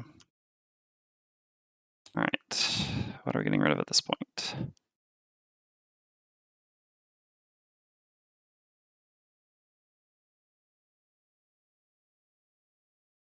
I think Anger, probably. Anger is like a single large attack, but my other stuff is basically as big as that.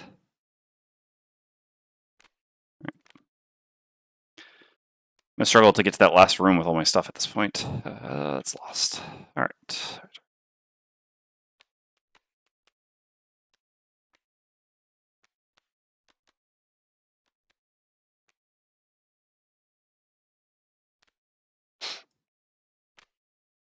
Who knew that burning 2 losses round 1 would be this costly? All right. So basically, what I'm gonna do, Sean Bean's gonna do nothing. I'm gonna activate the top set for the charge, and then I'm gonna go here with Javelin, pull him to here. This can do 7 direct damage. Unfortunately, yeah, there's not really a way to. I could move just a little bit more. It's going to go to 1. But Fist isn't actually going to be able to drive by him, really. I want to go grab the loot this turn, and I really do need to make it to the loot. Well, I'll probably just try to kill him with Fist then, to be honest. Somehow, we'll see. Yeah, is what it is. Well, or alternatively, no. So the level 2 Deathwalker attack actually requires line of sight. I guess if I move all... Well... Alright, this actually works. Yeah, I can just Fluid Knight one of them away here. Solve this. Yeah, okay. Alright, this works. Gives the important information. 24 anyway. All right. Banner Spear's up first. So Sean Bean, really doesn't matter what you do. I'll just move you to there. I guess this technically advances a little bit. I'm going to be dismissing you anyway, though. Okay. So then I activate set for the charge. Whenever an enemy moves or teleports from hex not adjacent to you to hex adjacent to you this round, that enemy suffers 2 damage, which works with Javelin. So then I will do a move 1 to here with Javelin, and then I'll do a pull 2, range 3, pulling into this trap, doing 7 direct damage. 2 from set for the charge, and 5 for the trap. Okay. And I'm done. Then the Deathwalker goes, so we'll use, God, unfortunately I have still have the miss in my deck. 6 cards left. No advantage. Oh no, I do have advantage again. I long rested. Oh, beautiful. Okay. Great. Alright, so I move all my shadows 3 hexes. So this one's going to go 1, 2, 3, like so. This one's going to go 1, 2, 3 to here. Then I make dark, gain 1 experience, and consume the shadow to perform an attack 5 on him. I will use a Spyglass here. Advantage matters enough. 6 cards left in my deck. Wow, this is high variance end, but okay. He's dead. No Steel Automaton, so Fist goes. Heals 1 from regen. Did I pay to recover a card with Fist? I think not.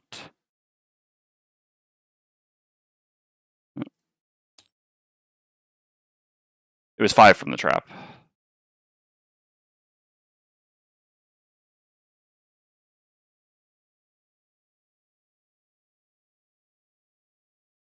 Yeah, I'm pretty sure I forgot to pay with Fist.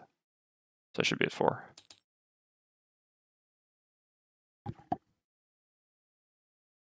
Yeah, I'm sure I did. Okay. So, with Fist, I need to use this to move, so unfortunately I can't create any more ice for a pathway. Or can I? No, because this is just a default move 2 then, which would be 1, 2, yeah, no, okay. So here I just do nothing with this, it doesn't really matter. Here I consume the ice, gain 1 experience, and move all the way to here. So the next turn, yeah, Bannister is just going to grab this loot. Yep. Okay.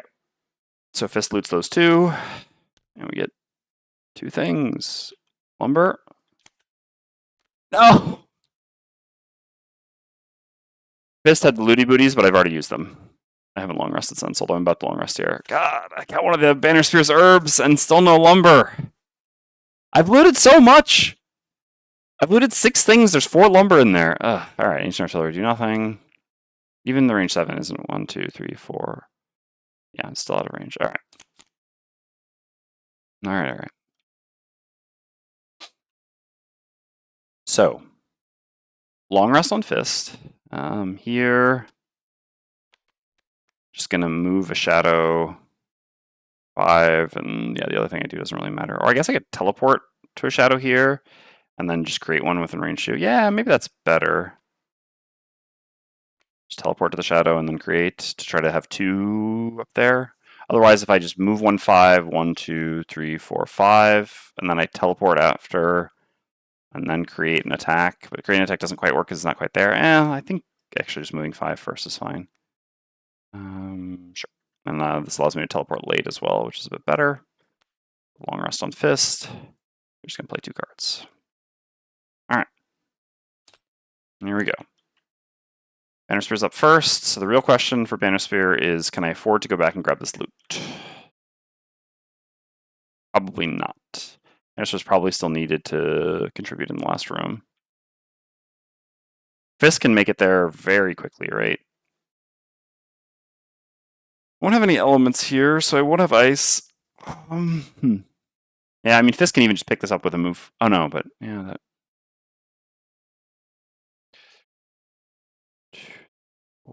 So I still have both move 4s, and then I'd be doing like a range attack 3, basically.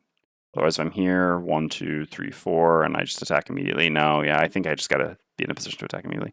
Yeah, I mean, there's no real reason to advance Sean Bean. Okay, yeah, so Banner Spear, I will just go here. Passing up 1 loot, healing for 2, gaining regen. I swear if I loot the lumber here, I'm gonna be so unhappy. I mean, no, I still want lumber, but of course. Ah! Oh, if I could just switch those last two loot cards, this would be a retirement here and the first progress towards there, etc., etc. All right, whatever. Deathwalker just moves the Shadow 5. 1, 2, 3, 4, 5 to there. Okay, Ancient Artillery do nothing, and Frozen Fist gets a long rest. Alright. Choose a card to lose for Fist. Fresh all my items. Didn't have any element that I could keep, unfortunately. Would have been nice if I did. Okay, long rest for Banner Spear, or no rush, and we have, yeah, some things to refresh for sure. Here, we're just going to teleport into that room late. So here... I think I'll just grab this loot with Fist, to be honest. Use a small move, yeah. Oh wait, I have to choose a card to lose, right? Yeah. Alright. So does that work, for example? Let's say I use like this and this. I guess I go to here, use the looty booties, make ice, let's say here. Then after that, I essentially have a move 7. 1, 2, 3, 4, 5, 6, 7 to there. Which allows me to attack with this, I guess. Which, yeah, I mean, I don't really have much better than that. And I create ice under them, and then the next turn I encase punch. Yeah, okay. That seems like it. So play these two cards here, recover this, yeah.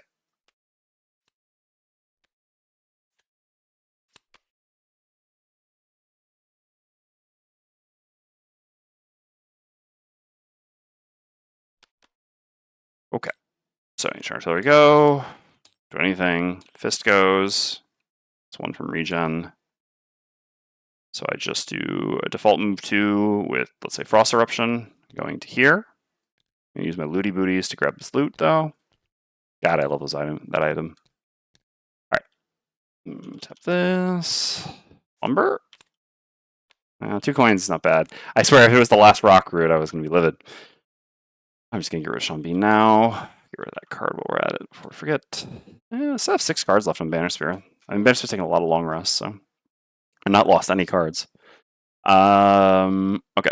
So then with Fist, I make ice with this, and I create 1 icy terrain within range 3, which I'll put right here to help the Banner Spear a little bit, as well as myself. All right, this looks good. This looks good. And the Deathwalker goes after the Ancient Artillery. So I'm going to use Forceful Spirits to teleport to here and just default attack this Ancient Artillery. Yeah, nothing to use on this, to be honest. All right. The old punch. Sometimes there's the crit when I do a default attack. Whatever. I mean, better than flipping the null after all that time. Whew. All right. 24 life left to go. Heal 3 here. Choose a card to lose. Refresh all these items.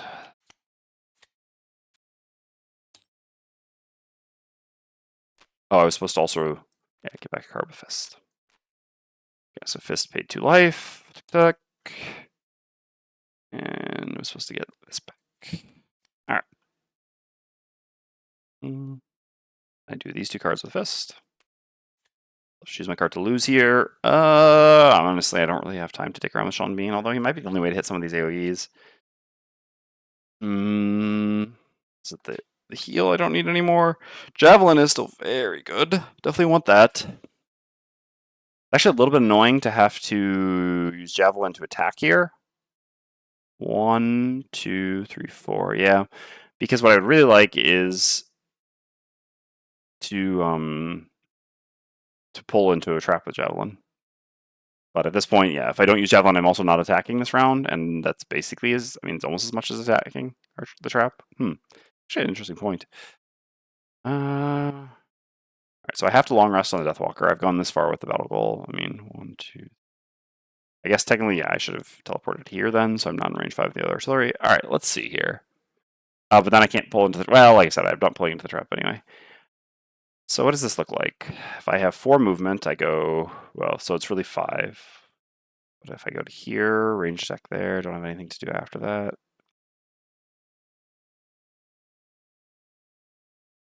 I mean, regroup can also set up an AoE for me, kinda. Not really. I wish I had combined effort at this point, but obviously we're kind of past that. All right, let's just get rid of you. Not sure that's the right choice, but I don't want to overthink it or spend too much time thinking about this either. Okay. So, yeah, the thing is they actually have a number of cards that push, which would be pretty annoying here. Not, I mean, I can choose not to get pushed into the trap, but yeah. 1, 2. There's just nothing. Just nothing that works there other than a range tech. All right. And then what am I doing after that? Guess I can go here and even do the other thing. Like do this, the good thing to it. All right, sure.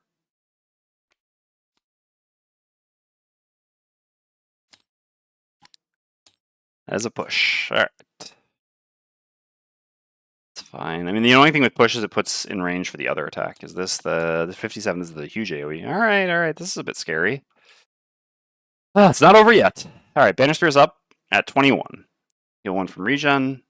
Pretty sure I've refreshed all my items. Yes. So I have a move 4. 1, 2, 3, 4 to. Oh, no. Definitely not that. So maybe I'm just going to here then? It's going to make my next turn much worse. No, I could still even do the move 4 to get to there if I need to. Okay, sure. Go to there, make wind, make an attack 3 on the ancient artillery. Honestly, I'll get advantage on this. Well, no, I guess we're not killing it this turn. No. They exist. No value. Actually, I will get hit here. Okay. So in the artillery go. Yeah, this push is pretty annoying. Push 1, target all, range 1, and then attack 3s. So you get pushed to here, which puts you in range of both sets of attacks. So this one is going to hit first Deathwalker, then Banner Spear. Deathwalker first. Okay, so 2 damage, regen's gone. Then Banner Spear. So it's 3. I guess I can keep my regen by using my armor now. Why not? Okay. And then this one, yeah, because again, it's range 4, but or range 3, but yeah. So 1, 2, 3, draw like that. Okay, fair enough. That's that. Oh wait, this is the spot that Fist needed to be in to hit, right? Did I just screw everything up? I'm pretty sure I did. But I guess I didn't want to get pushed into the trap, so. But yeah, that was actually really bad, I think. All right, Fist heals 1 with regen. Yeah, I think that was actually very costly. Very, very costly. But I guess we can. All right. Yeah. Fist eats the wind or ice, gains 1 XP. So this is a move 7 plus going through. Or yeah, move 7 because of going through the ice, right? 1, 2, 3, 4, 5, 6. Yeah, that was the hex from which I could attack. I already flipped the other modifier, so I can't undo that. That really sucks. Can't do this top either. Yeah. All right. Well, it is what it is. That's all I can do. And I can't use this. I mean, I can just make an ice, I guess. That's it. All right. Sure. And then at the end of the round, I suffer 2 and get this back. All right. Deathwalker long rests. Yeah, I should have just gotten pushed into the trap, obviously. I didn't realize what a big difference it would make for Fist in the end, like missing out on the attack, which then sets up the other attack, etc. We shouldn't have too much difficulty killing this one, so I guess it's okay, but still. Would have been better. Alright. Choose card to lose.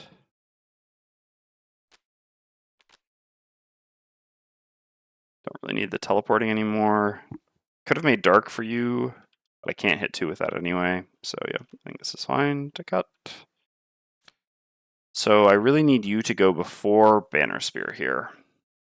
And then I can kill the thing. If you go before Banner Spear and move. Easier said than done.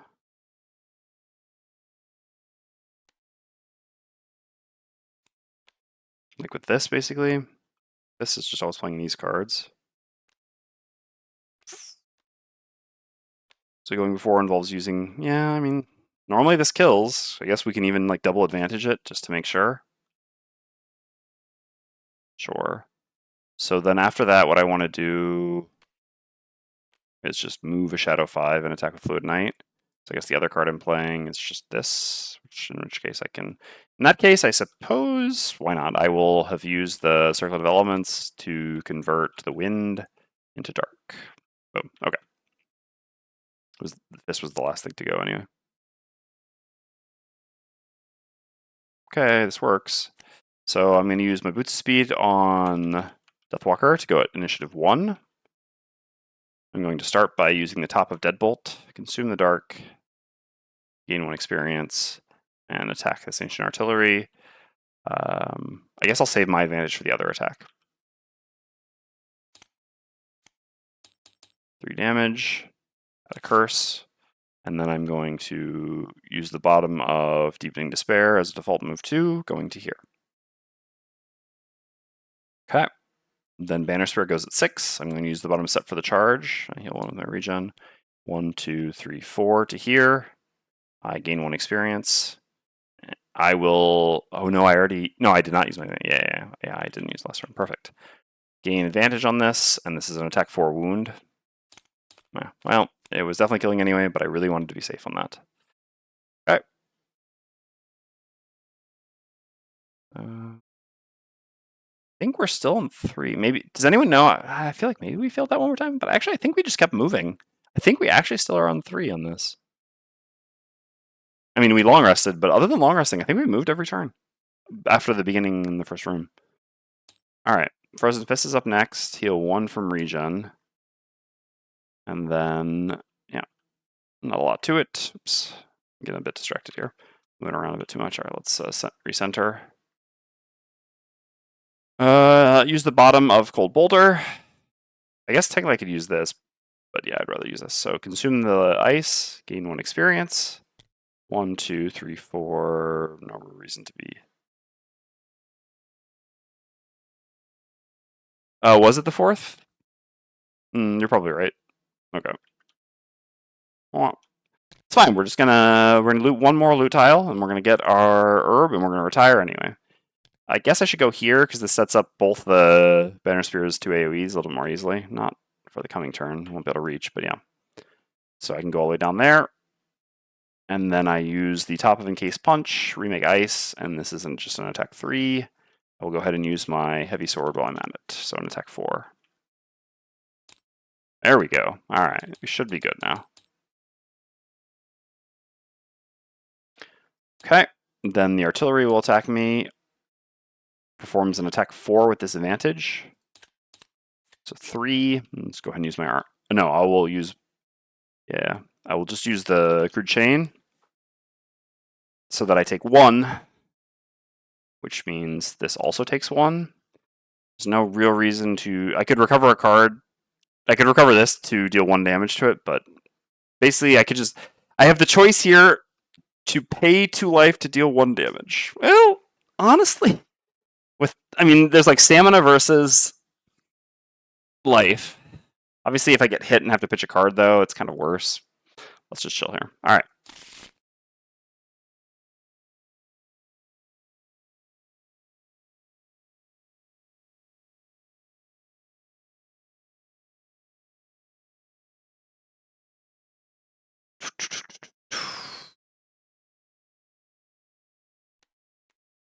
Use 2 cards here.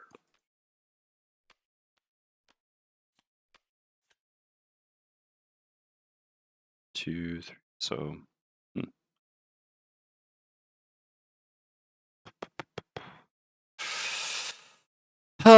This is a bit tough to try to get everything right. All right, so short rest on Fist. Sure. Well, yeah, this is.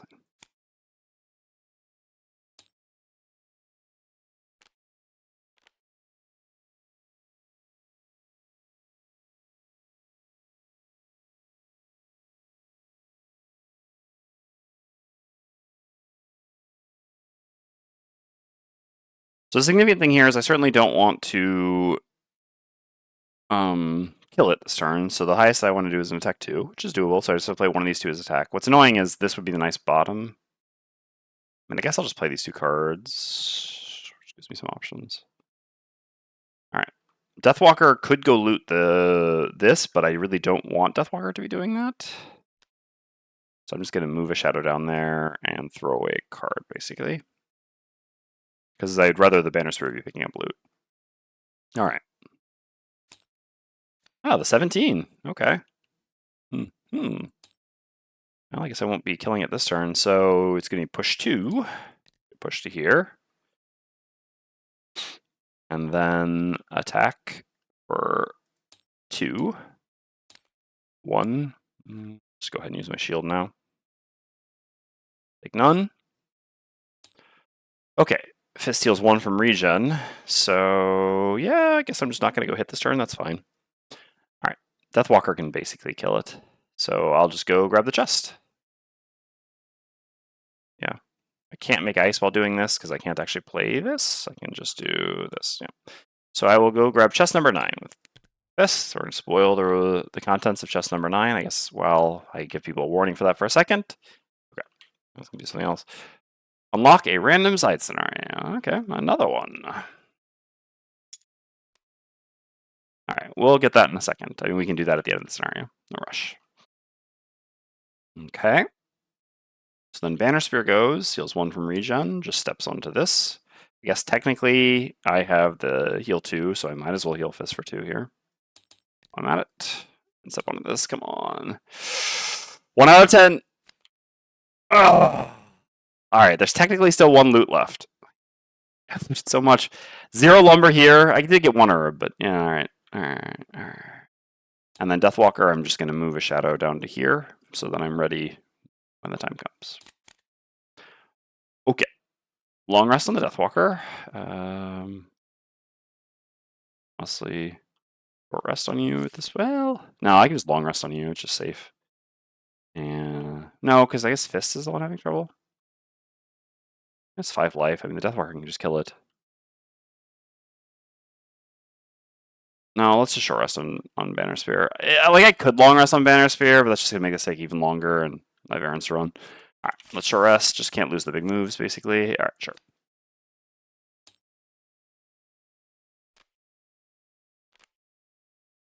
Fist should recover a card.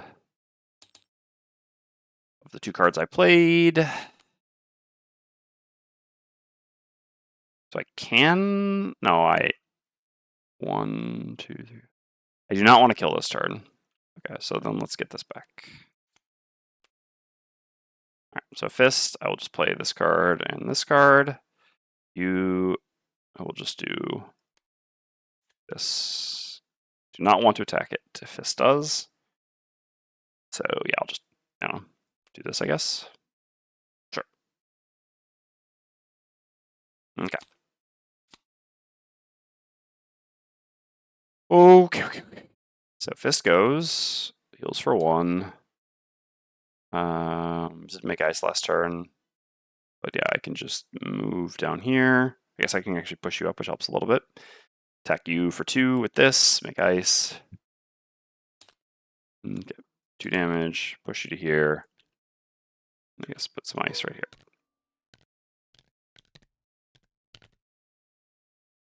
Okay, Banner Spear is up next. Artillery is just doing that. Sure. Hit 1 from regen. 1, 2, 3, 4 to there. Will not default attack because that would just introduce an unnecessary risk. I guess I go to there. Heal Fist for 2. All right, Deathwalker takes a long rest, and this hits me. This makes an attack 5 with disadvantage. It's not really significant at this point. All right, there's the curse.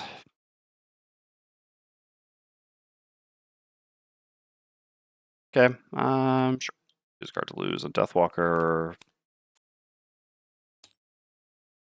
Just gonna get 2 XP on Deathwalker. I value XP on Deathwalker. I would say the highest of anyone in this party. I mean, technically I should care most about Fist XP, but Fist XP I can just get like this. As long as I don't lose the thing that consumes ice while moving. Yeah. Okay, well, this is the last turn for Fist. It has gone down to the wire. So yeah, Deathwalker. At long rested, I have all my stuff back, including the boots, which means I can 100% this monster, which seems worth doing. And then after that, it doesn't really matter what I do here. Okay, I'm gonna boots to go at 1 on Deathwalker. All right, 1 out of 9. I mean, we have 1 out of 10, 1 out of 9, right? Sadly, Fist can't quite make it back to get to this. I didn't make a long enough ice highway. I love the Fist ice highways, by the way. Once you get them set up, like you get a lot of ice, and Fist can just like charge the laser sort of thing. All right, I'm gonna boots the speed on Deathwalker to go at 1. I will, yeah, I'm gonna use both of these. This bottom as a loss just to gain 1 experience, and then Fluid Knight for experience. So I gain 2 experience. Well, 2 attack and experience. I'll use the Spyglass. Obviously, this is an attack 5 with advantage. That's a kill. All right. Banner Spear will go here. Fist will gain 1 experience from Cold Boulder, consuming ice to move. Nice, respectable experience. All right.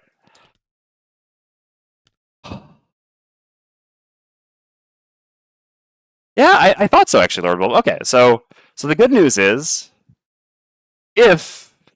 No, it doesn't matter. It doesn't matter because we're just going to grab the herb here. We're going to get the herb. It's going to all be done. 1 out of 9 on the rock route. All right, chat.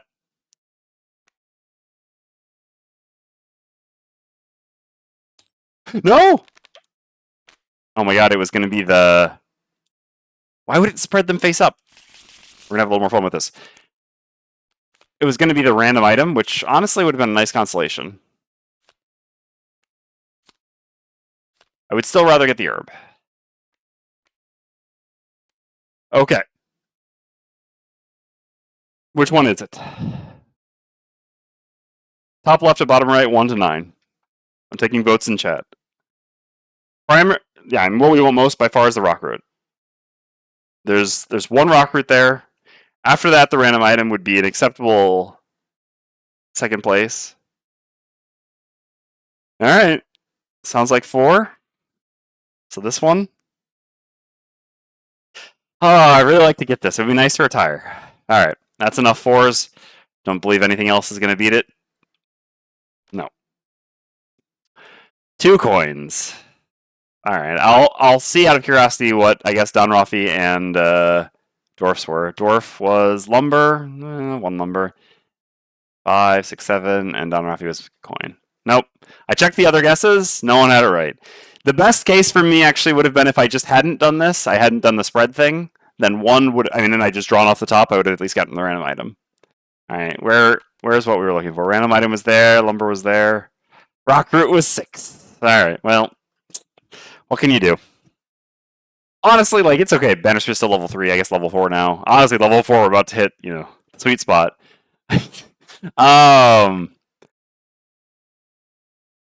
That's less frustrating. Like, that's fine. We got one of the 2 remaining, or one of the 3 remaining, so we just need 1 now, and there's 2 choices. What was more frustrating was having 4 lumber there, looting 7 loot tokens, and getting 0 lumber on Fist. Fist still has yet to get a single lumber. We're starting to be the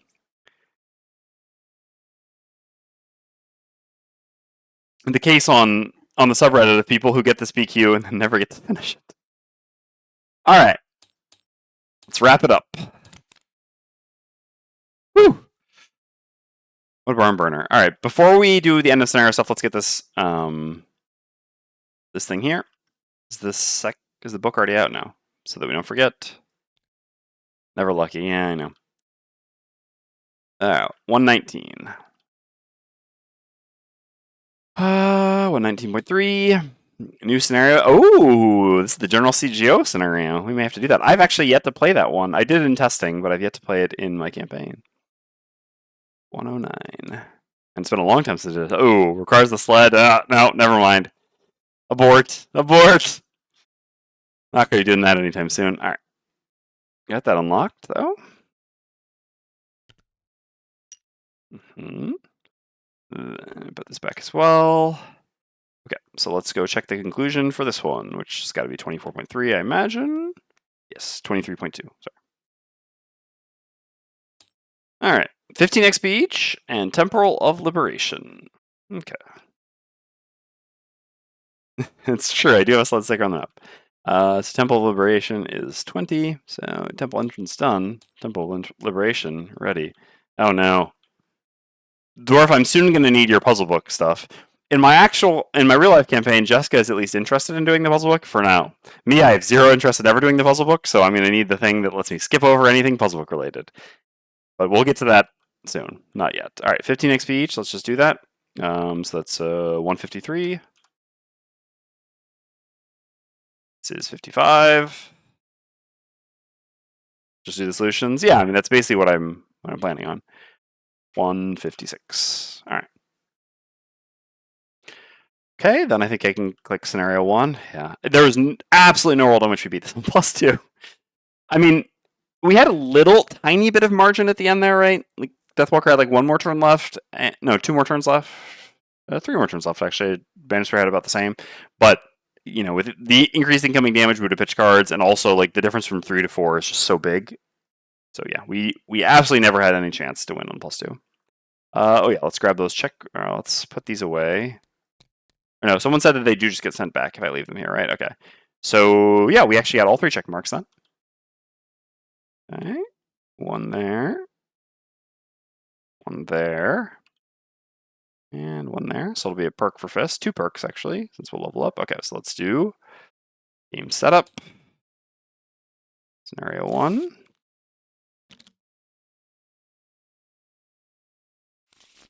Grab all our stuff back.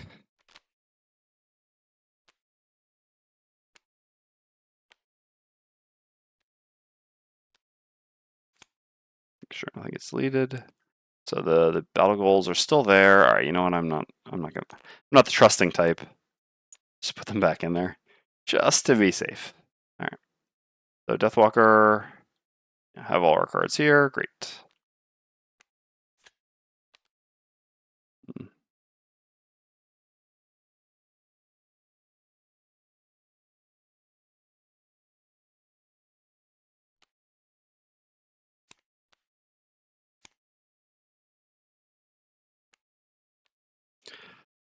Okay, have all the important stuff, so I can do delete map now. Yep.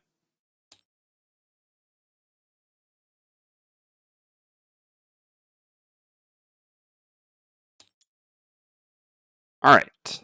Oh, I forgot to put the thing in the remove. Oh, did we? Were there only 7? I thought there were 8 side scenarios. Random side. Uh-oh. Did we mess it up? Hmm. I guess we'll have to see. I mean, whatever. If we draw the entire deck and there's still 1 left, then the next time we draw one, we'll just look into it. Okay. Thought there were 8, but maybe only 7. So, we head back to Frosthaven. Check this. Do an outpost event. Okay. 03. Hear ye, hear ye. I am the crier of the great Dalam, the most powerful seer the world has ever known. An ostentatiously dressed man is shouting in the middle of the town, drawing a crowd. It is my great honor to advise you that the great Dalam has selected this outpost for his next visitation. There are audible gasps from the crowd. You will arrive in a fortnight. Prepare yourselves and be merry. As the crier packs up, Frosthaven citizenry comes alive. The great Dalam? Here? And we'll need to prepare a feast. And we'll need an offering. I've heard he grants the wishes of those who please him with lavish donations. Even Mayor Satha, that's a name.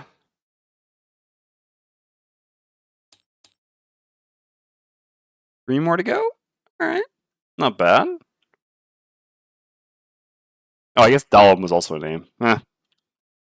You really count. Even Mayor Satha looks to be hiding excitement under a facade of civility.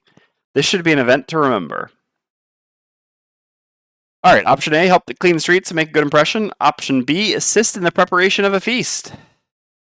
The Great Dalam is not a name? Well, Alright. Poll. Let's run it. Clean. How do we help prepare? Clean the streets. Prepare the feast. I know Dahlem would have counted. I didn't pay attention to it until I read Zatha. All right. So bear this in. Let's take a look at our traits before people vote to consider who would be good at cleaning and who would be good at preparing feasts. So we have armored, persuasive, resourceful. I mean, resourceful seems more feast-like. Armored, I guess, for cleaning in the streets, or persuasive, maybe. I don't know. Persuasive, strong, intimidating. Ooh, intimidating is going to clean up the streets. Arcane, outcast, persuasive. Well, we're very persuasive in this party. Yeah, I don't really know. All right. Figured I would just. This does seem like it could be a trait check, so I figured I would share what the traits are before we move on to the poll. Glint is the best NPC out of Zane. I don't remember Glint. I mean, I'm sure I've seen them, but I mean, Zane is the best NPC, followed by Zane.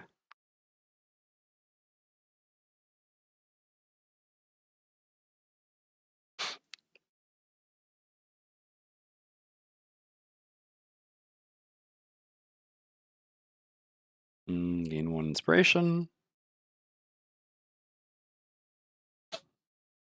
Did we gain enough lumber in the end? The loot carts! Oh no! God. Alright.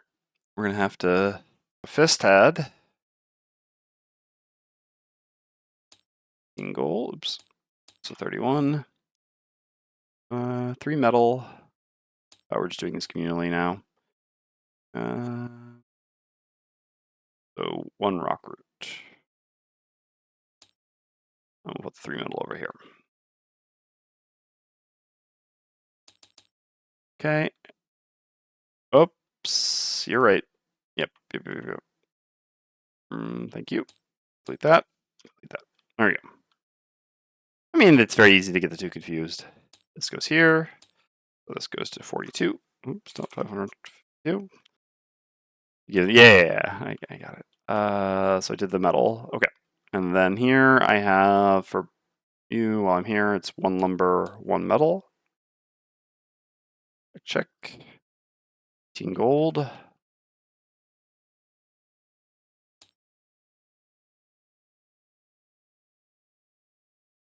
And 1 corpse cap. All right.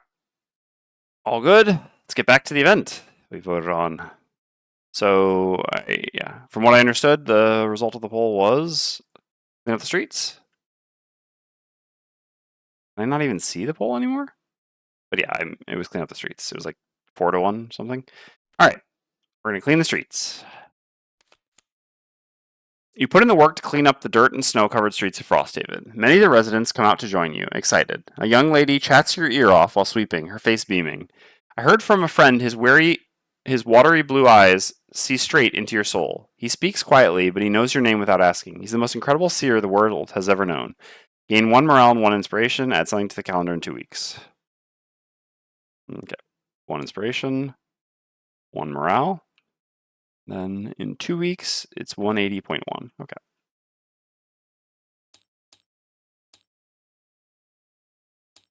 Oops. There we go. Okay.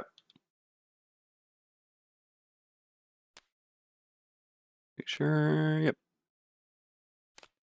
All right. Remove event.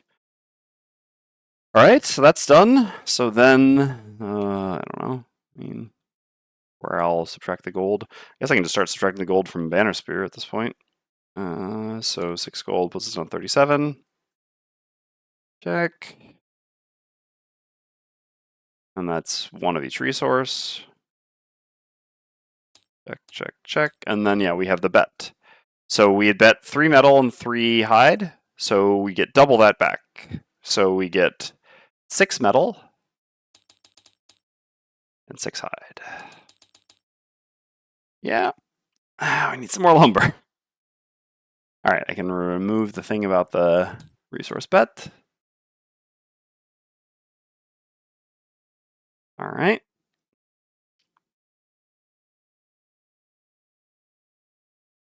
So we gotta do leveling up, we gotta do crafting, gotta do building. Let's do the building first while we're at it. So we're gonna build the trading post. I really want to build the trading post so that I can get that axe that the Deathwalker sold. So 2 lumber, 2 metal, 1 hide, and 10 gold.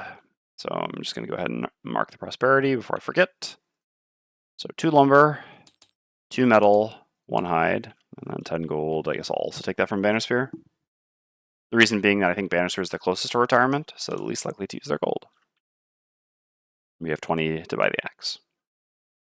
Okay, so that was everything. We build the trading post. And this doesn't actually do anything. Oh yeah, we read 25.2. Okay. I mean, this just lets us buy the things that we already had there. Okay. So 25. Oops. Okay. We gotta add some events. All right. It's gonna be a bit of work. So we need Winter Outpost 80.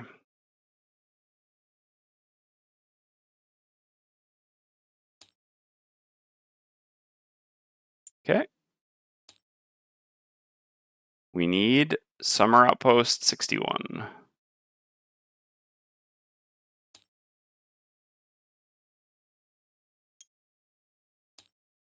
And we need Winter Road 41. Winter Road 41. Okay. This time we'll do this correctly. Shuffle into the deck. Shuffle into the deck. Outpost. Yep.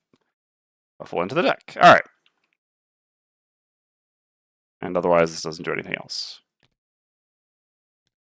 It's just that now we may buy and sell items. Well, we could also sell it. We may now buy items.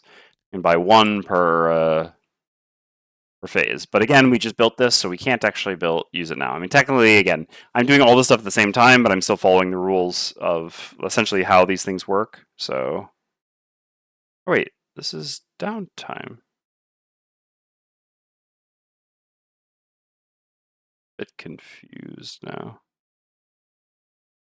No, anyway, yeah, I can't use it this time. I can't use it this day. And did you get the inspiration for finishing the scenario? I did get the inspiration for finishing the scenario, yes. So yeah, basically, it's not actually built yet. It'll be built in a week. So even though I'm like condensing everything together, I can't actually buy an item yet, which sucks because I would really like to get that axe for the Banisphere. In reality, the Banisphere will retire before getting the axe. She's wanted that for so long, she's never going to get there. All right, so let's do perks and level up. So the one who got a perk is here, and then we also level up. So let's go ahead and do both of those things. So it'll be 2 perks. And we get our precious non-AMD. Yeah. And prosperity for building. Yes, I think that was the first thing that I did. I want to say. Yeah, I'm pretty sure. I think so. Someone else can confirm, but now I'm being forgetful. But anyway. Okay. So we're definitely doing this. We finally have it. Thick-skinned. Now, once each scenario, when we would suffer damage, we may negate the damage. This is just really, really big for Fist. We've been pretty lucky so far with that not going badly, but yeah. Right. And then, yeah, I mean, it's time to start getting some +0 disarms. Or get rid of the -2. Yeah, +0 disarms. This is still a stronger perk. So we get rid of -1.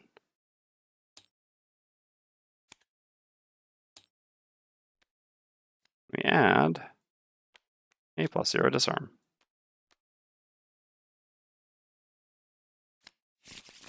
Okay.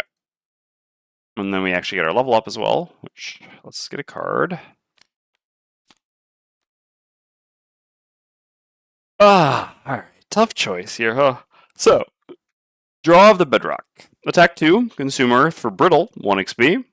Shield 1, consume Ice for shield 1, +1 shield. Round 10 initiative. Bottom is pull 3, range 4, consume Earth for immobilize range 1, 1 XP, retaliate 2. I don't know. The bottom is fine. Honestly, the bottom more often than anything is just a move 2. The top is quite strong when you have elements for it, and even without, it's still acceptable. But yeah, also, again, the value of this card, until you've really played with it, it's difficult to understand just how strong this is to be able to go at 10 initiative every round if you have the life for it, right? This does cost 1 more than the 19 initiative to recur, right? It's cost 3 rather than 2. But, again, if you can always go before monsters, this is very strong. Especially when you can, go before your ally. Like, imagine this, right? The Deathwalker has an 11 initiative attack 4 that we can very easily use. If we have Earth, we can just do an attack 2, then let's the Deathwalker do an attack 8. So we got to go at 10 to 11 and basically just one-shot a monster. Yeah, it's pretty good. And there's Crushing Crystals. So obviously for this one, consuming ice is a lot less important. Consuming Earth is much more important. Here, obviously, this is just all ice, the crystals. It's also just a good set of actions. Yeah, I don't know. I mean, the bottom action is you don't really want to retaliate much as Fist because you don't want to get attacked a lot as Fist. I mean, sure, there's like the whole shield thing, but then basically you have to you have to pre-get ice and set it up. I don't know. There's a Fist tanking build exists. I've just never really found it to be that good. I mean, or how to put it differently, I'm sure it's fine. It feels like you have better things to do, and yeah, the top is a good set of actions, and a move to a 10 initiative is also a good action. Anyway, unless you're talking about this is also a good set of actions. This has terrible initiative though. That's the cost, right? 2-target disarm. It's very strong. It's not as easy to do as it seems. And again, the initiative is a cost. I never got Fist Tank to work. The bottom is good when immobilized or some allies. Yeah, I mean that's fair, I guess. Okay, so the biggest cost with this is it's not easy to create ice on bottom. Currently, yeah, we have no way to do it. Actually, we just cannot generate elements on bottom. No, we have Primal Bellow, which allows us to make Earth on bottom, which is also a decent action. We cannot create ice on bottom. That being said, at level 3, we do get access to this. But yeah, it's a little bit... Basically, because this is kind of a 2-card combo. Yeah, exactly. Because it's kind of a 2-card combo, and these both cost 3 to recur rather than 2, it is a lot harder to do than you would expect. That being said, the bottom is obviously just good. Move 2, heal 2 self is a nice bottom. Anyway, I'm going to take Draw the Bedrock. I prioritize initiative very, very high. Obviously, CC is also very good, especially playing... Oh yeah, we need to up the difficulty again. Especially playing on +2 difficulty. Hard CC is very, very valuable, but yeah. I don't know. I don't want to live in a world where I don't take Draw the Bedrock. This card just... The initiative, the actions. That's what I want. All right. Let's grab that there. Over to Banner Spear. Finally, we get Boldening Blow. Or, we're going to do some more anti-Banner Spear scenarios. Maybe we should just take air support now. I mean, regardless, both these cards are excellent. Pretty much always want both of them. Biggest problem of taking both of them, is that Explosive Epicenter at 5 is also really, really good. Yeah, I'm just going to take Boldening Blow now. I think it's slightly better.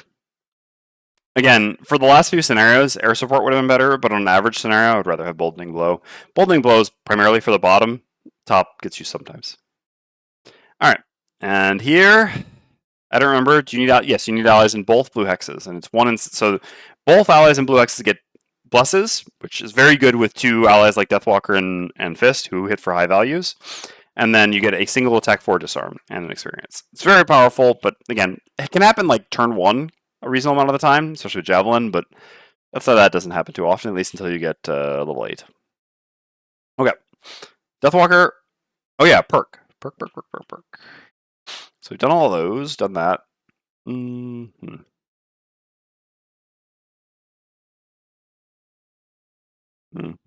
So the next thing that I kind of like to do is just to get this, to be honest. The Shield 2. But... Yeah, that's what I said. Turn 1 with Javelin bottom, but yeah. It's very realistic that I'll retire before I even get another, I guess, 1 check, but... Basically, my goal is, like, every scenario to retire. So I think I would rather just take immediate gains rather than something that'll be good in a little longer. So I'm just going to take +1 disarm. Just a strong modifier.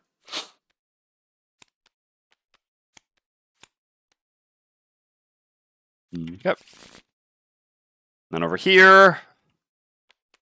Man. This card, Pulled Across is so strong. This is like, when you get here, it's when the melee build, you really start to be like, Because, yeah, move to Invis, create a relevant element. This is a level 9 Mind Thief action. Now, obviously, when we're doing range, we don't really care about that much about being Invis, because we're just in the back anyway. And yeah, Fleeting Dust just gives us an incredible turn 1, where we can create a shadow while setting up Call the Abyss, which just makes the start of scenarios go so much smoother. So we're going to take Fleeting Dusk.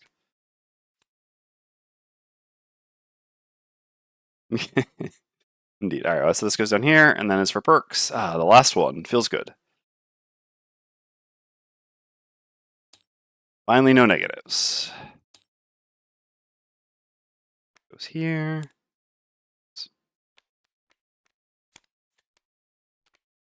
Okay. Excellent. All right, and then the only thing we have left is a little potion brewing. So for potions, we have a Snow Thistle. I mean, I guess I'm just going to put this in the communal as well. -1 Snow Thistle, -1 Rock Root. I'll do those after. I don't want to afraid anything. All right, so Snow Thistle, Rock Root. And then Corpse Cap and Snow Thistle. For the purpose of events, we'll obviously treat these as if we actually have them, but again, just for the convenience in bookkeeping, we're just going to put them all here. Okay, so Snow Thistle plus Corpse Cap, we already have done. Yes, Poison Vial, we definitely don't want to make any more of those. So the most we can do is 1 here, so it's either Snow Thistle Rock Root or Corpse Cap Rock Root, but it should realistically be Snow Thistle because, yeah, we've got more of it. So Snow Thistle plus Rock Root is right here. Renewing Potion. Okay, that's an acceptable one. Get rid of this, get rid of this.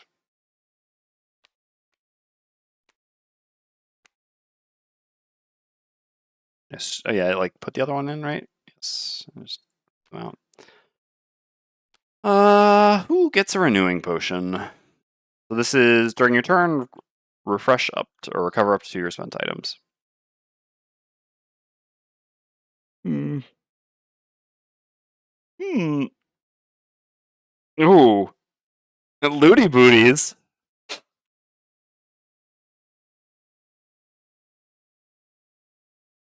Yeah. No kidding. With the need for that lumber, oof. So the one catch with this is that there are a lot less potions that are good for Deathwalker than there are that are good for Fist, basically. And so yeah. Like this one is actually decent for Deathwalker. Actually pretty good for Deathwalker. It's like an additional source of advantage and additional initiative manipulation, but in general it still is stronger for Fist. Like Fist, it's going to be 3 life or 2 life 1 damage, or 2 life 1 loot, or 1 damage 1 loot, or elements. Yeah, it is just stronger for Fist. And Fist like might level up in 1 to 2 scenario. I mean, might level up in 1 scenario, will level up in 2 scenarios. So at that point we'll have another potion slot anyway. I guess that's fine. Worst case scenario, no, I mean, currently I have no other ones that I could make for Deathwalker, but I guess I would just make another one of those if I were really desperate. All right, looks good. I think we're good to go then. I think we have done everything. We have time. Hopefully it's not raining anymore. I'm not sure. To run and grab some groceries and start cooking dinner. Okay, I think that's it. So, like I said earlier, just to give a heads up, basically, my wife has still not figured out which week she's going to be in the south of France and which week she's going to be in Paris, starting next week, which is, yeah. Anyway, so accordingly, I don't know which week I'll be streaming a lot, and which week I'll be streaming very little. So what I'm going to do is I'm just going to stream Monday next week no matter what, and by Monday I'll know whether my wife is still here or not. Hopefully. So yeah.